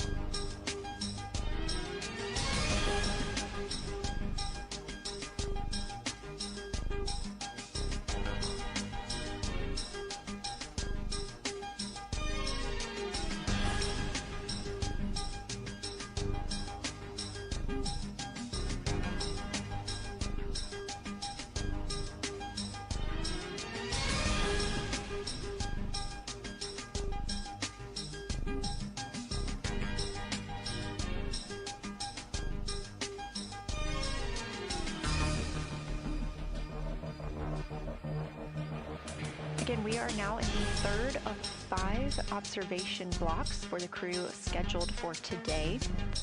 During this flyby, Orion is passing around between 4,000 and 6,000 miles from the moon and providing the crew with a full view of the lunar surface. It's a higher vantage point and much farther than Apollo's lunar orbits on average. So from this view, astronauts can observe both the North and South Pole and large-scale geologic features in one single view.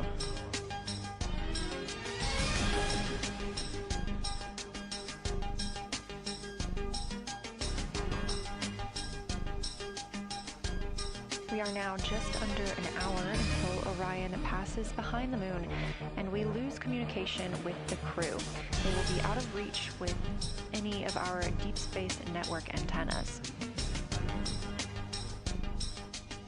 That loss of signal will last about 40 minutes, and we expect to regain communications with them once they fly behind the other side of the moon. While they are behind the moon, they will also reach their max Earth altitude as well as their closest approach to the lunar surface.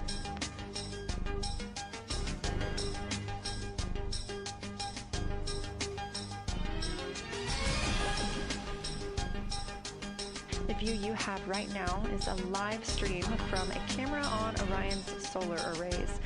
You are looking at a live view of the moon, and 4 people are inside that spacecraft taking pictures of it, telling us everything that they are seeing. The first humans to do so in over 50 years. They'll be sending those pictures down for all of us to enjoy, and of course, especially the science team, who are very excited for what they are learning today.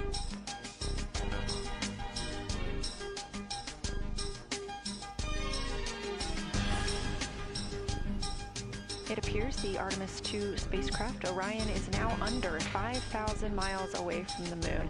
Again, we expect their closest distance to the moon be about 4,066 miles.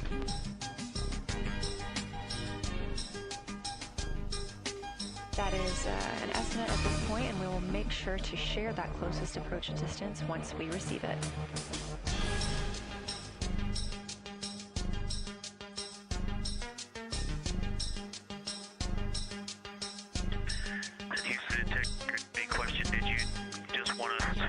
Cool the window with the condensation hose, or did you want us to put the shroud back on and cool the window at the same time?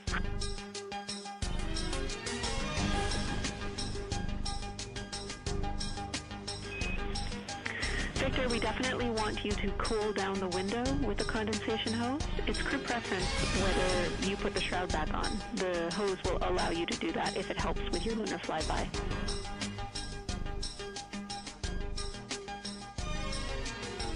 Okay, copy. We're going to do both at the same time. Thank you. Houston, copy.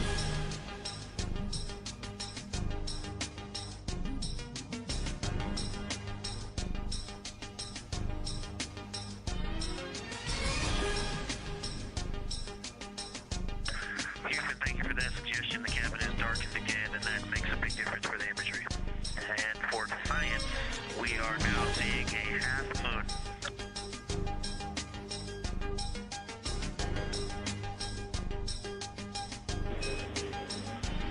Thank you, Victor. We're happy to hear it, and we see half moon, full moon joy still.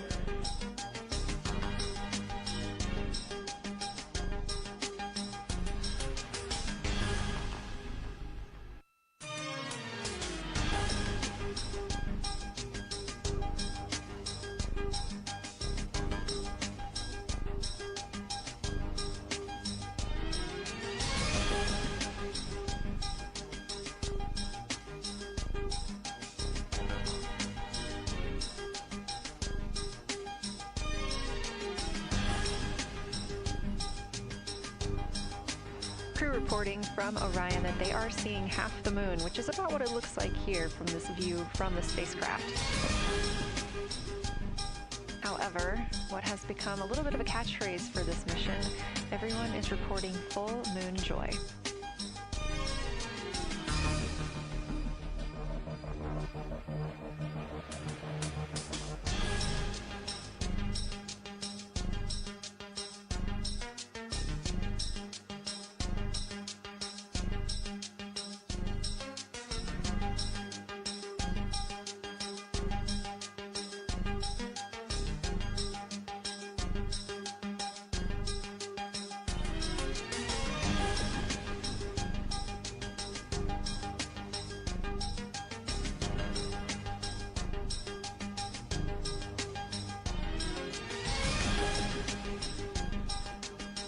we are keeping up with which targets the crew is tracking through their lunar targeting package. They are just wrapping up their second.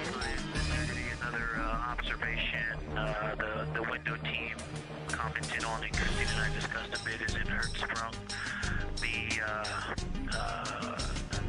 solid and intact crater is very smooth.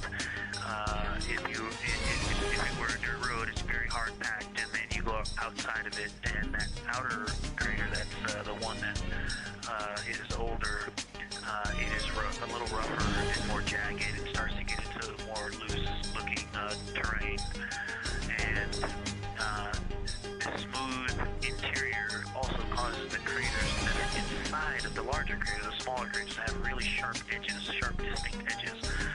And just a general comment on that area, Hertzsprung, that whole area, the average albedo there is darker. That is, I would say, 3. And the average albedo around Oriental and between Oriental and Ulm, excluding the wedge, the darker wedge, is more on the 6, 7. And that they also seem to be different texturally. Christina described it earlier around Hertzsprung, and then from Hertzsprung toward Oriental, there appears to be a frozen, a rippling pond, frozen, or like choppy waves when it's windy out, choppy water, and then it freezes instantly. That's the texture. If you walk down there barefoot, it looks like it would be hard on your feet, like lava. After it's cool, it would be pokey. Except for right there in the center of Hertzsprung, it looks paved, like a paved road, nice and smooth.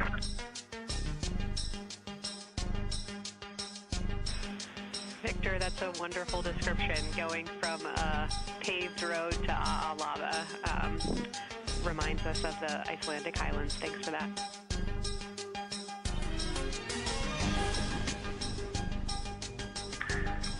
Science, another in the interior of the very intact, the interior of the intact crater at Hertzsprung is albedo variation. I think I heard one of the window crew maybe say color variation, but definitely albedo variation. There's lighter patches and slightly darker patches. It's not swirling, it's just patchy. It just it has spots that are lighter, and I would say a predominantly darker average area. Great description, Victor. Thanks. Not swirly, just patchy is really helpful for us.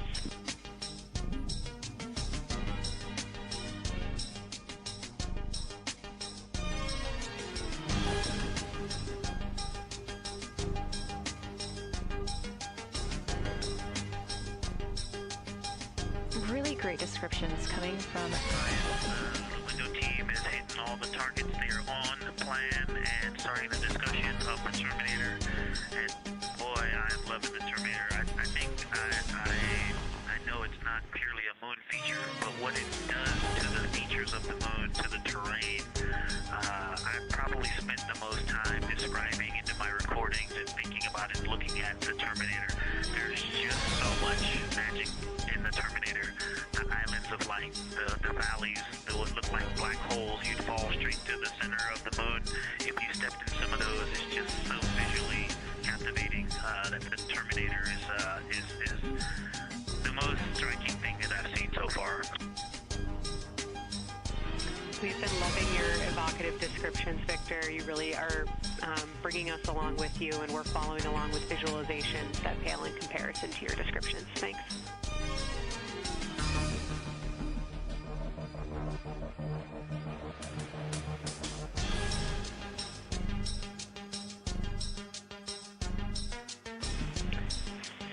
Integrity Science, one more question on a status of what the window team chose to observe for crew choice.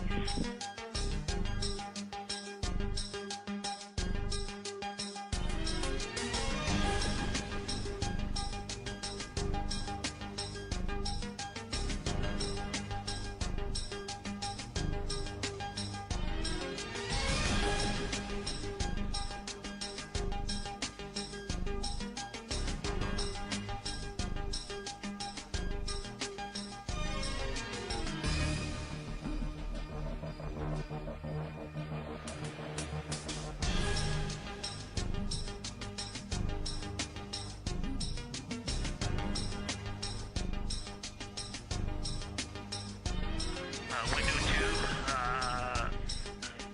2 talked about Vavilov, look for suspended dust, and the Terminator. And Window 3 about the experience and about the three-dimensionality of the moon this close. Wonderful. And another observation about Oriental, I would say, is the features going off to the southwest, the two large, almost look like scratches in the surface. I don't know if they're rays or canyons or collapsed lava tubes, but two distinct features that are almost parallel going off southwest from Oriental Basin.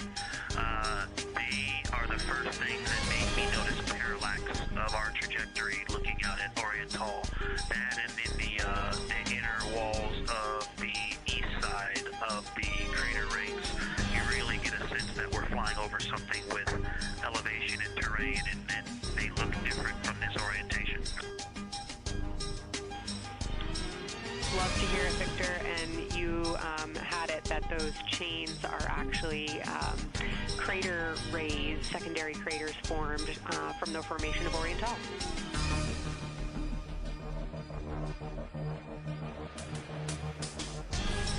Yeah, speaking of crater rays, the crater rays that are going off to the northwest,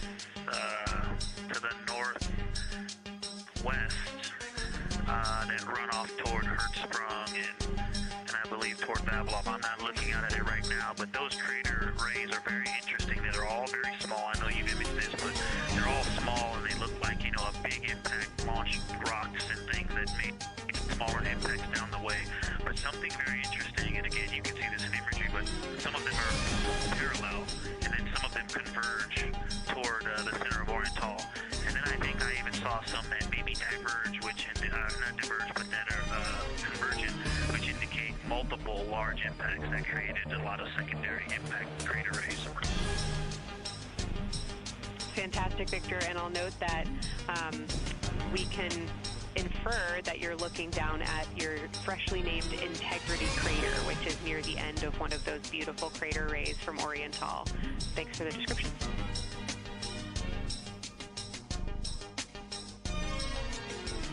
Yeah, you're welcome, and Integrity is easily identifiable with the naked eye from this point.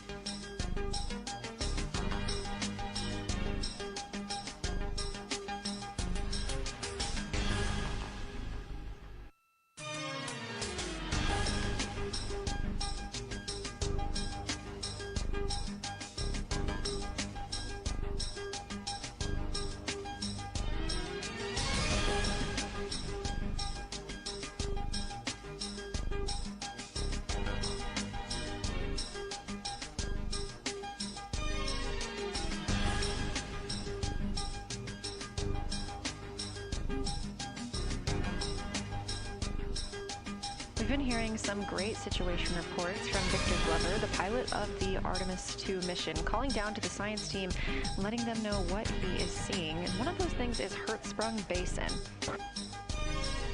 If you look just to the right of the Terminator, that is the difference between light and darkness on the moon. You can see what he's describing when he says Hertzsprung Basin and how it looks a little bit paved in the middle there. It's almost in the very center of the moon in this view, coming from the Orion spacecraft and a camera mounted on its solar array.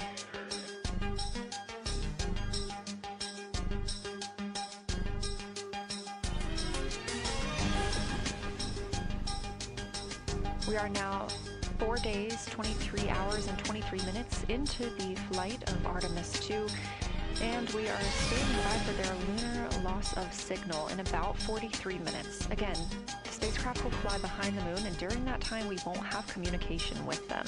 They will be out of reach of our deep space network. However, we will regain communication with them approximately 40 minutes later when they come around the other side of the moon.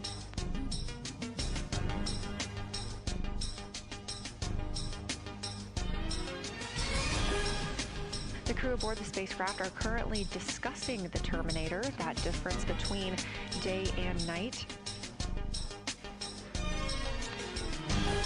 The science team is interested in learning about the topography and the color of the lunar surface. And it's already been very interesting to hear that they have seen colors like greens and browns while looking at the moon. Some of the questions that they are hoping the crew will discuss are how do the quantities and sizes of craters and mountains vary along the Terminator? And they are looking for the crew to describe the topography of features along or near the Terminator. They're also looking for more information on any color or tone variations, and they're hoping that the crew will take images to illustrate their findings. Glover reported earlier that the crew has missed none of their targets when they are photographing at the window. We aren't hearing the conversations that the crew is having right now, but these are being recorded to their personal computer devices, PCDs, and those will be sent down to the science team. The science team will have a conference with the crew tomorrow morning to discuss their findings and experience when looking at the moon today.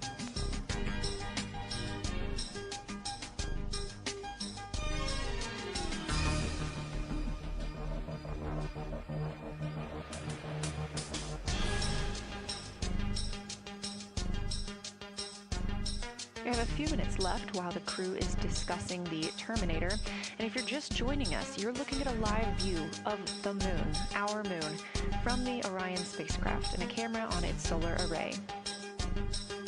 Inside that spacecraft, 4 astronauts, Reed Wiseman, Victor Glover, Christina Cook, and Jeremy Hansen, the first 4 people to fly around the moon in over 50 years.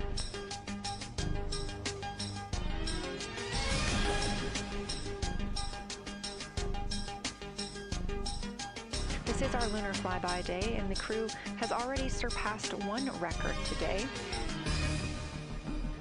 The crew passed the Apollo 13 distance record at 12:57 p.m. Central, 1:57 p.m. Eastern. Canadian Space Agency astronaut Jeremy Hansen calling down that he hopes it's a record soon broken by other explorers.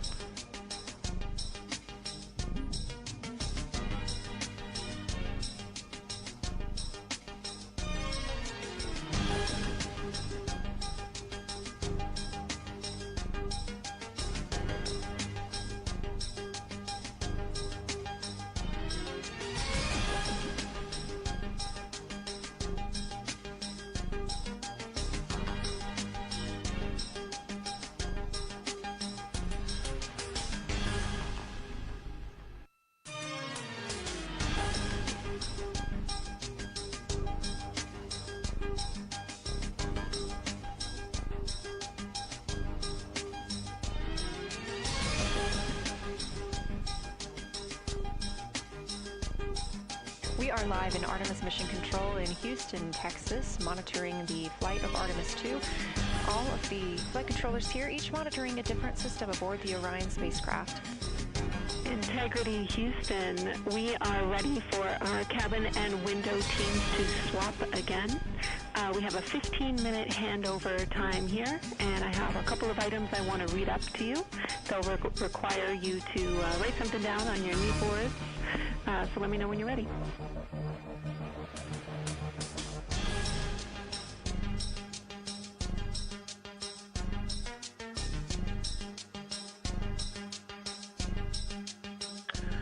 Okay, Houston, we are ready. Copy, Integrity. First of all, once you start this next shift here, during this lunar observation shift, we will begin our lunar LOS, so you can expect a call from me a few minutes prior reminding you. And second of all, FIDO just sent us updated altitudes and METs for lunar closest approach and max Earth altitude. Let me know when you are ready to write those down. They differ slightly from Optimus.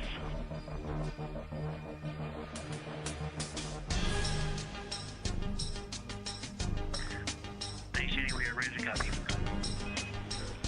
Lunar closest approach will be at MET 5 days, 0 hours, 25 minutes, 34 seconds, and the altitude will be 4,067 statute miles.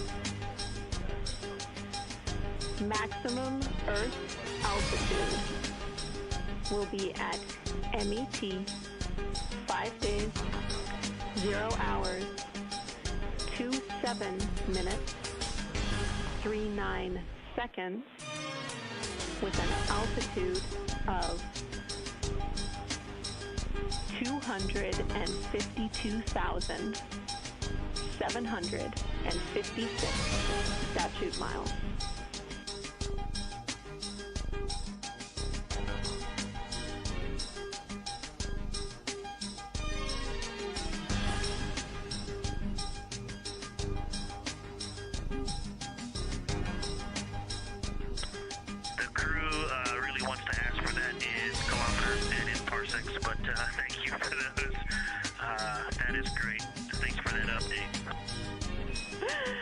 I'll send Fido to work, and I appreciate the metric. Other than that, I have no new vehicle statuses to pass to you. Enjoy your handover time, and we're looking forward to picking it back up with you shortly.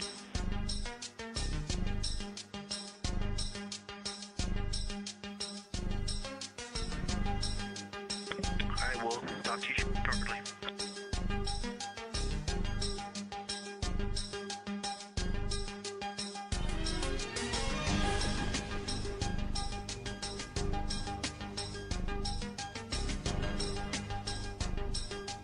Those words called from Capcom Jenny Gibbons, CSA astronaut and Artemis II backup crew member to the crew working aboard the Orion spacecraft.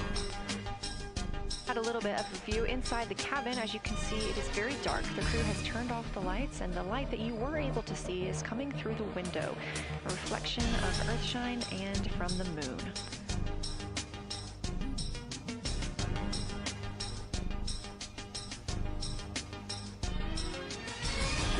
The crew is moving into their next observation block, meaning they are taking time to switch cabin and window teams. We've had Reed Wiseman and Jeremy Hansen at the windows taking pictures and making annotations and recording some audio files that will be downlinked later to the science team. Meanwhile, Victor Glover and Christina Cook were in the background serving as support. They were also timelined to enjoy a little bit of their midday meal. Now that we are swapping positions, the support team becomes Reed Wiseman and Jeremy Hansen. They will be in the background helping with SD card swaps as well as providing those situational reports to the science team. Victor Glover and Christina Cook will be the astronauts at the window, photographing and speaking into those PCDs, portable computing devices, about what they're seeing on the moon. As you heard Capcom Jenny Gibbons call to the crew, this block is also when we will lose communications with the crew. That LLS or loss of signal scheduled to be less than 35 minutes from now. We anticipate to be out of signal with them for about 40 minutes and will regain that communication once they've flown around the other side of the moon.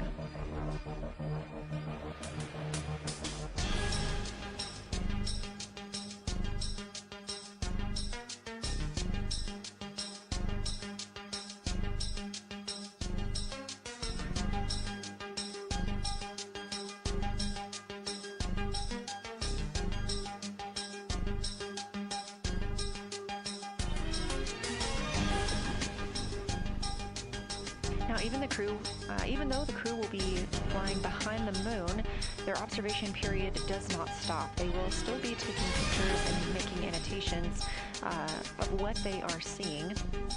They'll be looking for the limb of the moon, Earth set, and then a Vavilov crater, which we have previously seen.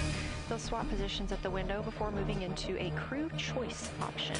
They will get to pick things that are interesting to them on the surface, take pictures, and explain why they find them that way. They'll also be looking for any impact flashes. These are short-lived flashes on the lunar surface caused by impact bombardment.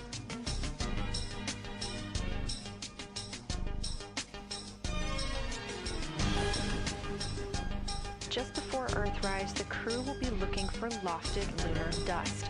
This may be lofted just above the lunar surface, and we could only see it just before Earthrise along the dark western limb.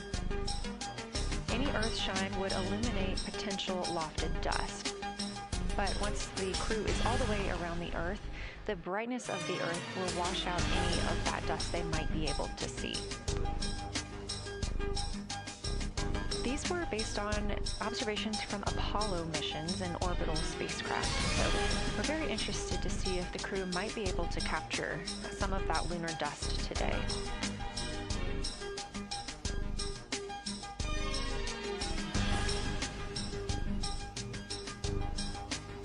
Following that lofted lunar dust target, the next will be Earthrise. We will regain communications with the crew shortly after Earthrise.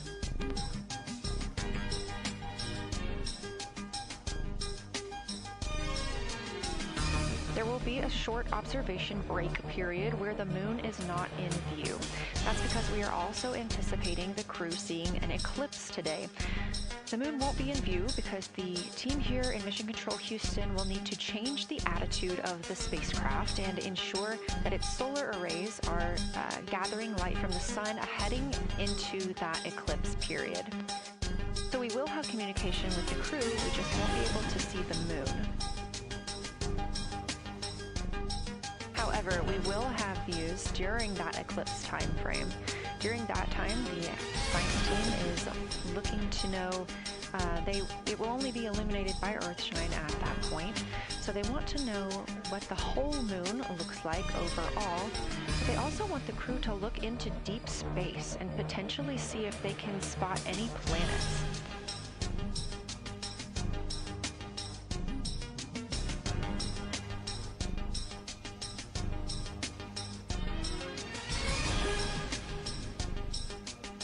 Once the eclipse is over, the lunar flyby period will have ended. We are live through the whole thing, and even once flyby is over today, we remain live 24/7 on NASA's YouTube.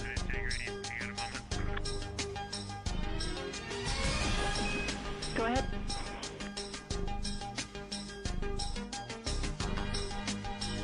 I don't know if Catherine and Devin are still there, but if they are, just wanted to let them know how much fun we're having out here. It's extraordinary to be on the far side of the moon right now, just see it hanging out there and look back at the Earth. And Ashley and Caitlin, I know you're back in Canada, but if you happen to be watching too, just wanted to say hi to all you guys. Love you guys, and we'll be heading back your way shortly.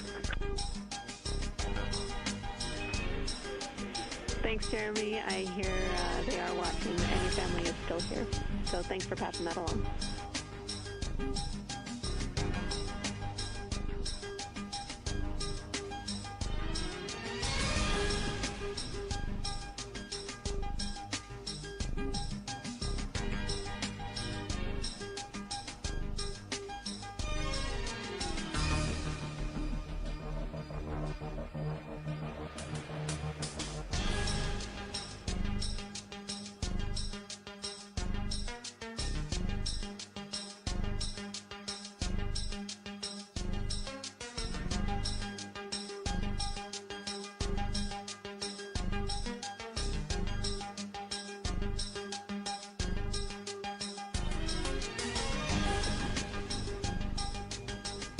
This view inside the Orion spacecraft, and it's a little hard to make out, but on the left there, that is Jeremy Hansen just calling down some well wishes to his family, joining us in the viewing room and watching online.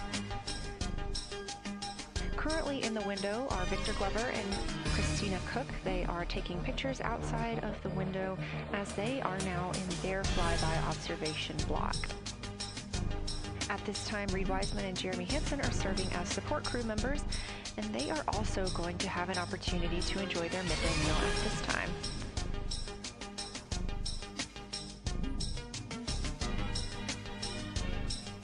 On the lunch menu today for Reed Wiseman and Jeremy Hansen, we have vegetarian chili, salmon croquettes, chicken with peanut sauce, sweet and savory kale, pickled beets, chocolate pudding, barbecued beef brisket, spaghetti and meat sauce, Italian vegetables, butternut squash, candy-coated chocolates, and maybe even a little bit of coffee.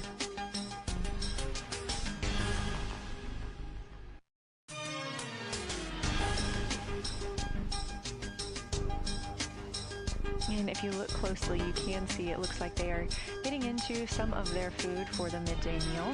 All of the food on the spacecraft is rehydratable. We don't have an option for fresh food as there's not a refrigerated section of the Orion spacecraft. So all of this food can either be rehydrated or eaten straight from the package, just depends on what the food actually is.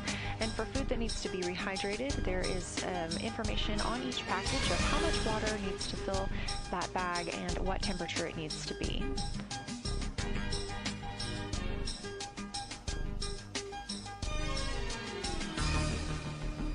We are now 4 days, 23 hours, and 39 minutes, 40 minutes actually, into the flight of Artemis 2, the spacecraft now under 4,500 miles from the moon.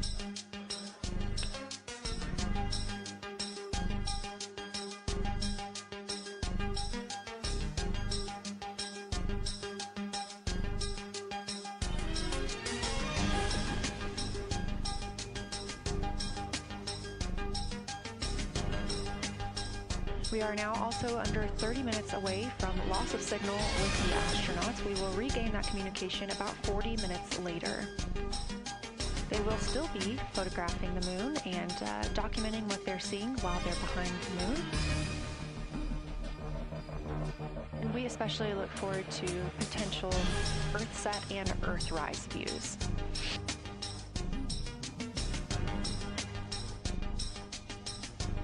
As you can see on the left side of your screen, we are streaming this solar array camera view throughout the flyby.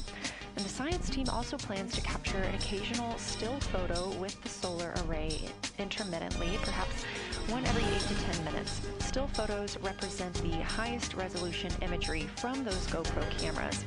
So starting 5 minutes before Earthset and loss of signal, the science team will capture a series of photos, one every 30 seconds, to include Earthset all the way through 5 minutes after Earthrise and acquisition of signal. In order to capture these frequent photos, the solar array camera that we were streaming will need to switch to time-lapse photo mode. So during this time, the streaming video quality won't be as sharp as you have it right now, but we want to ensure that the science team captures the data they need during these time frames. And we really look forward to seeing those higher resolution images once they're available. But with the view you are seeing right now, we are sharing bandwidth on the Orion spacecraft with every system that is keeping the spacecraft powered and the crew alive, especially the environmental control and life support system. As this is the first flight with crew, this is also the first flight of a life support system, keeping the crew healthy and safe on the way to the moon and the way home.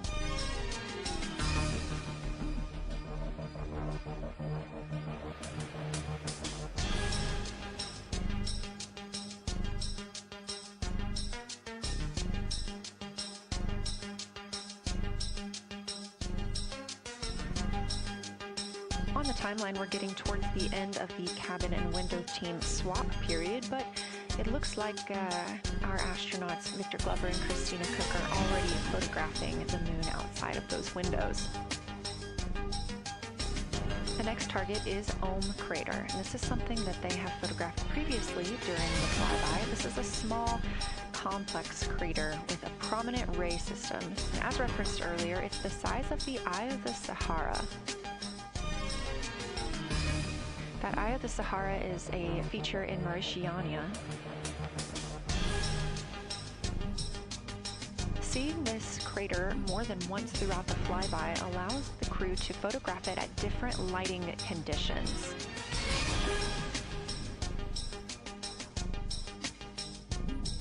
Those different lighting conditions help expose different portions of the target and can help the science team learn a little bit more about how it formed and what it is today.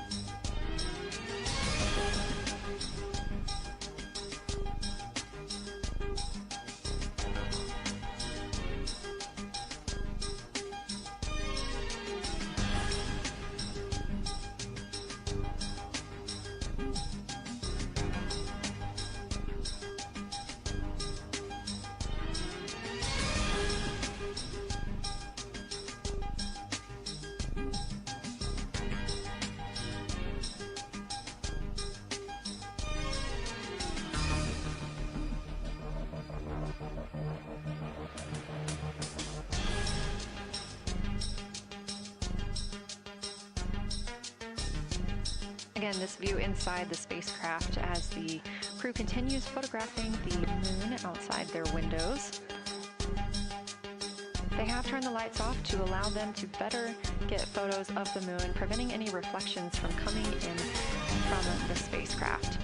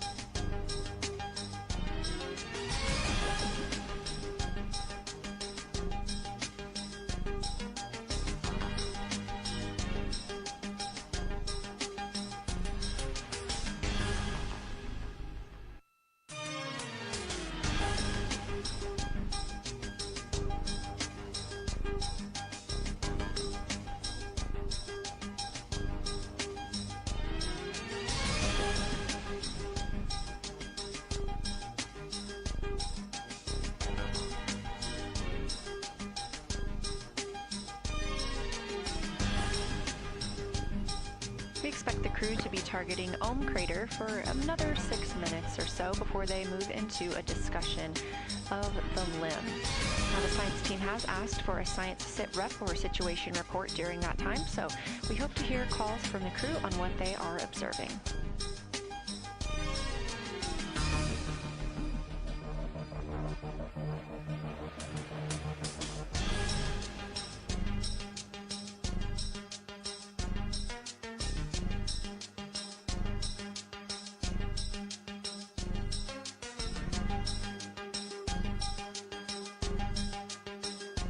If you've been following along, at the start of the day, we did have much more of the moon visible. And even just an hour or so ago, we could see about half of the moon. We are now continuing to see more of the far side and that darkness where the moon is not reflecting light from the sun.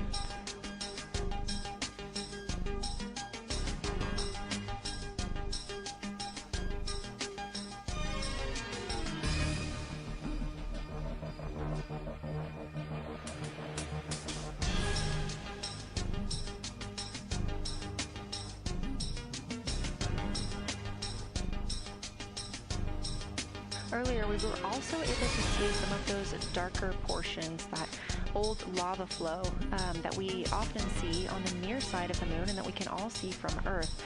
That has mostly gone away. We are now just seeing very little of Oriental. That's down to the bottom right of the moon. You can see just a small dark portion near the limb.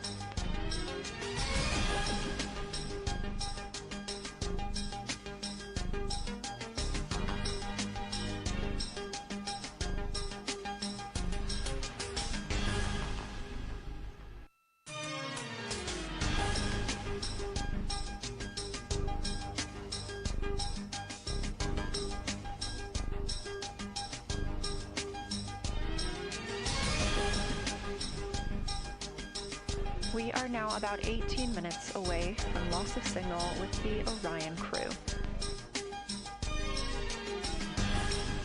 Again, we use the Deep Space Network to communicate with the crew members when they are this far from Earth. This is the first mission since Apollo when we have had humans on the Deep Space Network.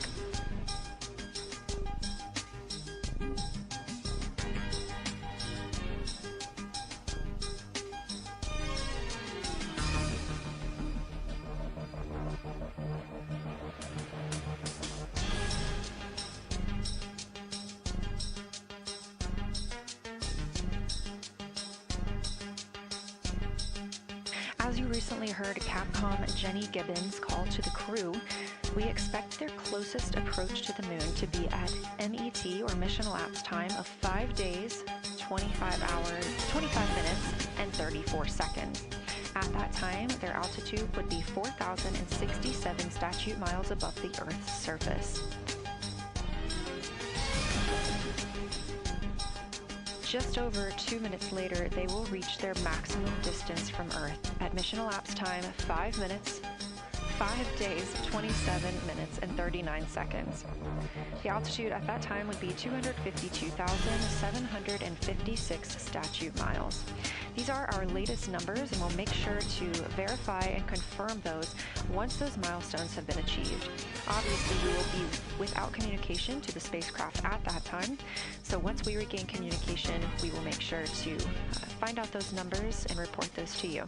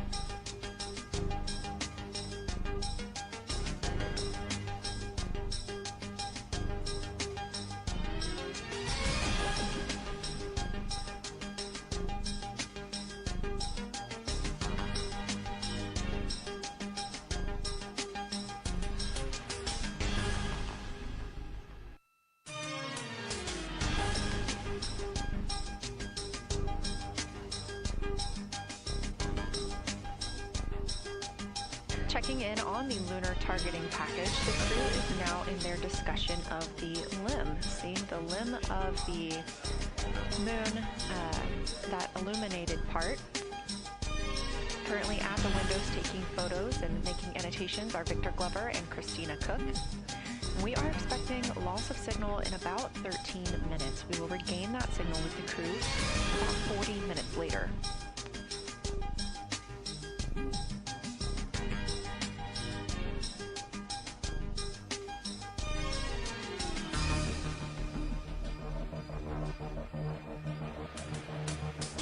A milestone worth mentioning that this day marks the first time in more than 50 years that humans will observe the moon directly, a critical opportunity to practice how lunar science will be conducted during future Artemis missions.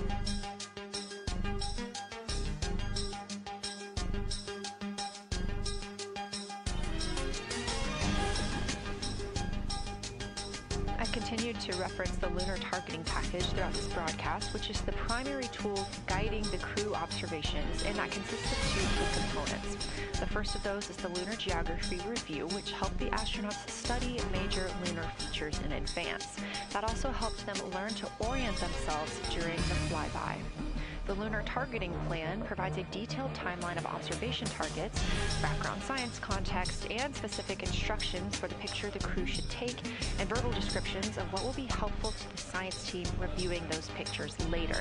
That's what we've been tracking real time and what the crew is using right now to keep up with their next milestones.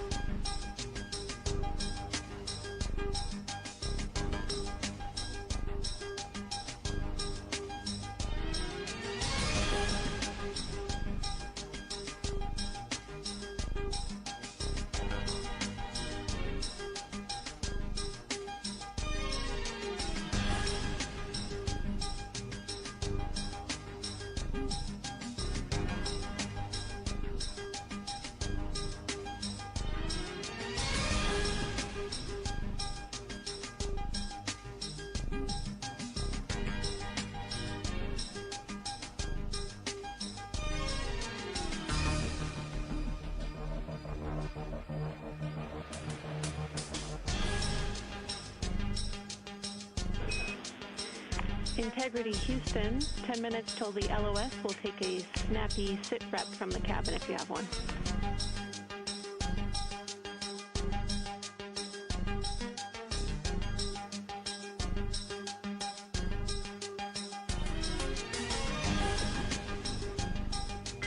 Okay, Jenny, that came, we missed most of that, but just a 10-minute warning, is that what you're saying? 10-minute warning for the LOS, and I'll take a quick sit rep from the cabin, please.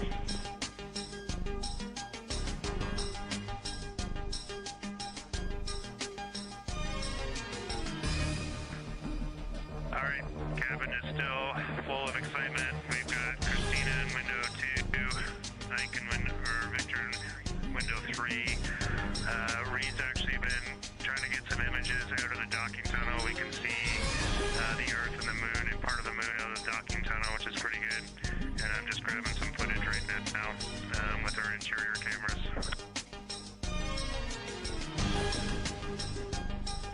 Copy, Jeremy.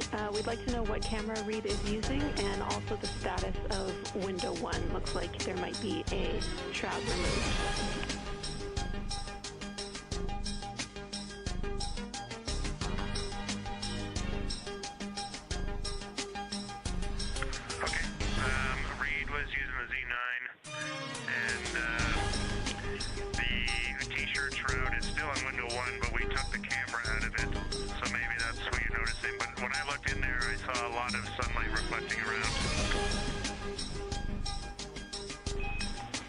Copy, that makes a lot of sense to us, Jeremy. I want to remind you, coming up on this LOS, it will take sit reps in the blind, and as more and more of the moon is in darkness, we will take any report you have on impact flashes.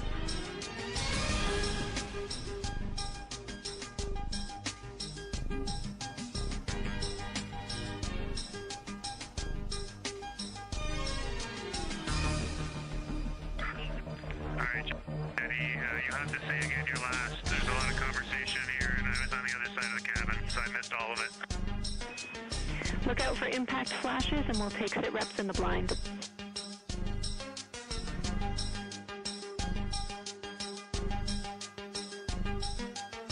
Okay, impact flashes, sit reps in the blind. We got it.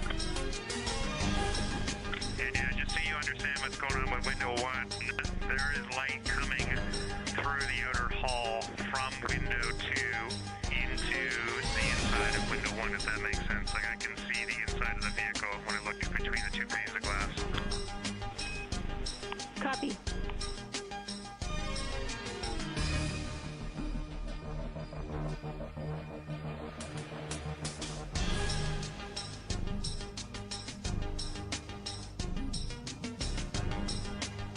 You're getting your first live look at Orion, the Moon, and the Earth. Everyone in this picture.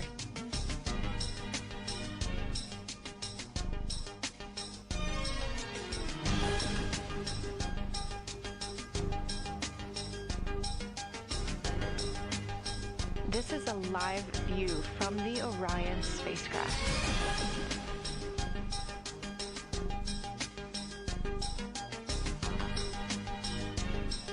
Currently aboard Orion, 4 crew members: Reed Wiseman, Victor Glover, Christina Cook, and Jeremy Hansen. And on the Earth, all of us, all of humanity. You can see the moon is starting to get a little bit dimmer as the astronauts are going to pass behind it. Now 6 minutes and 26 seconds away from that loss of signal. Again, we will be out of communication with them for about 40 minutes until they come around the other side of the moon and we can re-establish contact.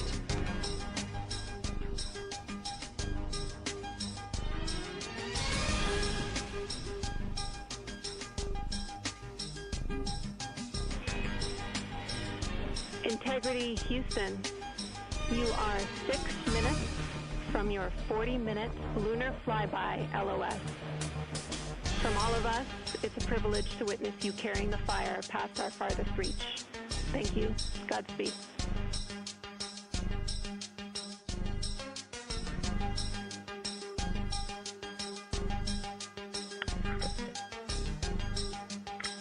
Thank you for that, Jenny. And thank you to all of you for allowing us the immense privilege to be on this journey together.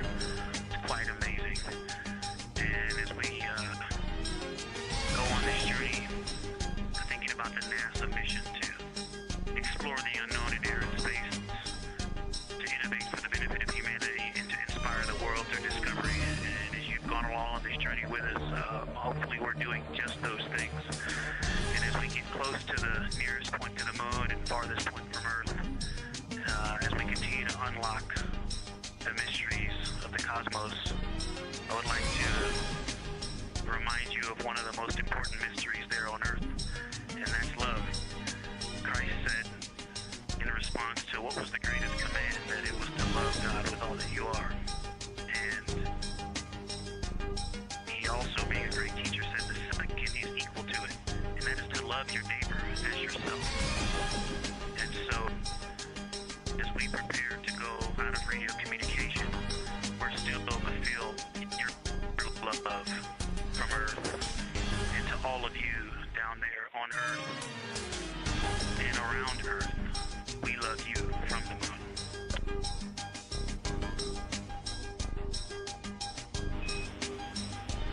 Houston, copy. We'll see you on the other side.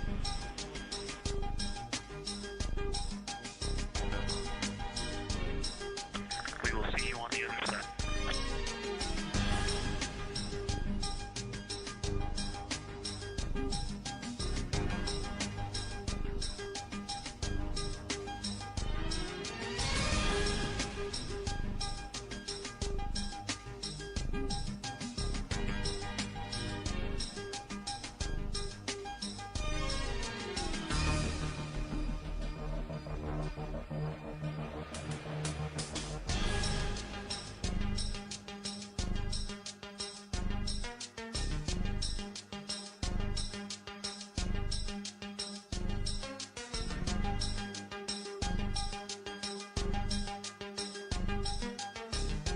Poignant words from NASA astronaut Victor Glover, and a little bit of a love letter from the other side of the moon all the way to Earth. Glover touching on the teachings of Jesus, including to love your neighbor as yourself. We are now less than 3 minutes away from loss of signal with the Orion astronauts. The Artemis 2 crew will be out of signal for about 40 minutes as they are on the other side of the moon, continuing their work photographing the lunar surface, and they will re-emerge, and we will also get this view on the other side.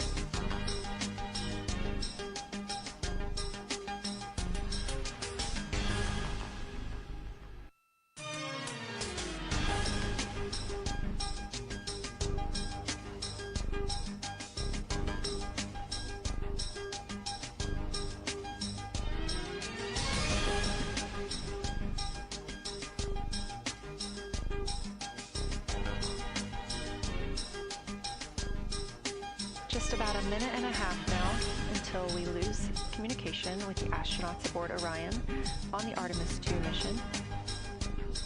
Now 5 days and 6 minutes since their launch on April 1st. Again, we'll be out of communication for about 40 minutes. And this really beautiful view of a crescent moon and a crescent Earth.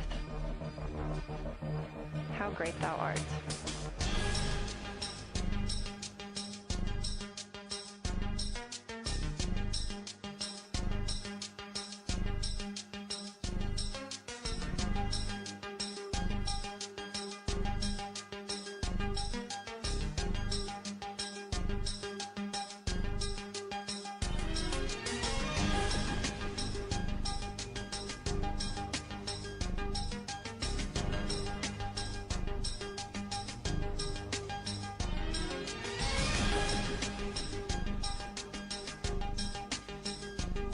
Seconds now until we expect loss of signal.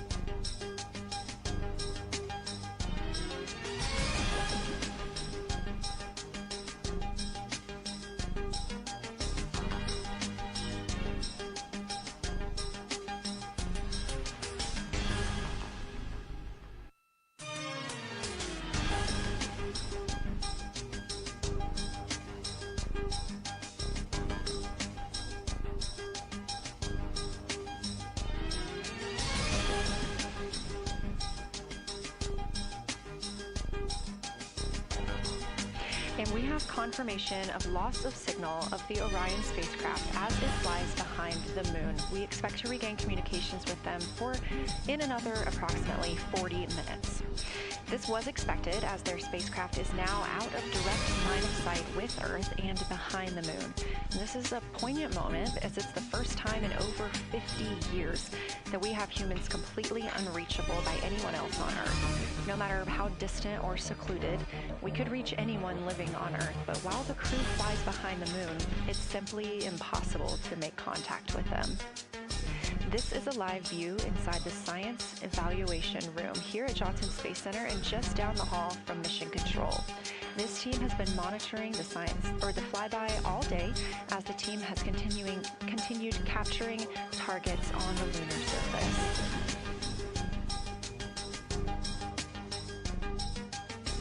We even got to see this team in action as they were helping the astronauts identify some of the features they were seeing on the moon but not expecting.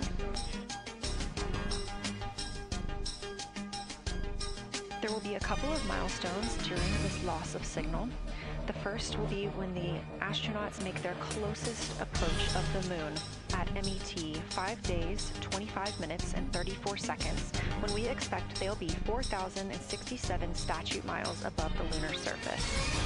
Their maximum Earth altitude will be reached just 2 minutes later at 5 days, 27 minutes, and 39 seconds, when their altitude should be approximately 252,756 statute miles. Once those milestones are reached and we have confirmation, we will report the official numbers.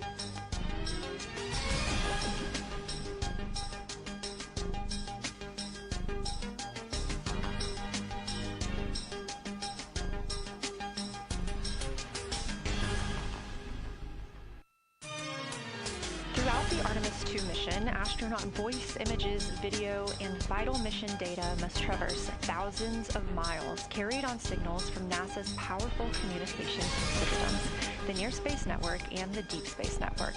Let's learn a little bit more.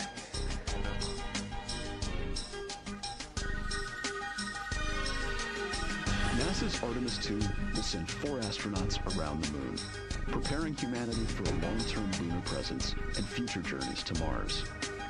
Enabling communication and navigation for this test flight are NASA's Near Space Network and Deep Space Network. With antennas around the world and a fleet of relay satellites, the networks will deliver vital data to and from Earth through all phases of the mission. The networks are seamlessly integrated at NASA's Johnson Space Center in Houston, Texas, where Mission Control coordinates the network handovers. These transfers represent a delicate dance between the two networks, exchanging support as the mission shoots toward the moon. On the launch pad and during their early orbit phases, NASA's Orion spacecraft and Space Launch System rocket will rely on communications and tracking services from the Near Space Network. After its translunar injection burn, the Deep Space Network's global array of antennas will serve as Orion's primary communication support during lunar orbit. As the mission journeys farther into space and away from Earth, signal strength weakens and bandwidth is conserved for crew communications. The astronauts will have a near constant connection to Earth, ensuring their safety on a journey farther into space than ever before. We say near constant because as Orion goes behind the moon, a planned loss in communications will occur. The Deep Space Network will be standing by to reacquire the signal as Orion reappears. The Artemis II mission also provides an opportunity to test new capabilities. Using laser links, NASA will periodically transmit Orion data to showcase the benefits laser communications could have for future human spaceflight missions. The data from Orion, sent by radio signals or laser links, is massive. The mission is gathering images, data, and video, while also generating details about mission health and crew voice files. All of that data gets processed here on Earth, where systems compress it for efficiency. In the future, we'll upgrade these systems on Earth so that image and video clarity improve with each moon mission. With the Artemis II test flight, we're evaluating the communications infrastructure that will help carry us into the future as we explore the moon and journey forward to Mars.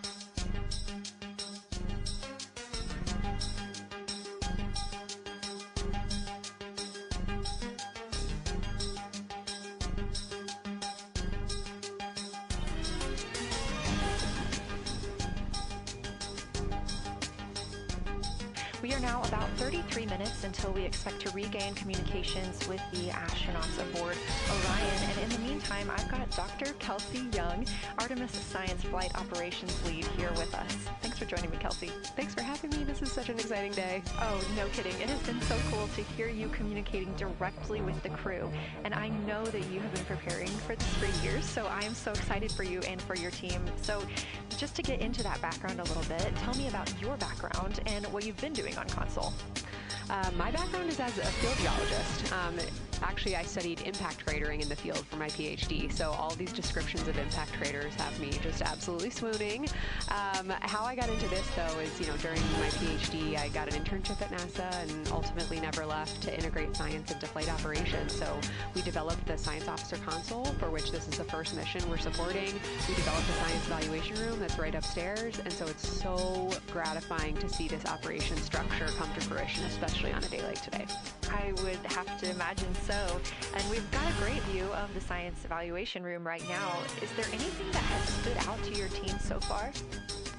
Absolutely. So as you might have heard in some of the press briefings and content that we've been putting out, color and albedo were really exciting targets for us. We've heard several amazing color descriptions so far. Just to highlight maybe one of them, we heard about greenish and brownish hues near Aristarchus, which is actually a feature that we can see here from the near side. And those greenish hues could actually tell us something about the volcanic evolution of that area. So you can bet that the science team is going to be prioritizing downlinking those images and the crew audio that we didn't hear that went into those recordings to learn a little bit more. Wow, that is fascinating. I was hearing those colors and very interested just from a personal standpoint, because looking at the moon from, 250,000 miles away, we don't see green or brown. So just hearing that, them being so close and getting to see that, fascinating. And I know it's very exciting for you. So what are you expecting to see in the upcoming portion of the flyby? The upcoming portion is actually going to be really exciting. So right now, as we speak, while folks in the room are kind of taking their, their stretch breaks and everything, the crew are still hard at work. They still have targets to image and describe during this LOS. But when we come out, the first thing, of course, we're going to hear about is Earthrise. We're really looking forward to hearing about the crew's experience with something that we can connect with, and that, Apollo 8 brought us such amazing images from. But then we start to get into describing the Terminator, as well as looking for things like lofted dust, which tell us about the modern lunar environment. Then the vehicle is going to orient away from the moon for an hour and then pivot back for the eclipse observations, which is a whole different set of science observations that we're really looking forward to.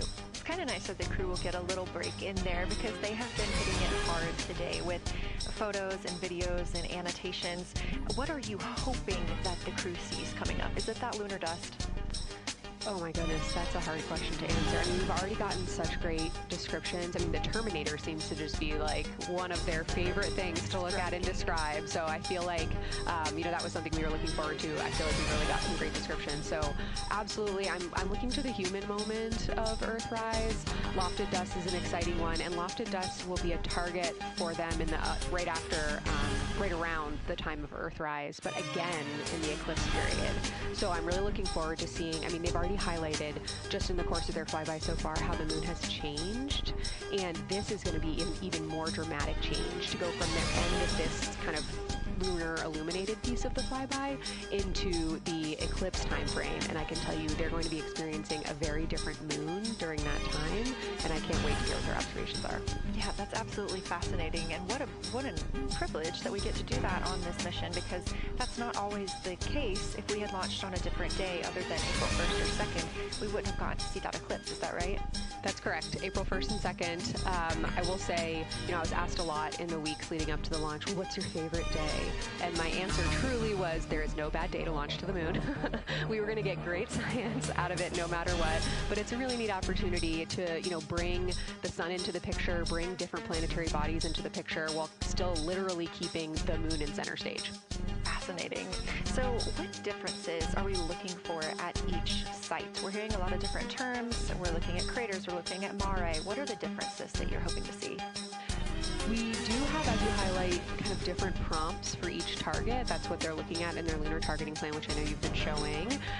And we have even different prompts for the person with the really long lens on the camera versus the people with the unaided eye. And you've heard the crew talk about, oh my goodness, when I go from one to the other, I can really detect different nuances. And that's something that we experienced in simulations, but hearing them actually, see it for real has been really gratifying. But we're looking for different things based on the target. Sometimes we're looking for color, sometimes we're looking for texture. For the Terminator, we're looking at kind of what texture and morphologies pop out to you and what kind of diversity you see along the Terminator. You've heard, Victor especially make some comments about future impacts for exploration. So already I think that their descriptions in this first part of the flyby have told us something scientifically, but also about future surface missions. Well, it was so interesting to hear Victor talking about he was imagining in his mind's eye being down on the surface and walking around. That was very cool to hear. And when we're thinking about targets, I know some of them are determined based on the launch day, because that determines the lunar illumination. So the ones that we're looking at today, how and why were these selected? Such a wonderful question. This really gets at at the heart of some of our really highest priority science questions. Illumination conditions is a big one, right? So of course we need the targets that we're interested on the lunar feature to be illuminated by the sun in order to view them, but the timing in which they see them during the flyby enables us to ask different questions. So you heard in the pre-flyby crew conference talking about, well, the same pair, Reed and Jeremy, will get to actually look at Glushko crater twice, and that, looking at it from different illumination angles, allows us to understand that feature better and connect color and albedo with topography and morphology. Then you have other craters where you want to look at it with the sun shining on it obliquely versus straight on, and that tells you something different about the scientific objective that drove the target being on the targeting plan in the first place. We've talked a little bit with the viewers today about what the crew is able to capture in this short time frame of those craters in different lighting conditions. Could take years for something robotic to be able to do based on attitude maneuvers and where the sun is at. So can you just talk a little bit about the importance of having both the robotic operation and having the crew? Absolutely. We definitely don't want to minimize the impact of orbiting spacecraft. Lunar Reconnaissance Orbiter is the one that's often referenced. Data from LRO and its payloads have really been instrumental in getting us, frankly, to this point for Artemis 2 and future missions. But the human experience, the crew observations that we've already been hearing about, it is such a perfect complement to the orbiting spacecraft data because they are able to have this unique perspective. They are far enough away where they can make these contextual observations. You've already heard it. How many times have we heard the crew and their science sit reps say, if I track this feature from all the way up here in the northern hemisphere down to the southern hemisphere, here are comparisons I can make. That right there is not something we had the ability to do with the Apollo missions, and it allows just literally in the blink of an eye to synthesize observations that it would take, a really significant effort to coordinate with different orbiting platforms, and they're making it like that. Wow. It has been very, very exciting to hear all of their calls so far. And so I've heard they were able to capture every single target so far too. Is that correct? I think that's correct. And I think it's important also to remember that, and I know the science team is anxiously awaiting this, we've been hearing from the crew members who are not at the forward windows, right? Those crew who are really in the thick of the observations, they are recording minutes-long observations per target on their crew tablets. We will be getting those down starting here in a couple hours, and that's going to contain really meaty science information that we haven't heard live yet, and that's going to form the basis of my conversation with them tomorrow morning, where we're going to have a really deep dive into the science and absolutely nerd out about what they were able to do today. One of the most gratifying things for me today is hearing multiple crew members say, thank you for putting the discussion times in the targeting plan, because when we have had the ability to put multiple brains on a problem, we have elevated each other, and I'm looking forward to them, sleeping on it overnight, and then us actually being able to really truly have an elevated science discourse tomorrow. Well, we're looking forward to it too, and I cannot wait to hear everything that you guys get to learn overnight from some of those audio recordings and just everything that they'll be able to share tomorrow. So Kelsey, I know you are very busy. You've done a great job today, and thank you so much for joining us for this interview. Thanks for having me. It's such an exciting day. We are now expecting acquisition of signal in about 24 minutes. As a reminder, the Orion spacecraft has flown around the other side of the moon, where they are out of contact with our deep space network.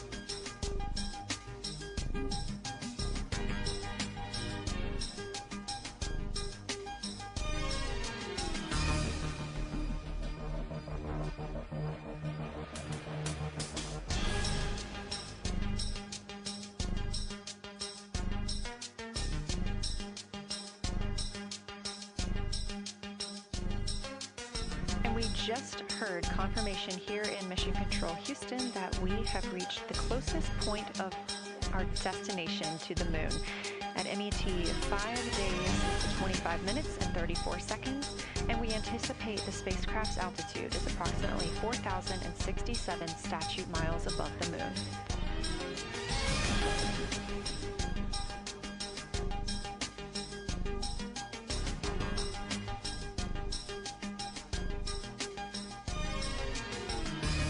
We're continuing to track what the crew is doing while around the other side of the moon. They are continuing to take pictures of the of the moon, the Earth now out of sight. What they are in right now is a crew choice event. The science team has encouraged them to find interesting features on the surface, to take photos of those, and describe why they were interesting. Something else that they'll be looking toward next, just momentarily, will be impact flashes. They've got a few minutes allotted to look at the darkest portions of the moon. They're interested in short-lived flashes on the lunar surface because these would be caused by impact bombardment. After their impact flash targeting, the team's interested in if the crew can see lofted lunar dust. This would only be visible just before Earthrise. Now 20 minutes until we expect to regain communications with integrity in the astronauts for Artemis 2.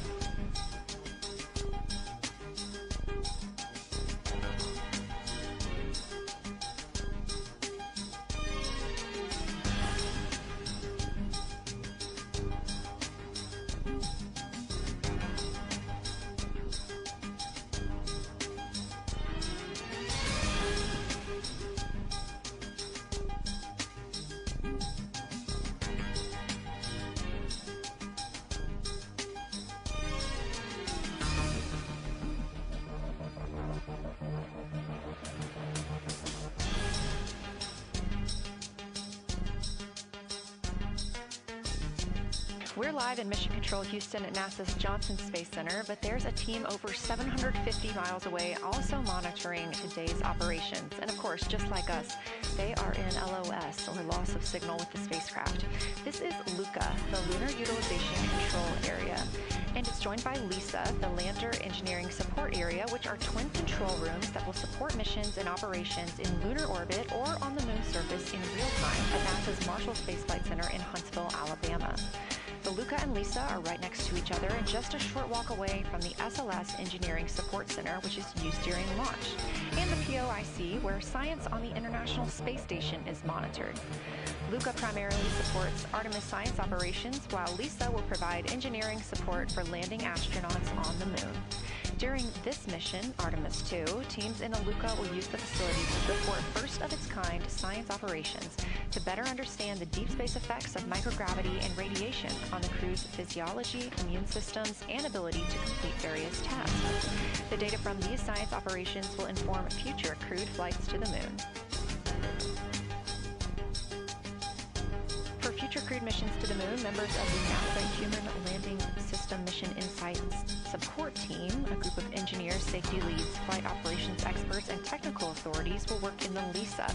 There, they will monitor lander systems in real time and be involved in key decision-making processes throughout the mission. Teams are using the LISA during Artemis 2 to observe mission operations and using the opportunity to inform and prepare for future crewed landings to the moon's surface.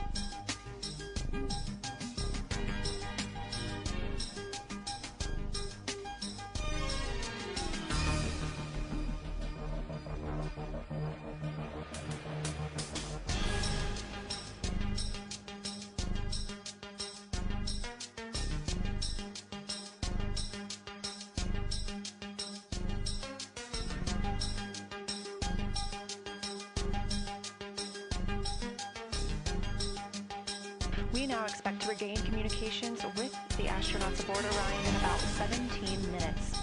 In the meantime, a little overview of how our crew members flying by the lunar far side at an altitude of between 4,000 and 9,000 miles are testing the capabilities of the Orion capsule.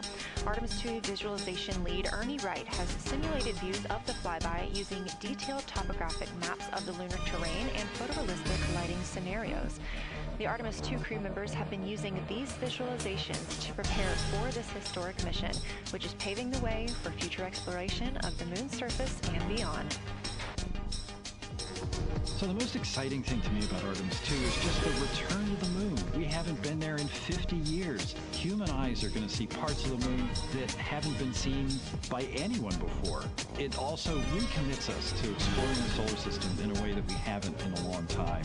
And I think it provides an opportunity for younger generations to understand the excitement of doing that kind of exploration.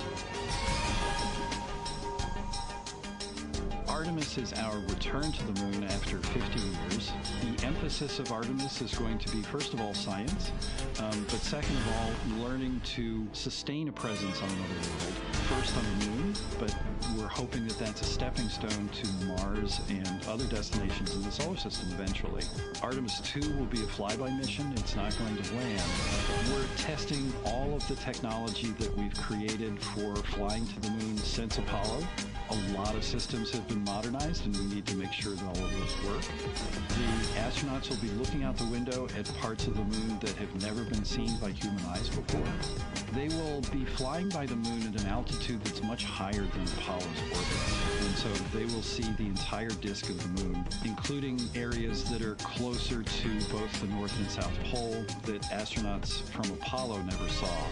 All of that depends on the lighting, which we really won't know until launch day, but we can practice with different lighting scenarios. It's hard for people to sort of picture that in their mind. If you can make a visualization of it, show them a movie, that helps everybody choose the targets and also practice aiming at those targets. The astronauts have actually been looking at these visualizations through the lens of the camera and practicing aiming at the various targets. This is a map of the surface of the moon, obviously, but it shows what the Apollo astronauts could see in sunlight while they were in orbit. The brighter parts are the parts that they could see. The darker parts, like this entire area here, and places that are farther north and south, are places that they couldn't see in sunlight, either because it was nighttime there or because it was beyond the horizon of the astronauts. All of the Apollo flights orbited the moon at a distance of about 110 kilometers. Because the astronauts were flying at such a low altitude, their horizon was actually quite close, and they couldn't see the North and South poles. And this whole area over here was not in sunlight at the time. And it includes this amazing impact feature here called Oriental. Oriental is a very large impact feature. It's about 650 kilometers wide. It's got multiple rings. These are rings that form like ripples in a pond from the impact, but of course it's on a huge scale. The middle of Oriental has that sort of dark basalt lava covering it, like the dark spots that we see on the near side. It's one of the biggest ones that's more on the far side than the near. So seeing it with human eyes and sort of picking out features that maybe you don't even see in robotic cameras is an important goal for the mission.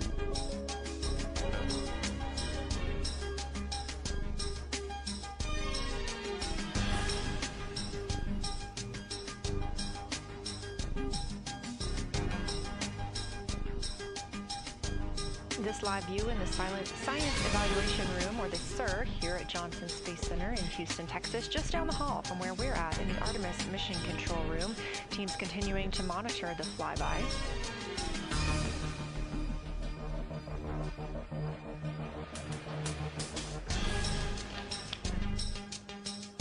The crew continues their observations of the moon, even though they are out of touch with Earth. We expect to hear from them in 12 minutes and 26 seconds. Again, this is approximately 40 minutes loss of signal while they are out of reach of the Deep Space Network. Right now, they are imaging, or attempting to image, lofted lunar dust.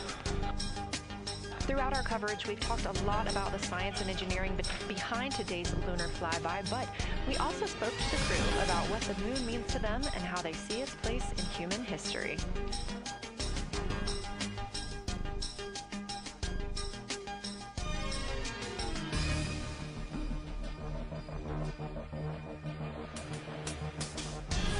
I remember being a little kid lying in bed at night and just looking out at the moon, and whatever phase it was in, I was thinking, man, my friends that live like 20 miles away, they can probably look out and see the same exact moon. And then when I was in the Navy and I would look out at the moon, and I'd be halfway around the planet, and I would think, man, my brother can see that moon where he is, and he's halfway around the planet from where I am. And it's a connection of life on Earth. We can all look up and see that moon. It represents history. It is a witness plate. Everything that's ever happened to the moon is still written on the moon. There's no processes of wind or change in the Earth, geologic processes like we have here that change it. And something that's been telling and can read out the story of its own evolution, there's something beautiful about that. I've also learned from my indigenous mentors that they refer to the moon as grandmother moon. So you've probably heard of Mother Earth, they use grandmother moon because grandmother moon is responsible for the water in their community. The grandmothers, sort of protect the water source, just like the moon moves the water around the planet, affects the tides. It's something that represents something different for each individual culture around the planet, and that's really neat because we all share that same moon in the night sky. We all have seen the same side of the moon in different lighting conditions our whole lives. And so it seemed very familiar to us, but it's also kind of unknown. When we get up close, some of the imagery that we'll get to describe and to share with people will be very unique. And that nature, both of those things being true about this one entity that we all know, just is really special. It's just the epitome of a symbol of both something that's in each of our hearts, but that also represents exploration and reaching.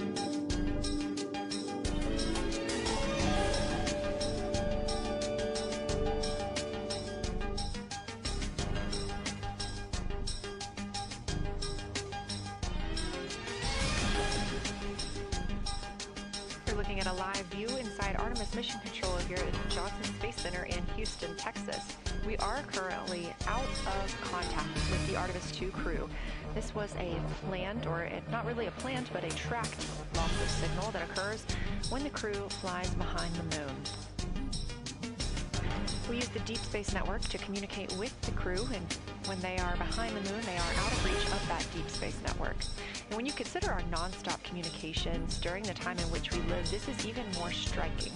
For the Artemis 2 crew, they're only currently communicating with each other. Now, we expect to regain those communications in under 9 minutes from now, and we also are hopeful for a view of Earthrise.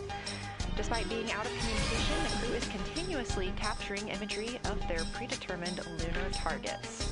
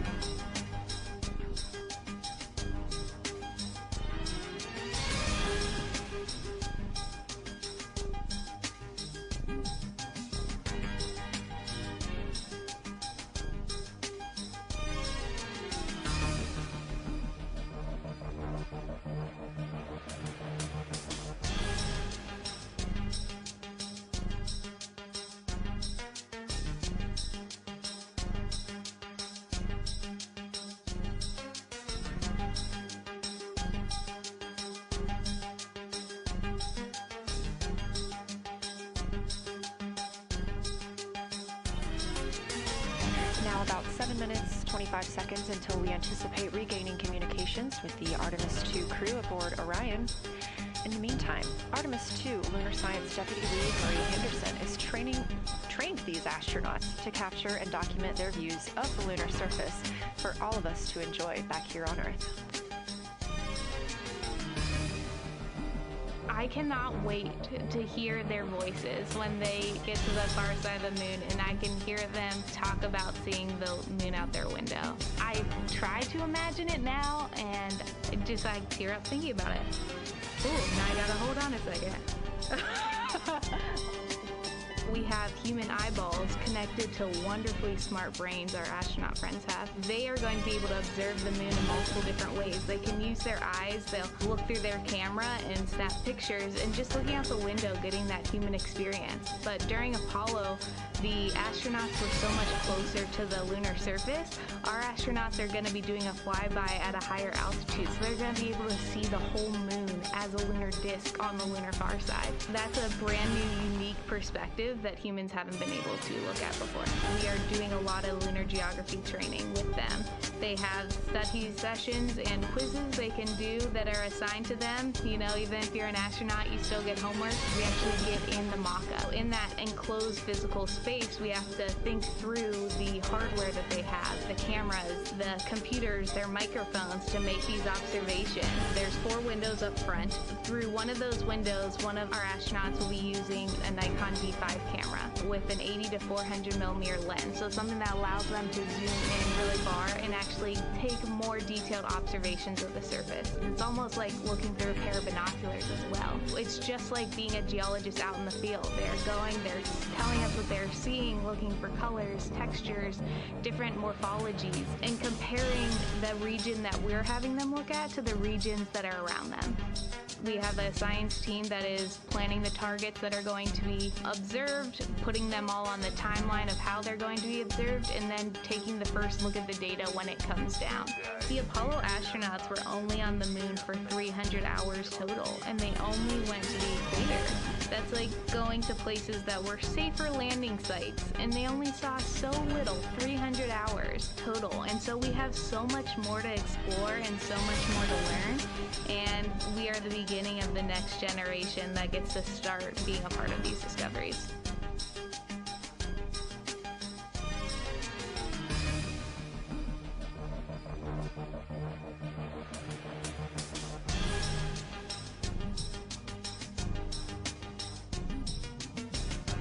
We are now 4 minutes and 28 seconds until we expect to regain communications with the astronauts flying aboard Orion on the Artemis 2 mission.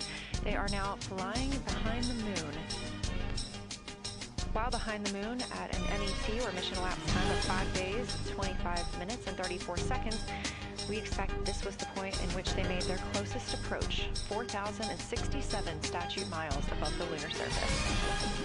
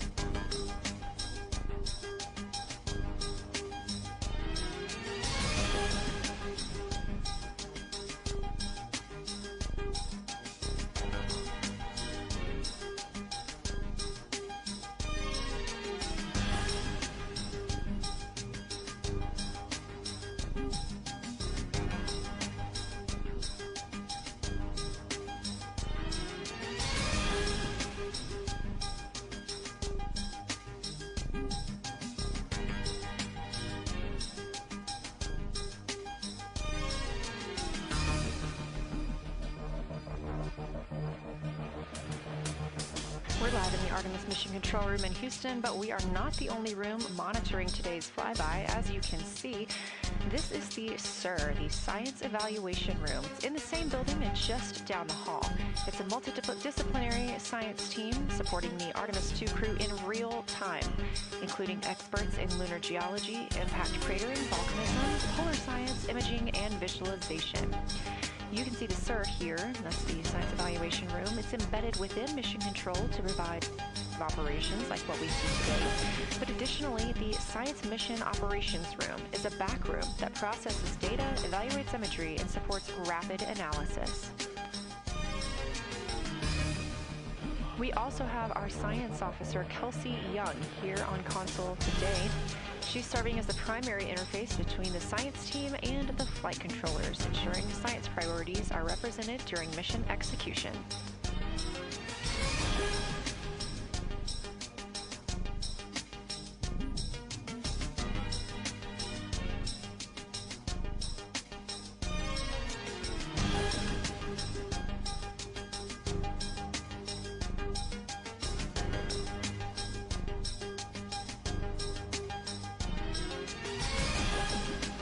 Coming up on 1 minute and 36 seconds until we contact Orion.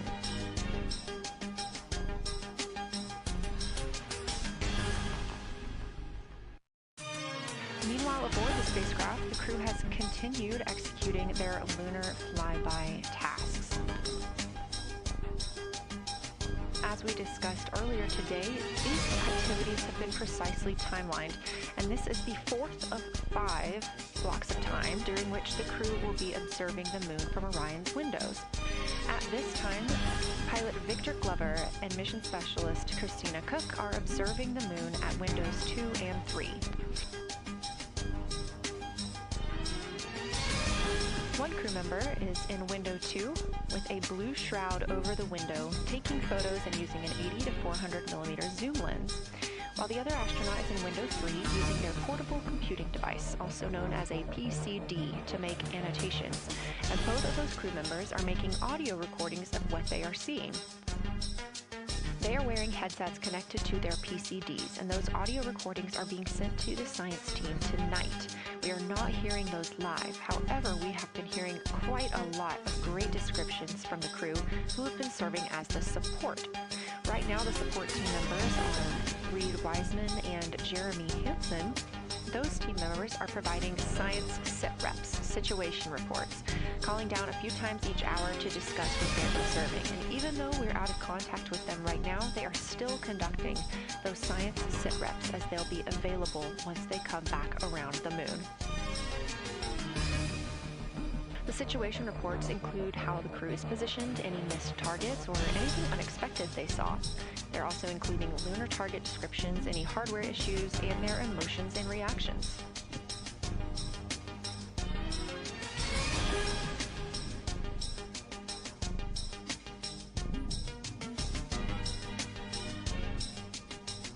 Again, we are standing by to acquire signal from the Orion spacecraft.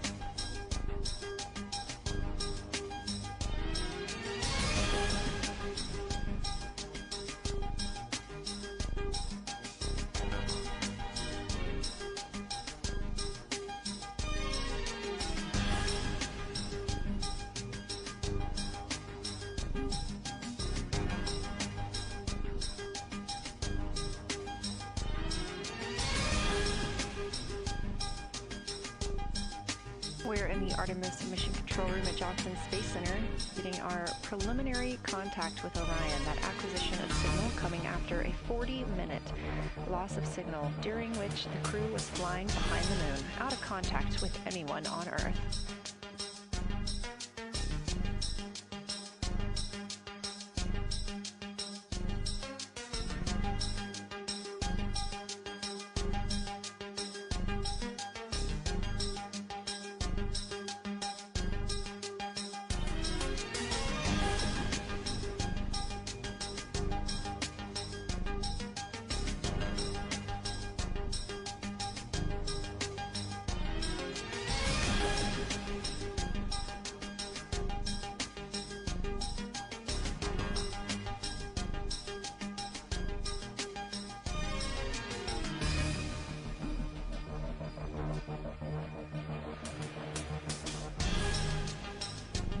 We are getting our first views from Orion after the loss of signal. Orion has come back around the other side of the moon, and that little crescent that you see is Earth, over 252,000 miles away.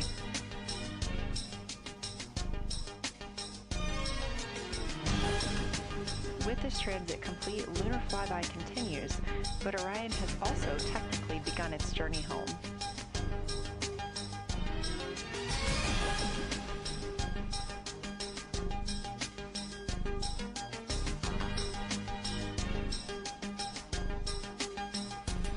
Right now, the crew are getting a few moments to enjoy and take photos of Earthrise for themselves, and we expect to contact them shortly. But we do have good signal coming from Orion.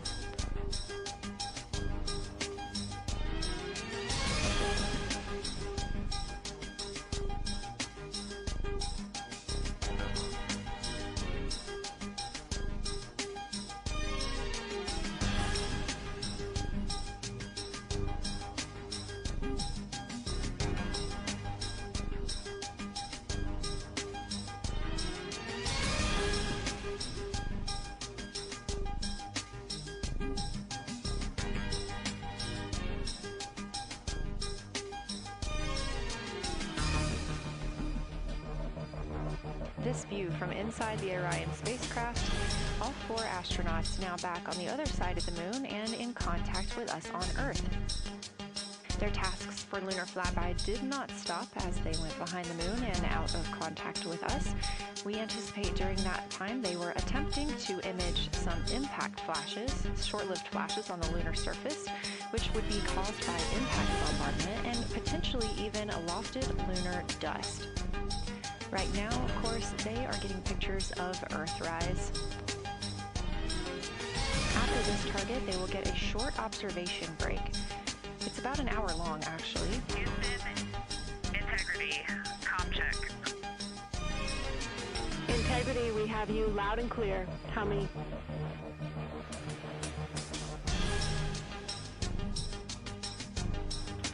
Houston, we have you the same, and it is so great to hear from Earth again. To Asia, Africa, and Oceania, we are looking back at you. We hear you can look up and see the moon right now. We see you too.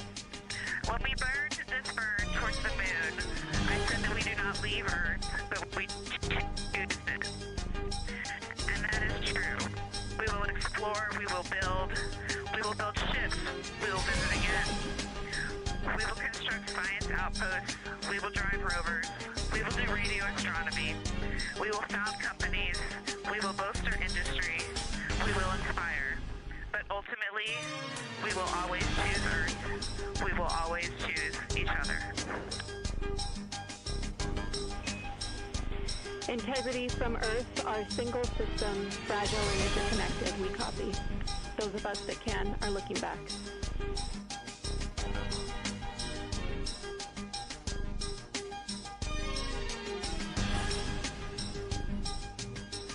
We are happy to say we copy.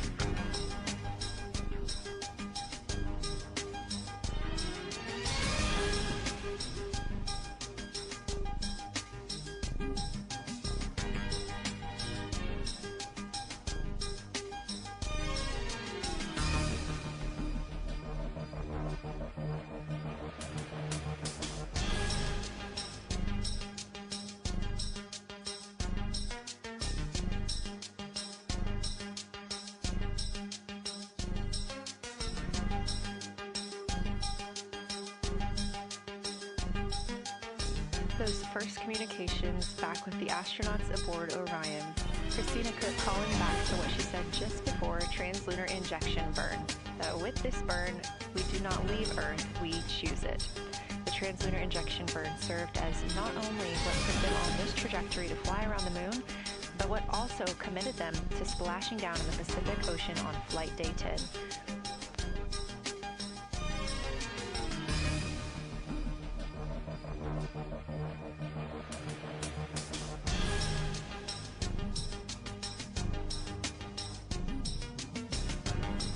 At this time, the crew is entering an observation break. We expect this to last about an hour, and it's probably a welcome break following their very, very busy day taking pictures, making annotations, making audio recordings, and communicating all of the wonderful things that they are seeing on the moon. This observation break is also partially due to the fact that we will be entering an eclipse later. This will be the first solar eclipse that humans have seen from the moon. The astronauts will need to wear eclipse glasses for the first 2 minutes until the sun is completely covered by the moon, and then they have additional targets that the science team is hoping that they will photograph. We will have communications with them during that eclipse time frame. Because of that eclipse, Orion's attitude must be changed right now so that its solar arrays are in the sun. This will help it charge the batteries needed to power it through that eclipse time frame. This view on your screen is a visualization. The spacecraft is now 4,224 miles away from the moon, and that number will now continue to grow, while the number of distance from Earth, 252,699 miles, will continue to shrink, all the way until our crew is back home.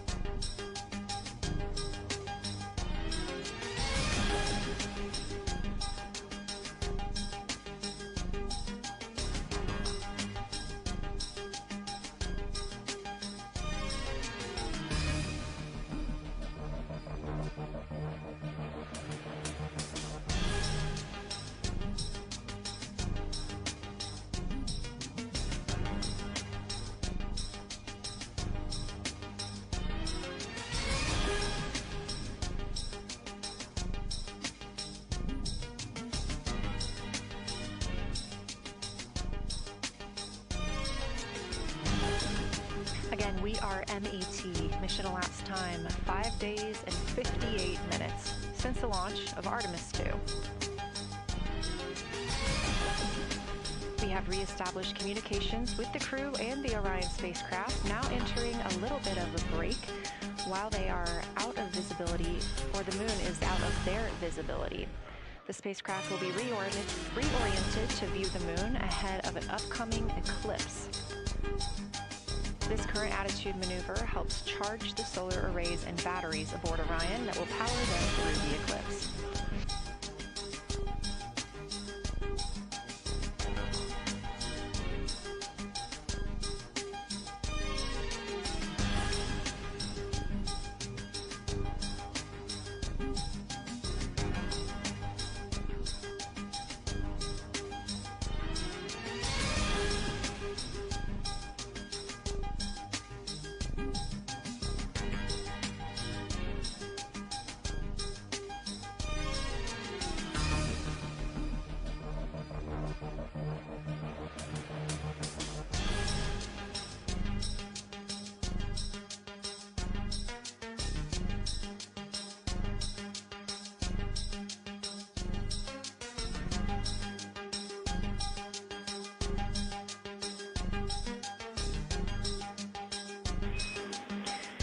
Integrity, Houston, in mission control, all of your flight controllers and your flight director have flipped their Artemis 2 patches around. We are earthbound and ready to bring you home.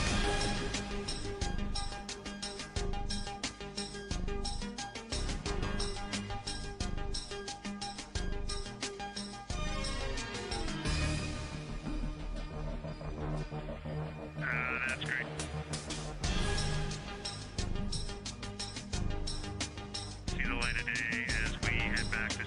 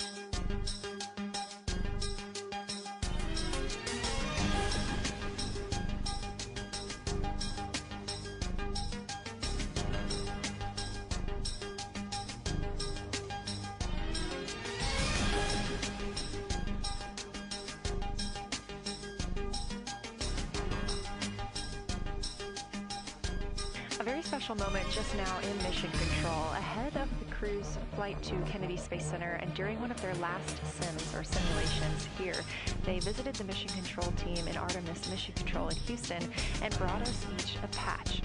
Everyone in the flight control room has had these on their signifiers at their console.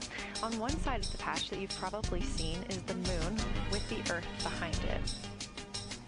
Now that we've passed behind the moon and we are returning home, the flight control team has instructed everyone in the room to switch their patch around so that the Earth is closer and the moon is behind us.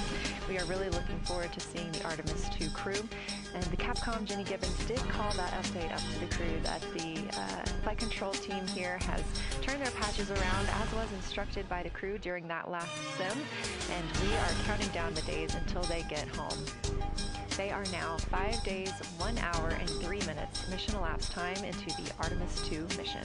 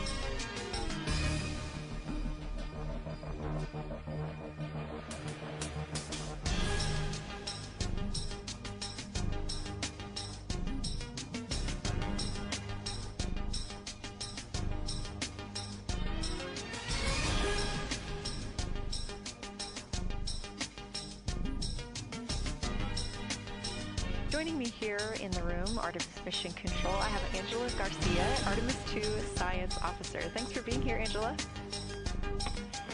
It is an honor to be here. What a day. Everyone's been buzzing. I can't contain myself, so it's been a really awesome day. So you're sitting on console at the Science Console now. Have you been in the SIR earlier today? There's a lot going on. So I went here first, then I'm going to go there after.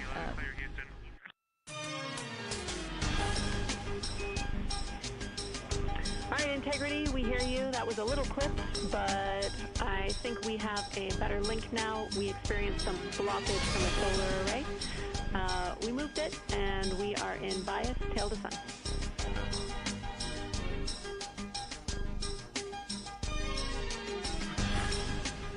Okay, Houston, you're coming in loud and clear, and copy, we're in bias, tail to sun now.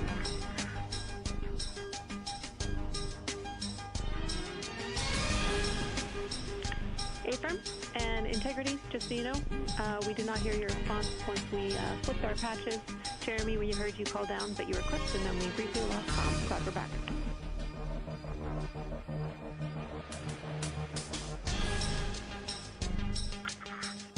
Okay, copy that.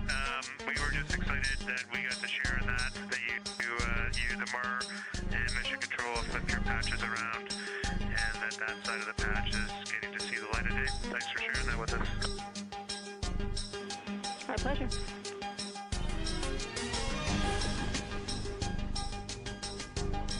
Okay, Angela, so can you tell me a little bit about your role supporting Artemis 2 and the science preparation for the mission?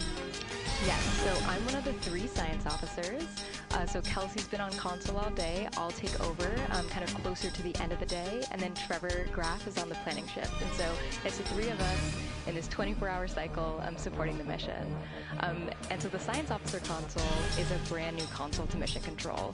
And it's not every day that you get a new discipline incorporated into Mission Control, so it's been such a significant milestone for us. And it's just a testament to like the commitment that the Flight Operations Directorate and NASA have, that they're going to be integrating science and maximizing science throughout Artemis. So it's really exciting.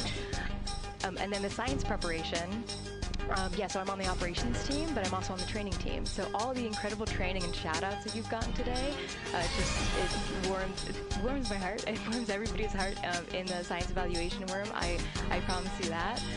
But so all the classroom training, the field training, the mission simulations, right? We were part of all of it, and that is what we did to get the crew to be. They are a part of the science team. They are the forefront, that nice edge, and they're just been doing such a great job today. I know. I imagine that you have to be pretty proud of them. Their reports have been fantastic. So I would like to know a little bit about how you have developed procedures for this crew. What kind of science activities are they carrying out inside the spacecraft? Yeah, so the procedure development has been a unique challenge. I would say the exploration science that we're doing is inherently pretty flexible, and operations is, say, inherently has more structure and rigidity, and so to marry the two and to operationalize the science that we want to get done has been a challenge. But I think we've been able to go through these processes and create good products at the end and have a good plan. And yeah, it's been really great. What was the second part of your question? Just what kind of these science activities that they're performing, which of those have you really had a hand in? Yeah, so a lot of the procedures help organize what the crew is doing in the cabin. And I know we've talked a lot about what they've been doing, and they've been doing a lot, and it's been a little dark, so I can re-explain what some of those things that they're doing. So the observation blocks are about an hour long, and the crew is organized, the 4 crew members are organized into 2 pairs of 2, the window team and the cabin team. And the lunar targeting package that you've been showing up and that the crew have on their handheld tablets is really the instructions for the window team. So the window team, the 2 crew members are looking out the window. One has the camera with the long lens, one has, they're just looking out the window with their unaided eye, and they're taking these detailed observations. And then halfway in that observation block, they do the window team position swap. So that's what Capcom's been calling out, and they'll switch positions, so each crew member has a chance to have that long lens. And then that's just what the window team is doing. There's also the cabin team, where they also have duties that they're doing. We're asking a lot of the crew in this time. And then the cabin team, they have the interior camera, and they're taking images inside the cabin. They're also supporting the window team, where, you've heard some call-outs where looking out at the bright moon and then looking inside the dark cabin and looking at their LED screen is a lot. So the cabin team is also helping support, target, and guide the window team into specific targets on their plan. They're also helping call out these science situational reps. So they're looking out at a different window and listening in to what the crew who are really down and in the science on the window team are doing, and they're giving us insight. And those recordings that the window team is doing are going to be uplinked or downlinked overnight, and we're going to be able to chew on that data. But yeah, they're helping. They're doing a lot. And so making sure we have a plan that's flexible, but also make sure that we check off all those boxes was really important. So tell me a little bit more. You talked earlier about the analogs that the crew has done. What kind of analogs or environments were really useful for this? Yeah, so for procedure development, right, you have so many different environments that you can do. You have classroom, like we said, you have the Orion mock-up, you have simulations, and at least for developing the plan, we kind of did it in a tiered approach, because each of those different analog environments helps us answer a slightly different question and has a little bit of a higher fidelity. So we would start with the classroom. So we would we would just get into a classroom, we would put all the hardware on the table, and then we'd almost role play of like, you be Victor, you be Reed, you be Jeremy, and I'll be Christina, and like, let's just do the plan how we think we should do it, write that down, and then just keep iterating on that, and then Integrity Houston for a tag up pre-forward link LOS in place of the Flight Director Conference.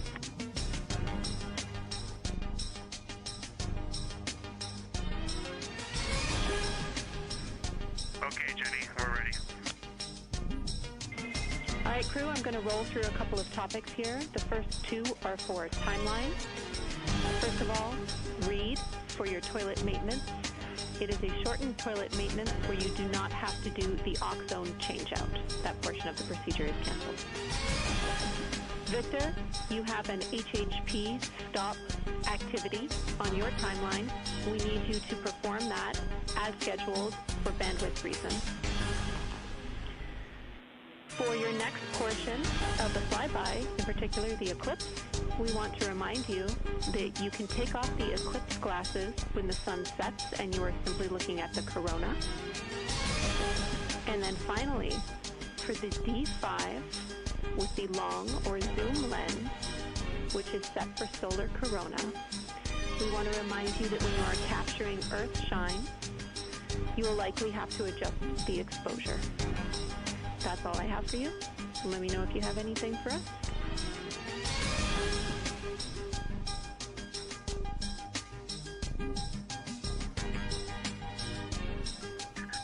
Okay, Houston, we copy it all. Thanks for those questions.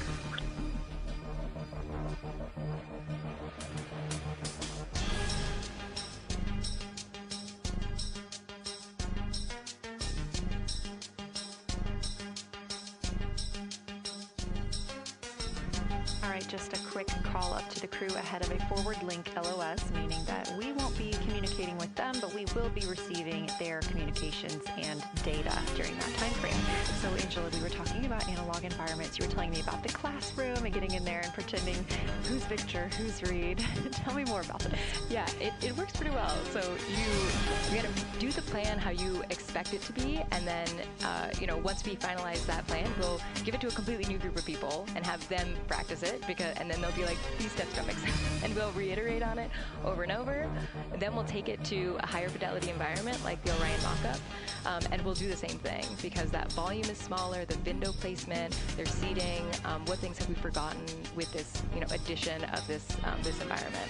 And then once we reiterate on that, we'll take it then, we'll give it to the crew and have them execute off of it during mission simulations. That's the highest fidelity that we can do before we send it to space. So this is the first time we've had to do this because we're a brand new console, and it just sparks so many neurons of like, how are we going to do this for surface missions and integrate this in so many different ways. So excited to have kicked off this process, but there's so much more to come. Fascinating. And I think it was really well thought out too, because each crew member gets an opportunity to do each task. And so you're getting different perspectives and different insights from each crew member, maybe even about the same target, but something that one person sees could be completely different than something another person notices. So we also know that Artemis 2 has traveled. They're now on their way home, but they traveled farther from the moon than the Apollo missions did. So what makes that vantage point scientifically interesting? Yeah, observations are so fundamental in the scientific toolkit, particularly observations from different perspectives, different scales, and with different techniques. And so for this, so we really tried to make the plan to optimize those. There's pros and cons for all those things for this mission, so we really just focused the plan to have all those pros. So in terms of scale, this zoomed out scale, you can learn different things. This different perspectives, so their perspective, as Kelsey talked about photometry, around when they orbit the moon. And then also just their different the different things they're able to observe. So yeah, let me talk a little bit about scale, because I think observations at different scales, you can gain a lot of different information. So like, for example, if you're an astronaut on the surface looking at a rock, and you describe at this micro scale. So in training, we kind of talk about observations from micro to macro, or from outcrop to orbit. So looking at a rock at this scale, you can describe its components, you can describe what it's made of and its colors and its minerals.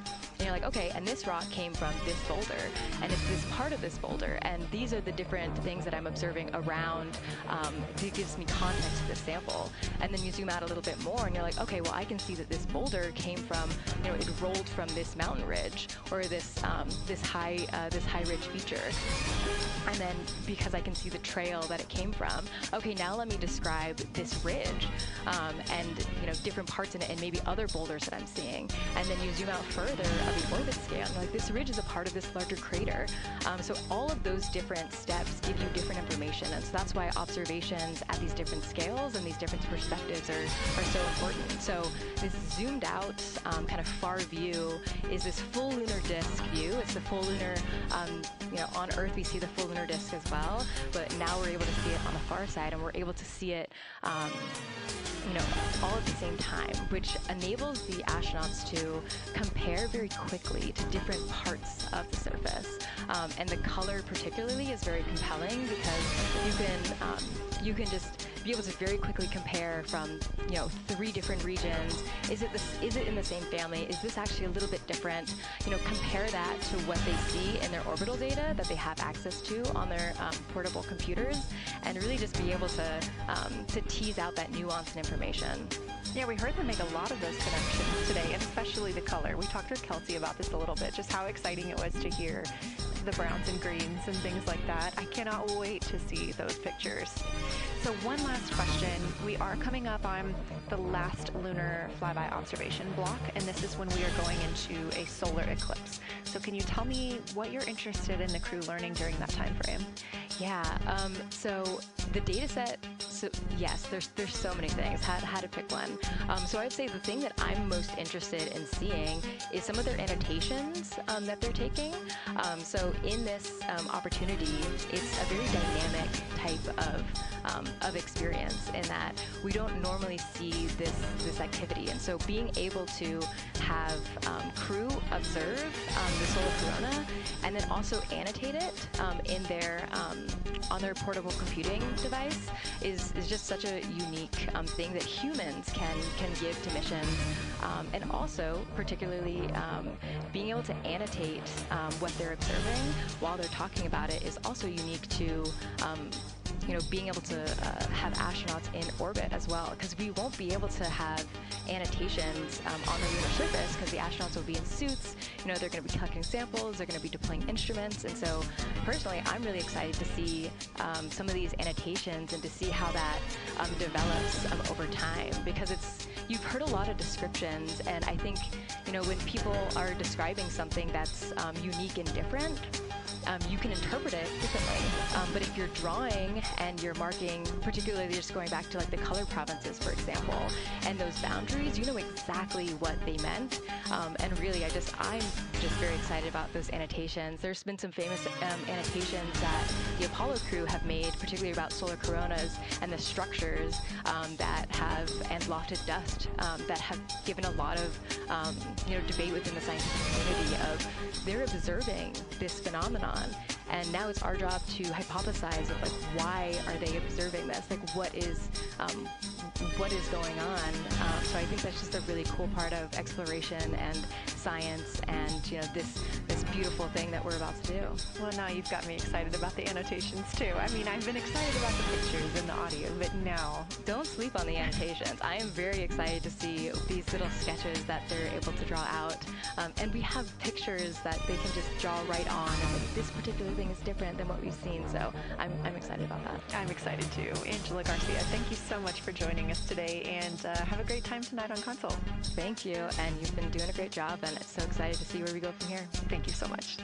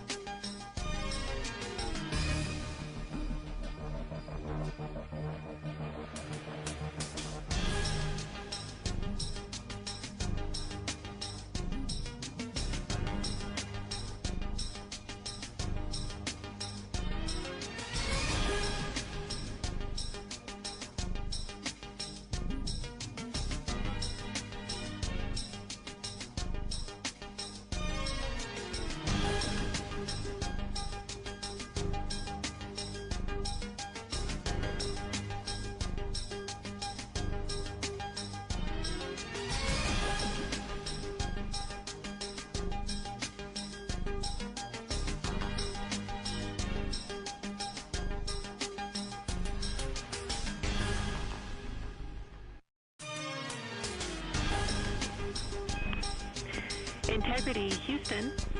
You have 3 minutes until we go into a forward link LOS. We will be back up with you in about an hour during the eclipse on Madrid.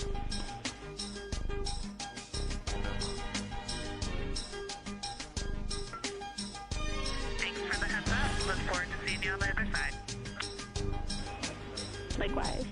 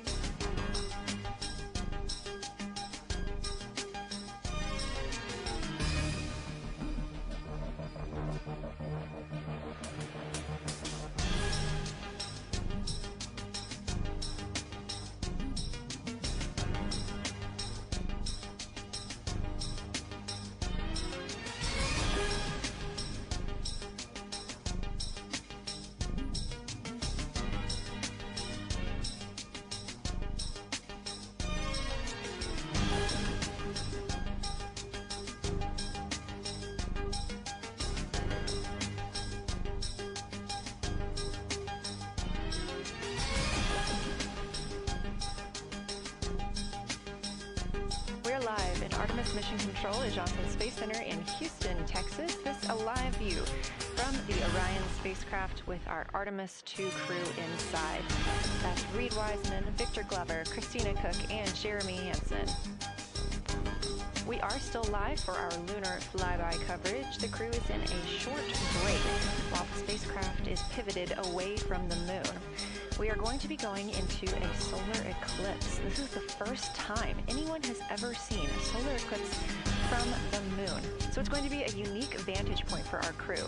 But ahead of heading into that solar eclipse, we need to charge the batteries on the Orion spacecraft. Therefore, we have positioned solar arrays into the sunlight to allow time for those batteries to charge. We will get back pointed at the moon just in time for that solar eclipse. We are also in a forward link LOS. What that means is essentially we cannot send calls or commands to the crew right now from the ground. However, we clearly get all of their data and communications. The spacecraft is now 4,632 miles away from the moon, and that number will only continue to grow as the distance from Earth shrinks, now 252,523 miles away.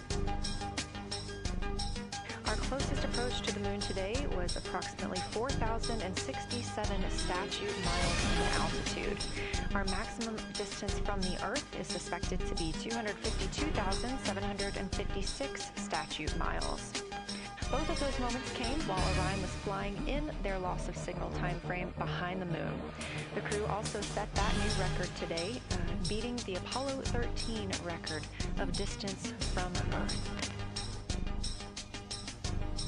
This is an animation or a visualization that you can track anytime, day or night, by visiting nasa.gov/track-Artemis. This shows you how the spacecraft is positioned as well as their distance and velocity, now traveling 930 miles per hour.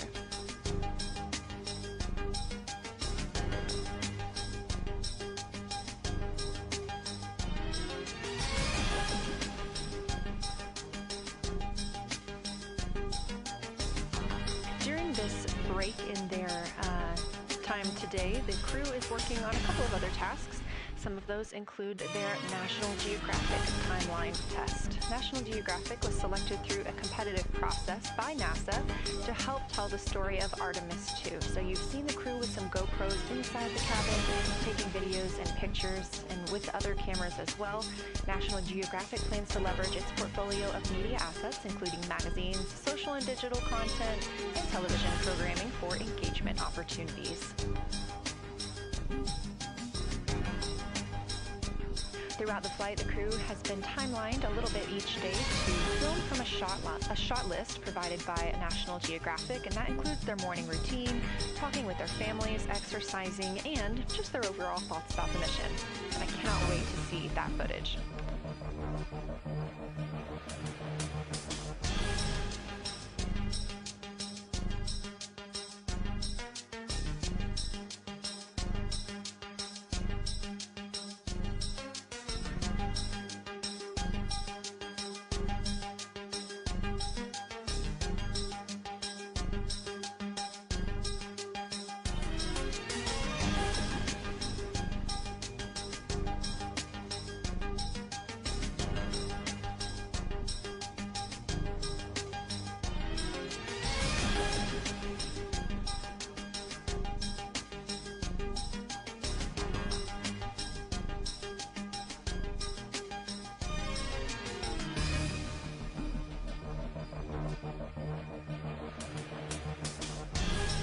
Teams on the ground reporting that the spacecraft is looking good and that the power aboard is good as well, all setting us up in a proper position before eclipse.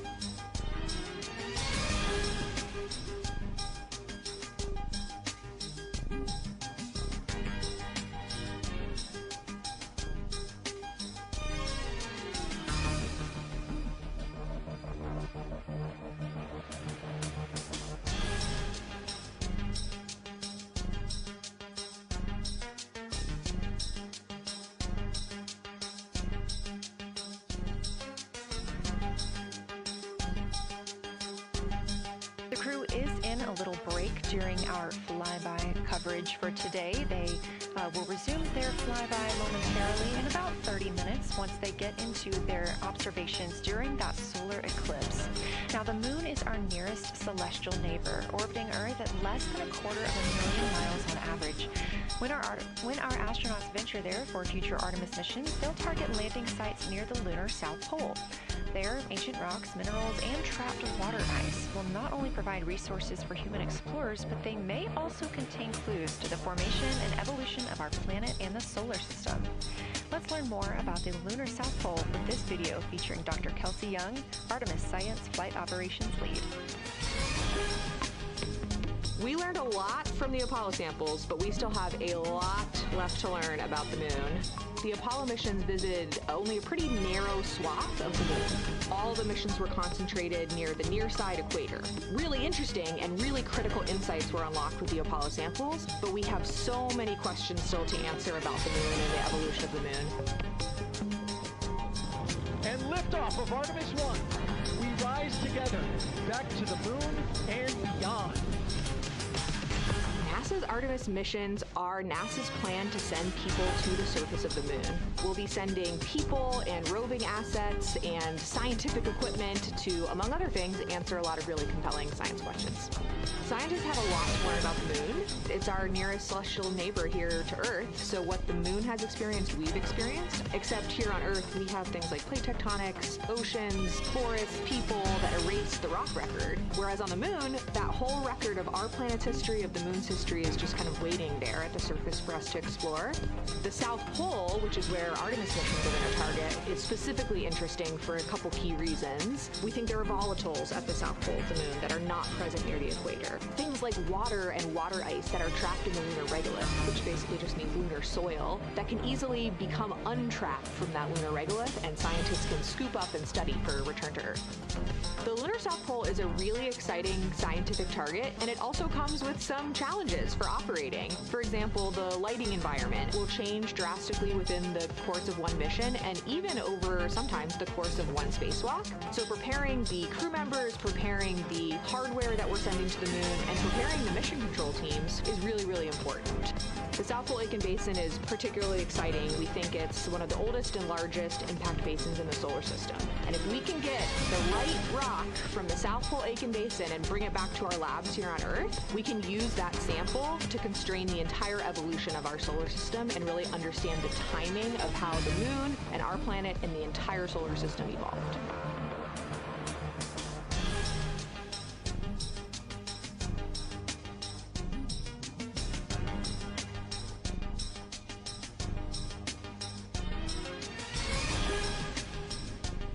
You're looking at a live view aboard the Orion spacecraft of the Artemis II crew, working in the middle of one of their breaks, or really their only break today, during this lunar flyby period. Coming up next will be that solar eclipse.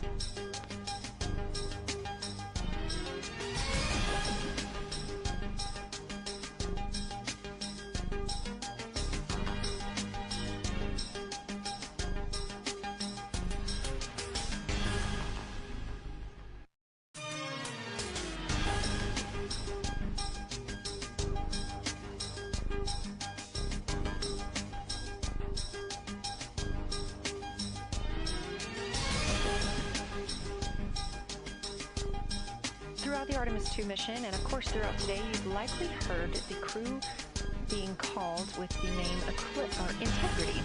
The Artemis II crew members named their Orion spacecraft Integrity during a news conference September 24th, 2025. The name Integrity embodies the foundation of trust, respect, candor, and humility across the crew, and the many engineers, technicians, scientists, planners, and dreamers required for mission success. They said this name is also a nod to the extensive integrated effort from the more than 300,000 spacecraft components to the thousands of people across the world that must come together to venture to the moon and back, inspire the world, and set the course for a long-term presence at the moon. The crew also said that integrity is rooted in a shared core value of NASA, the agency's astronaut office, and the CSA, the Canadian Space Agency.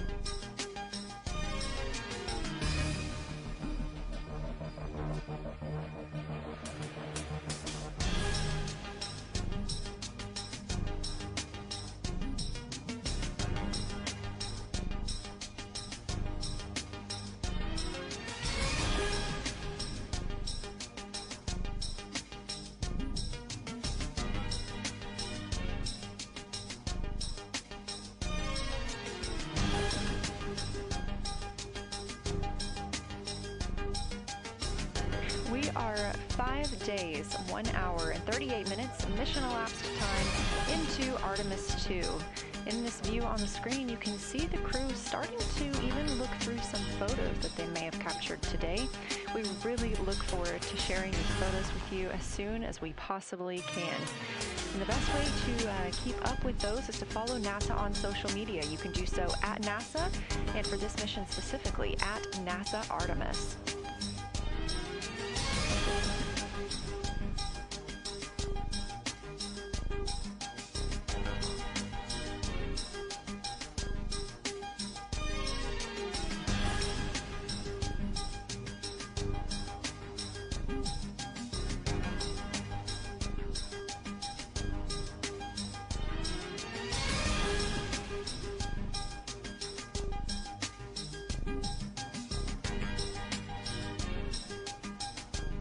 And we are in a forward link LOS, or a forward link loss of signal with the crew, meaning that we're not able to communicate or send any commands to them right now as they were.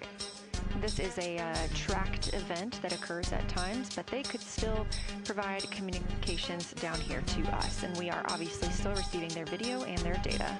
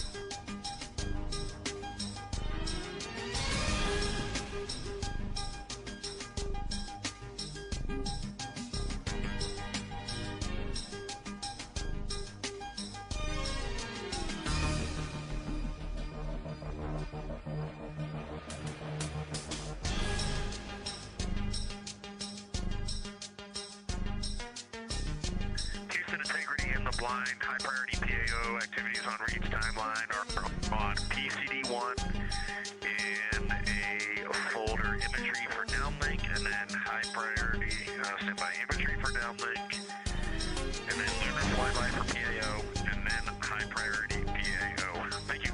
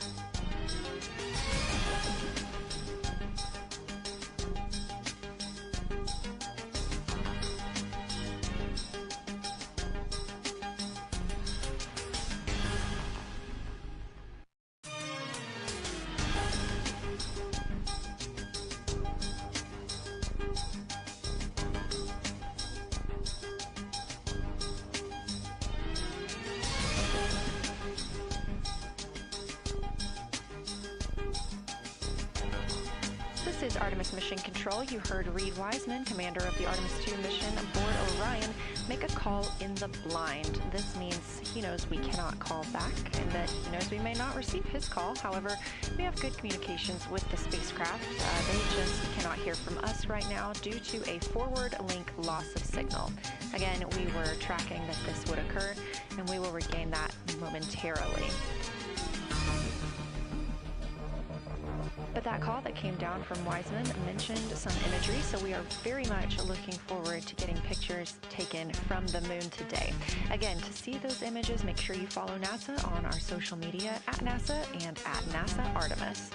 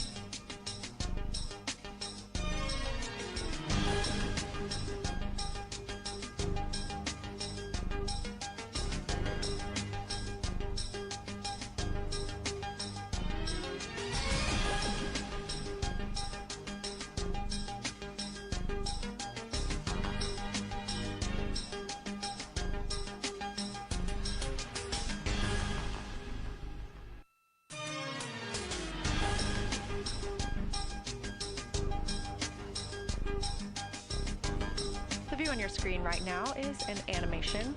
This is called Arrow, or Artemis Real-Time Orbit website. You can visit this for yourself at nasa.gov/track-Artemis, and you can watch as we continue to grow closer to Earth and farther away from the moon.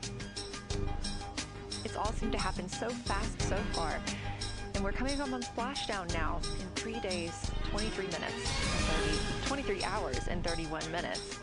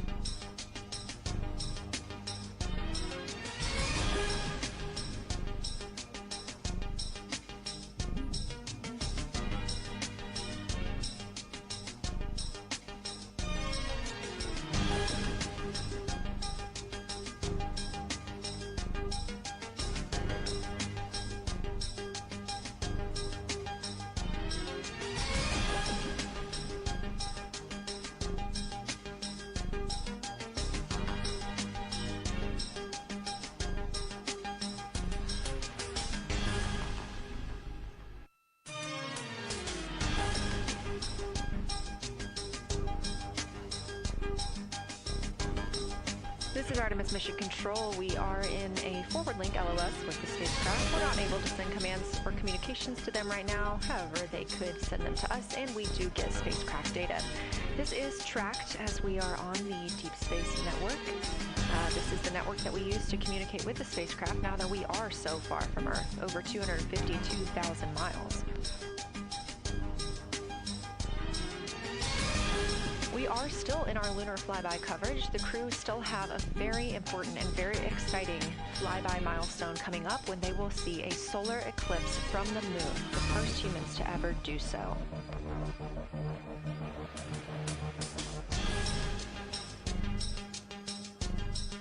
Something that we also have to consider when it comes to our missions and launches is space weather.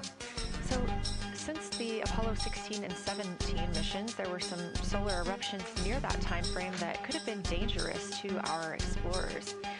Over those 50 years since those storms, the data, technology, and resources available to NASA have improved, enabling advancements towards space weather forecasts and astronaut protection, which is key to NASA's Artemis program to return astronauts to the moon.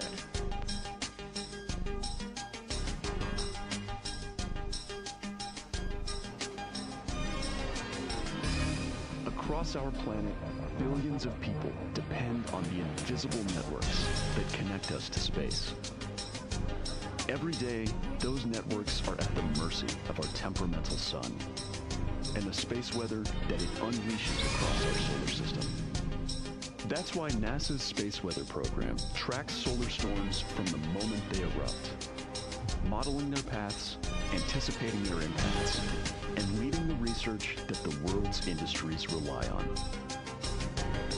NASA's space weather research and modeling is driven by the needs of society and enables critical decision-making that equips pilots to reroute around high radiation areas, farmers to adjust GPS-based precision planting and harvesting plans, and power grid operators to mitigate the impacts of potential surges.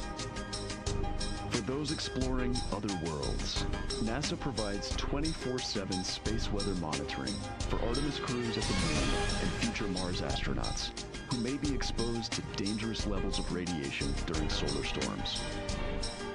Whether you're a pilot or a passenger, a farmer or a consumer, a power grid operator or energy customer, a satellite controller or GPS user, space weather impacts us all.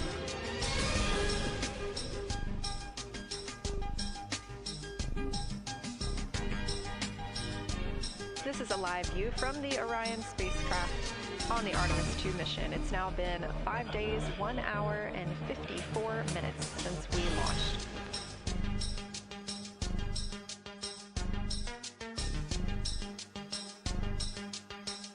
We are still in our flyby coverage, and the crew is on a short break right now as we have changed the attitude of the spacecraft to help charge the batteries aboard. We use the solar arrays to gather energy from the sun and store it in the batteries. That way, when we are not in the sunlight, we have those batteries to continue powering Orion.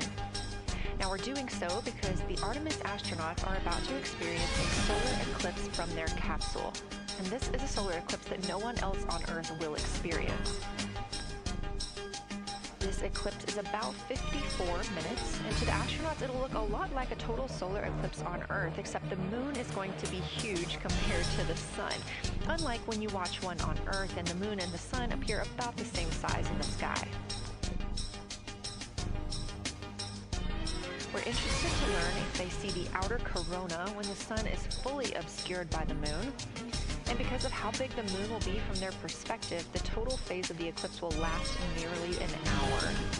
The astronauts will see a partial solar eclipse as the moon covers and uncovers the sun, which is before and after totality. So, much like us on Earth, they will have eclipse glasses so they can safely view that portion. The astronauts will also be using cameras to capture images of the corona during the eclipse.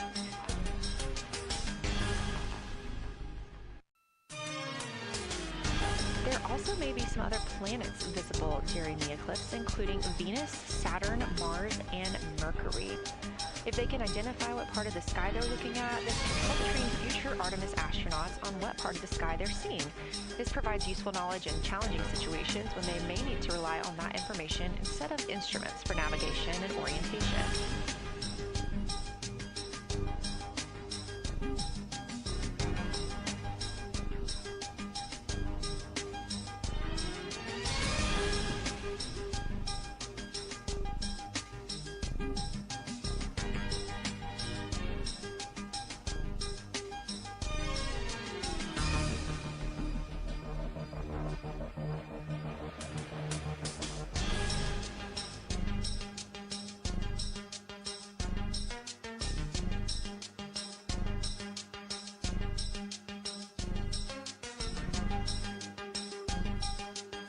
Confirmation from teams here in the ground that we have reached the eclipse attitude, meaning Orion is in the proper position to observe it.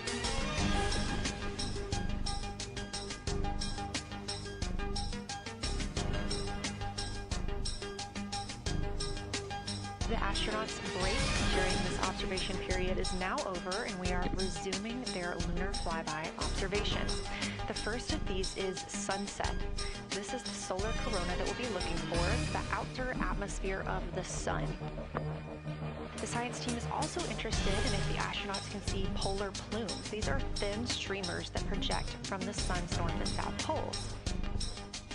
Additionally, they're interested in seeing if the crew can witness coronal loops. These are arcs close to the sun's surface. And something else that we previously mentioned is lunar dust. This is dust from the moon that is lofted above the lunar surface and illuminated by the sun. It was reported visible by Apollo astronauts.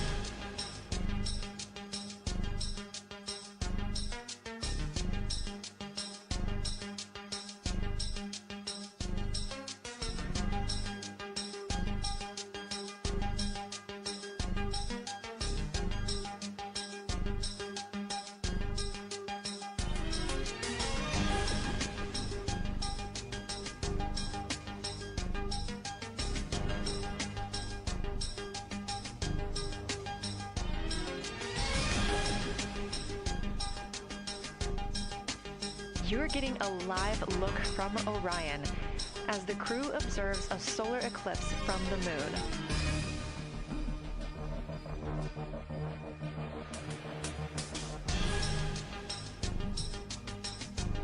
Again, this solar eclipse is only visible to the crew on the spacecraft. It's not visible to anybody on Earth. The science team is interested in several different targets for them during this time frame. And we're personally looking forward to getting those images as well. Again, during the beginning portion of this eclipse, the astronauts will need to use eclipse glasses just like we do from Earth to safely view it. Once the moon has completely covered the sun, they'll be able to take off those glasses for almost an hour.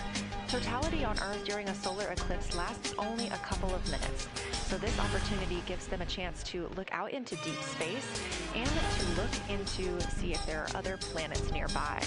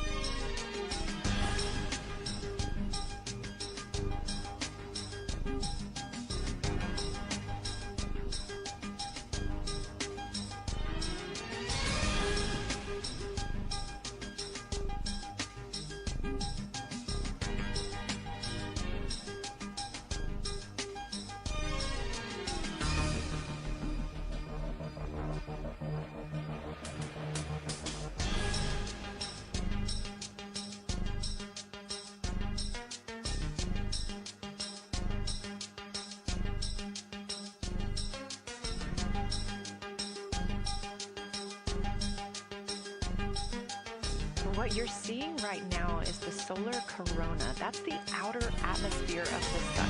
And the science team is very interested in any images that the crew can capture of this. They're hoping that they'll take pictures and describe the visibility, color, and shape of the solar corona as a whole and its substructures, those plumes and streamers.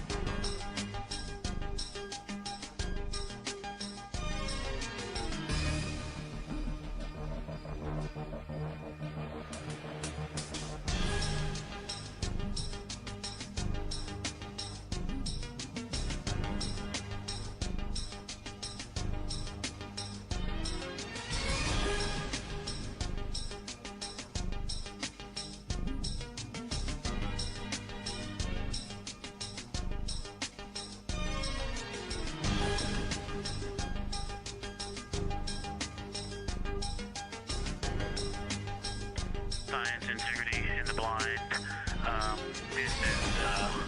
Continues to be unreal. The sun has gone behind the moon, and the corona is still visible, and it's bright, and it creates a halo almost around the entire moon. But when you get to the Earth side, the Earth shine is already shown. I mean, almost seconds after the sun set behind the moon, you can see Earth shine. The Earth is so bright out there, and the moon is just hanging in front of us. This black orb out in front of us, in front of now, not the blackness, but the gray that blends and drifts into the blackness. We can see stars and the planets behind it. And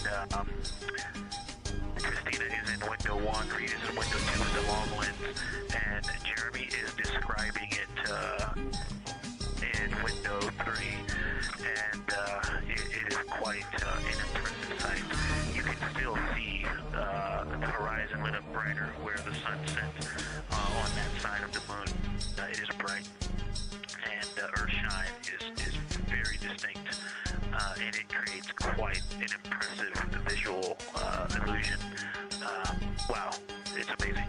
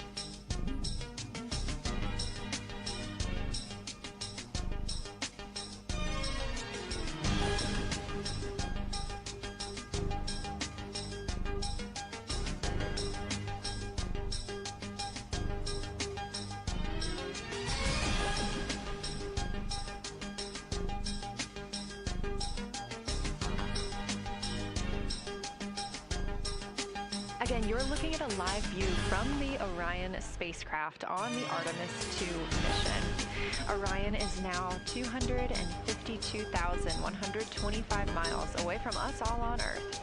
We're here in the Artemis mission control room in Houston, Texas, and what you had just before we lost that view quickly was the corona of the sun peeking around the moon as the astronauts are entering a solar eclipse for this portion of the lunar flyby. We're now over 5,500 statute miles from the moon. That closest approach today was just about 4,067 statute miles away. The teams in the room beginning to get a little busier and filter in and out as we are stepping through a handover. The Orbit 1 team is handing over to Orbit 2, who will continue monitoring lunar flyby and all of the systems aboard the Orion spacecraft.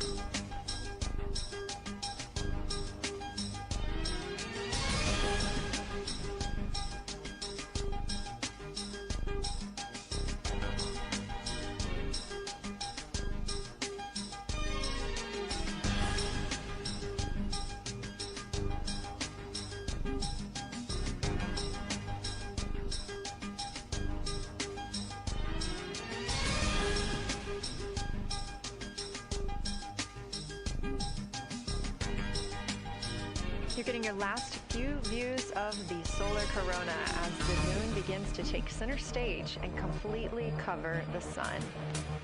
If you see that bright dot up near the top left of your screen, we think right now that that may be a part of this spacecraft, but we'll be sure to correct that if we end up figuring out later that it is something else entirely.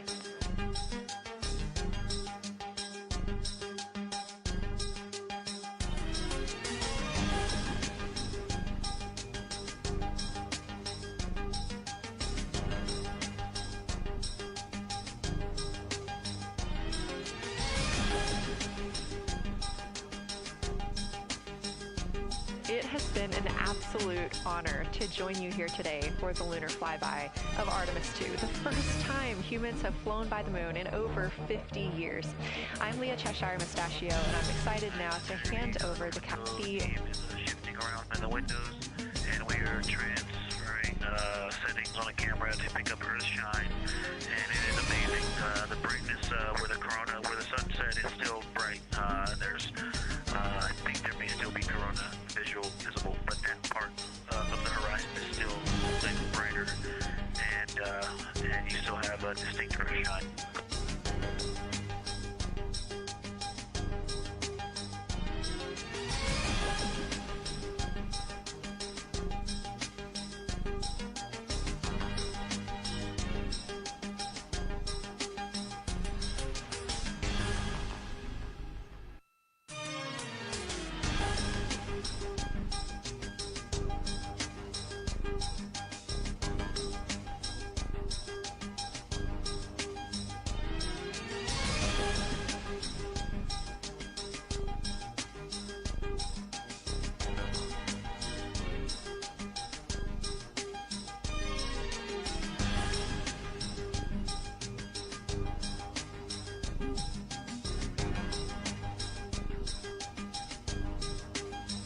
You know our rules, that we don't talk when the crew is talking, so wanted to give Victor Glover a moment there to call down what he was seeing now that the moon is covering the sun.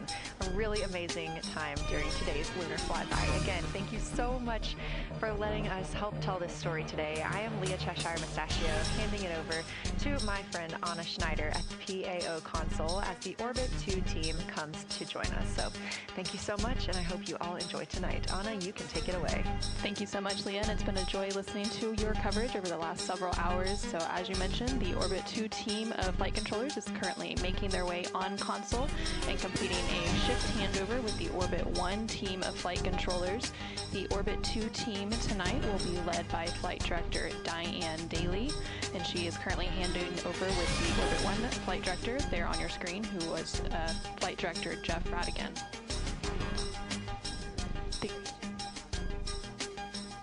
The Artemis 2 crew currently on board the Orion spacecraft. It continues to observe the eclipse that they are witnessing. There's about 43 minutes remaining in that eclipse period.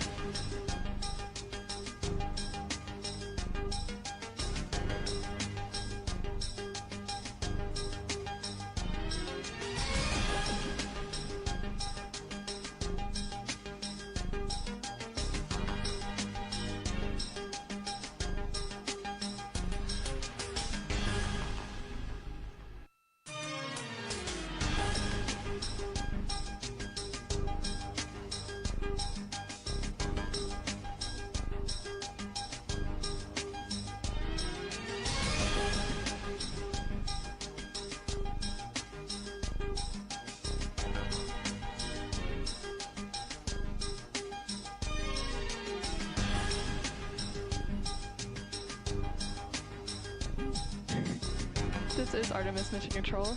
You are currently seeing a live view of the solar ray wing cameras on the Orion spacecraft. We spoke with our science team, and they did determine that that dot in the distance is Venus.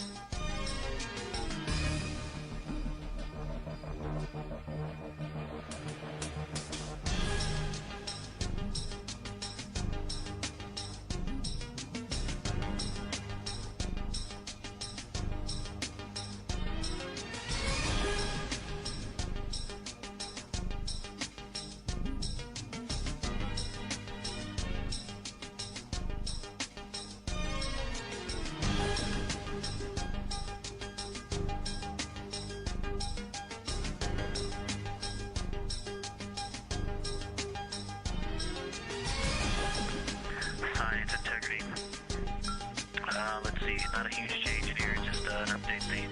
The camera settings for Earthshine are challenging. This one's challenging to capture what we're seeing. We're just not picking up on the cameras. After all of the amazing sights that we saw earlier, we just went sci-fi. This has, it just looks unreal. You can see the surface of the moon between, I guess the Earthshine, I guess Earthshine, you can actually see a majority of the moon.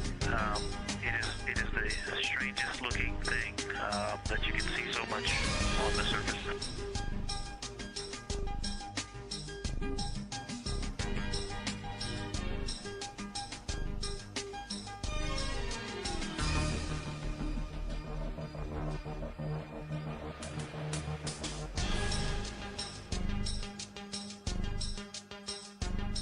This is Artemis Mission Control. You were just hearing some communications called down from NASA astronaut Victor Glover, currently on board the Orion spacecraft. They are currently observing an eclipse. There's about 39 minutes remaining in that eclipse period. Currently, we are in a forward link LOS, or loss of signal, so the crew can communicate down with... Two meteors, science.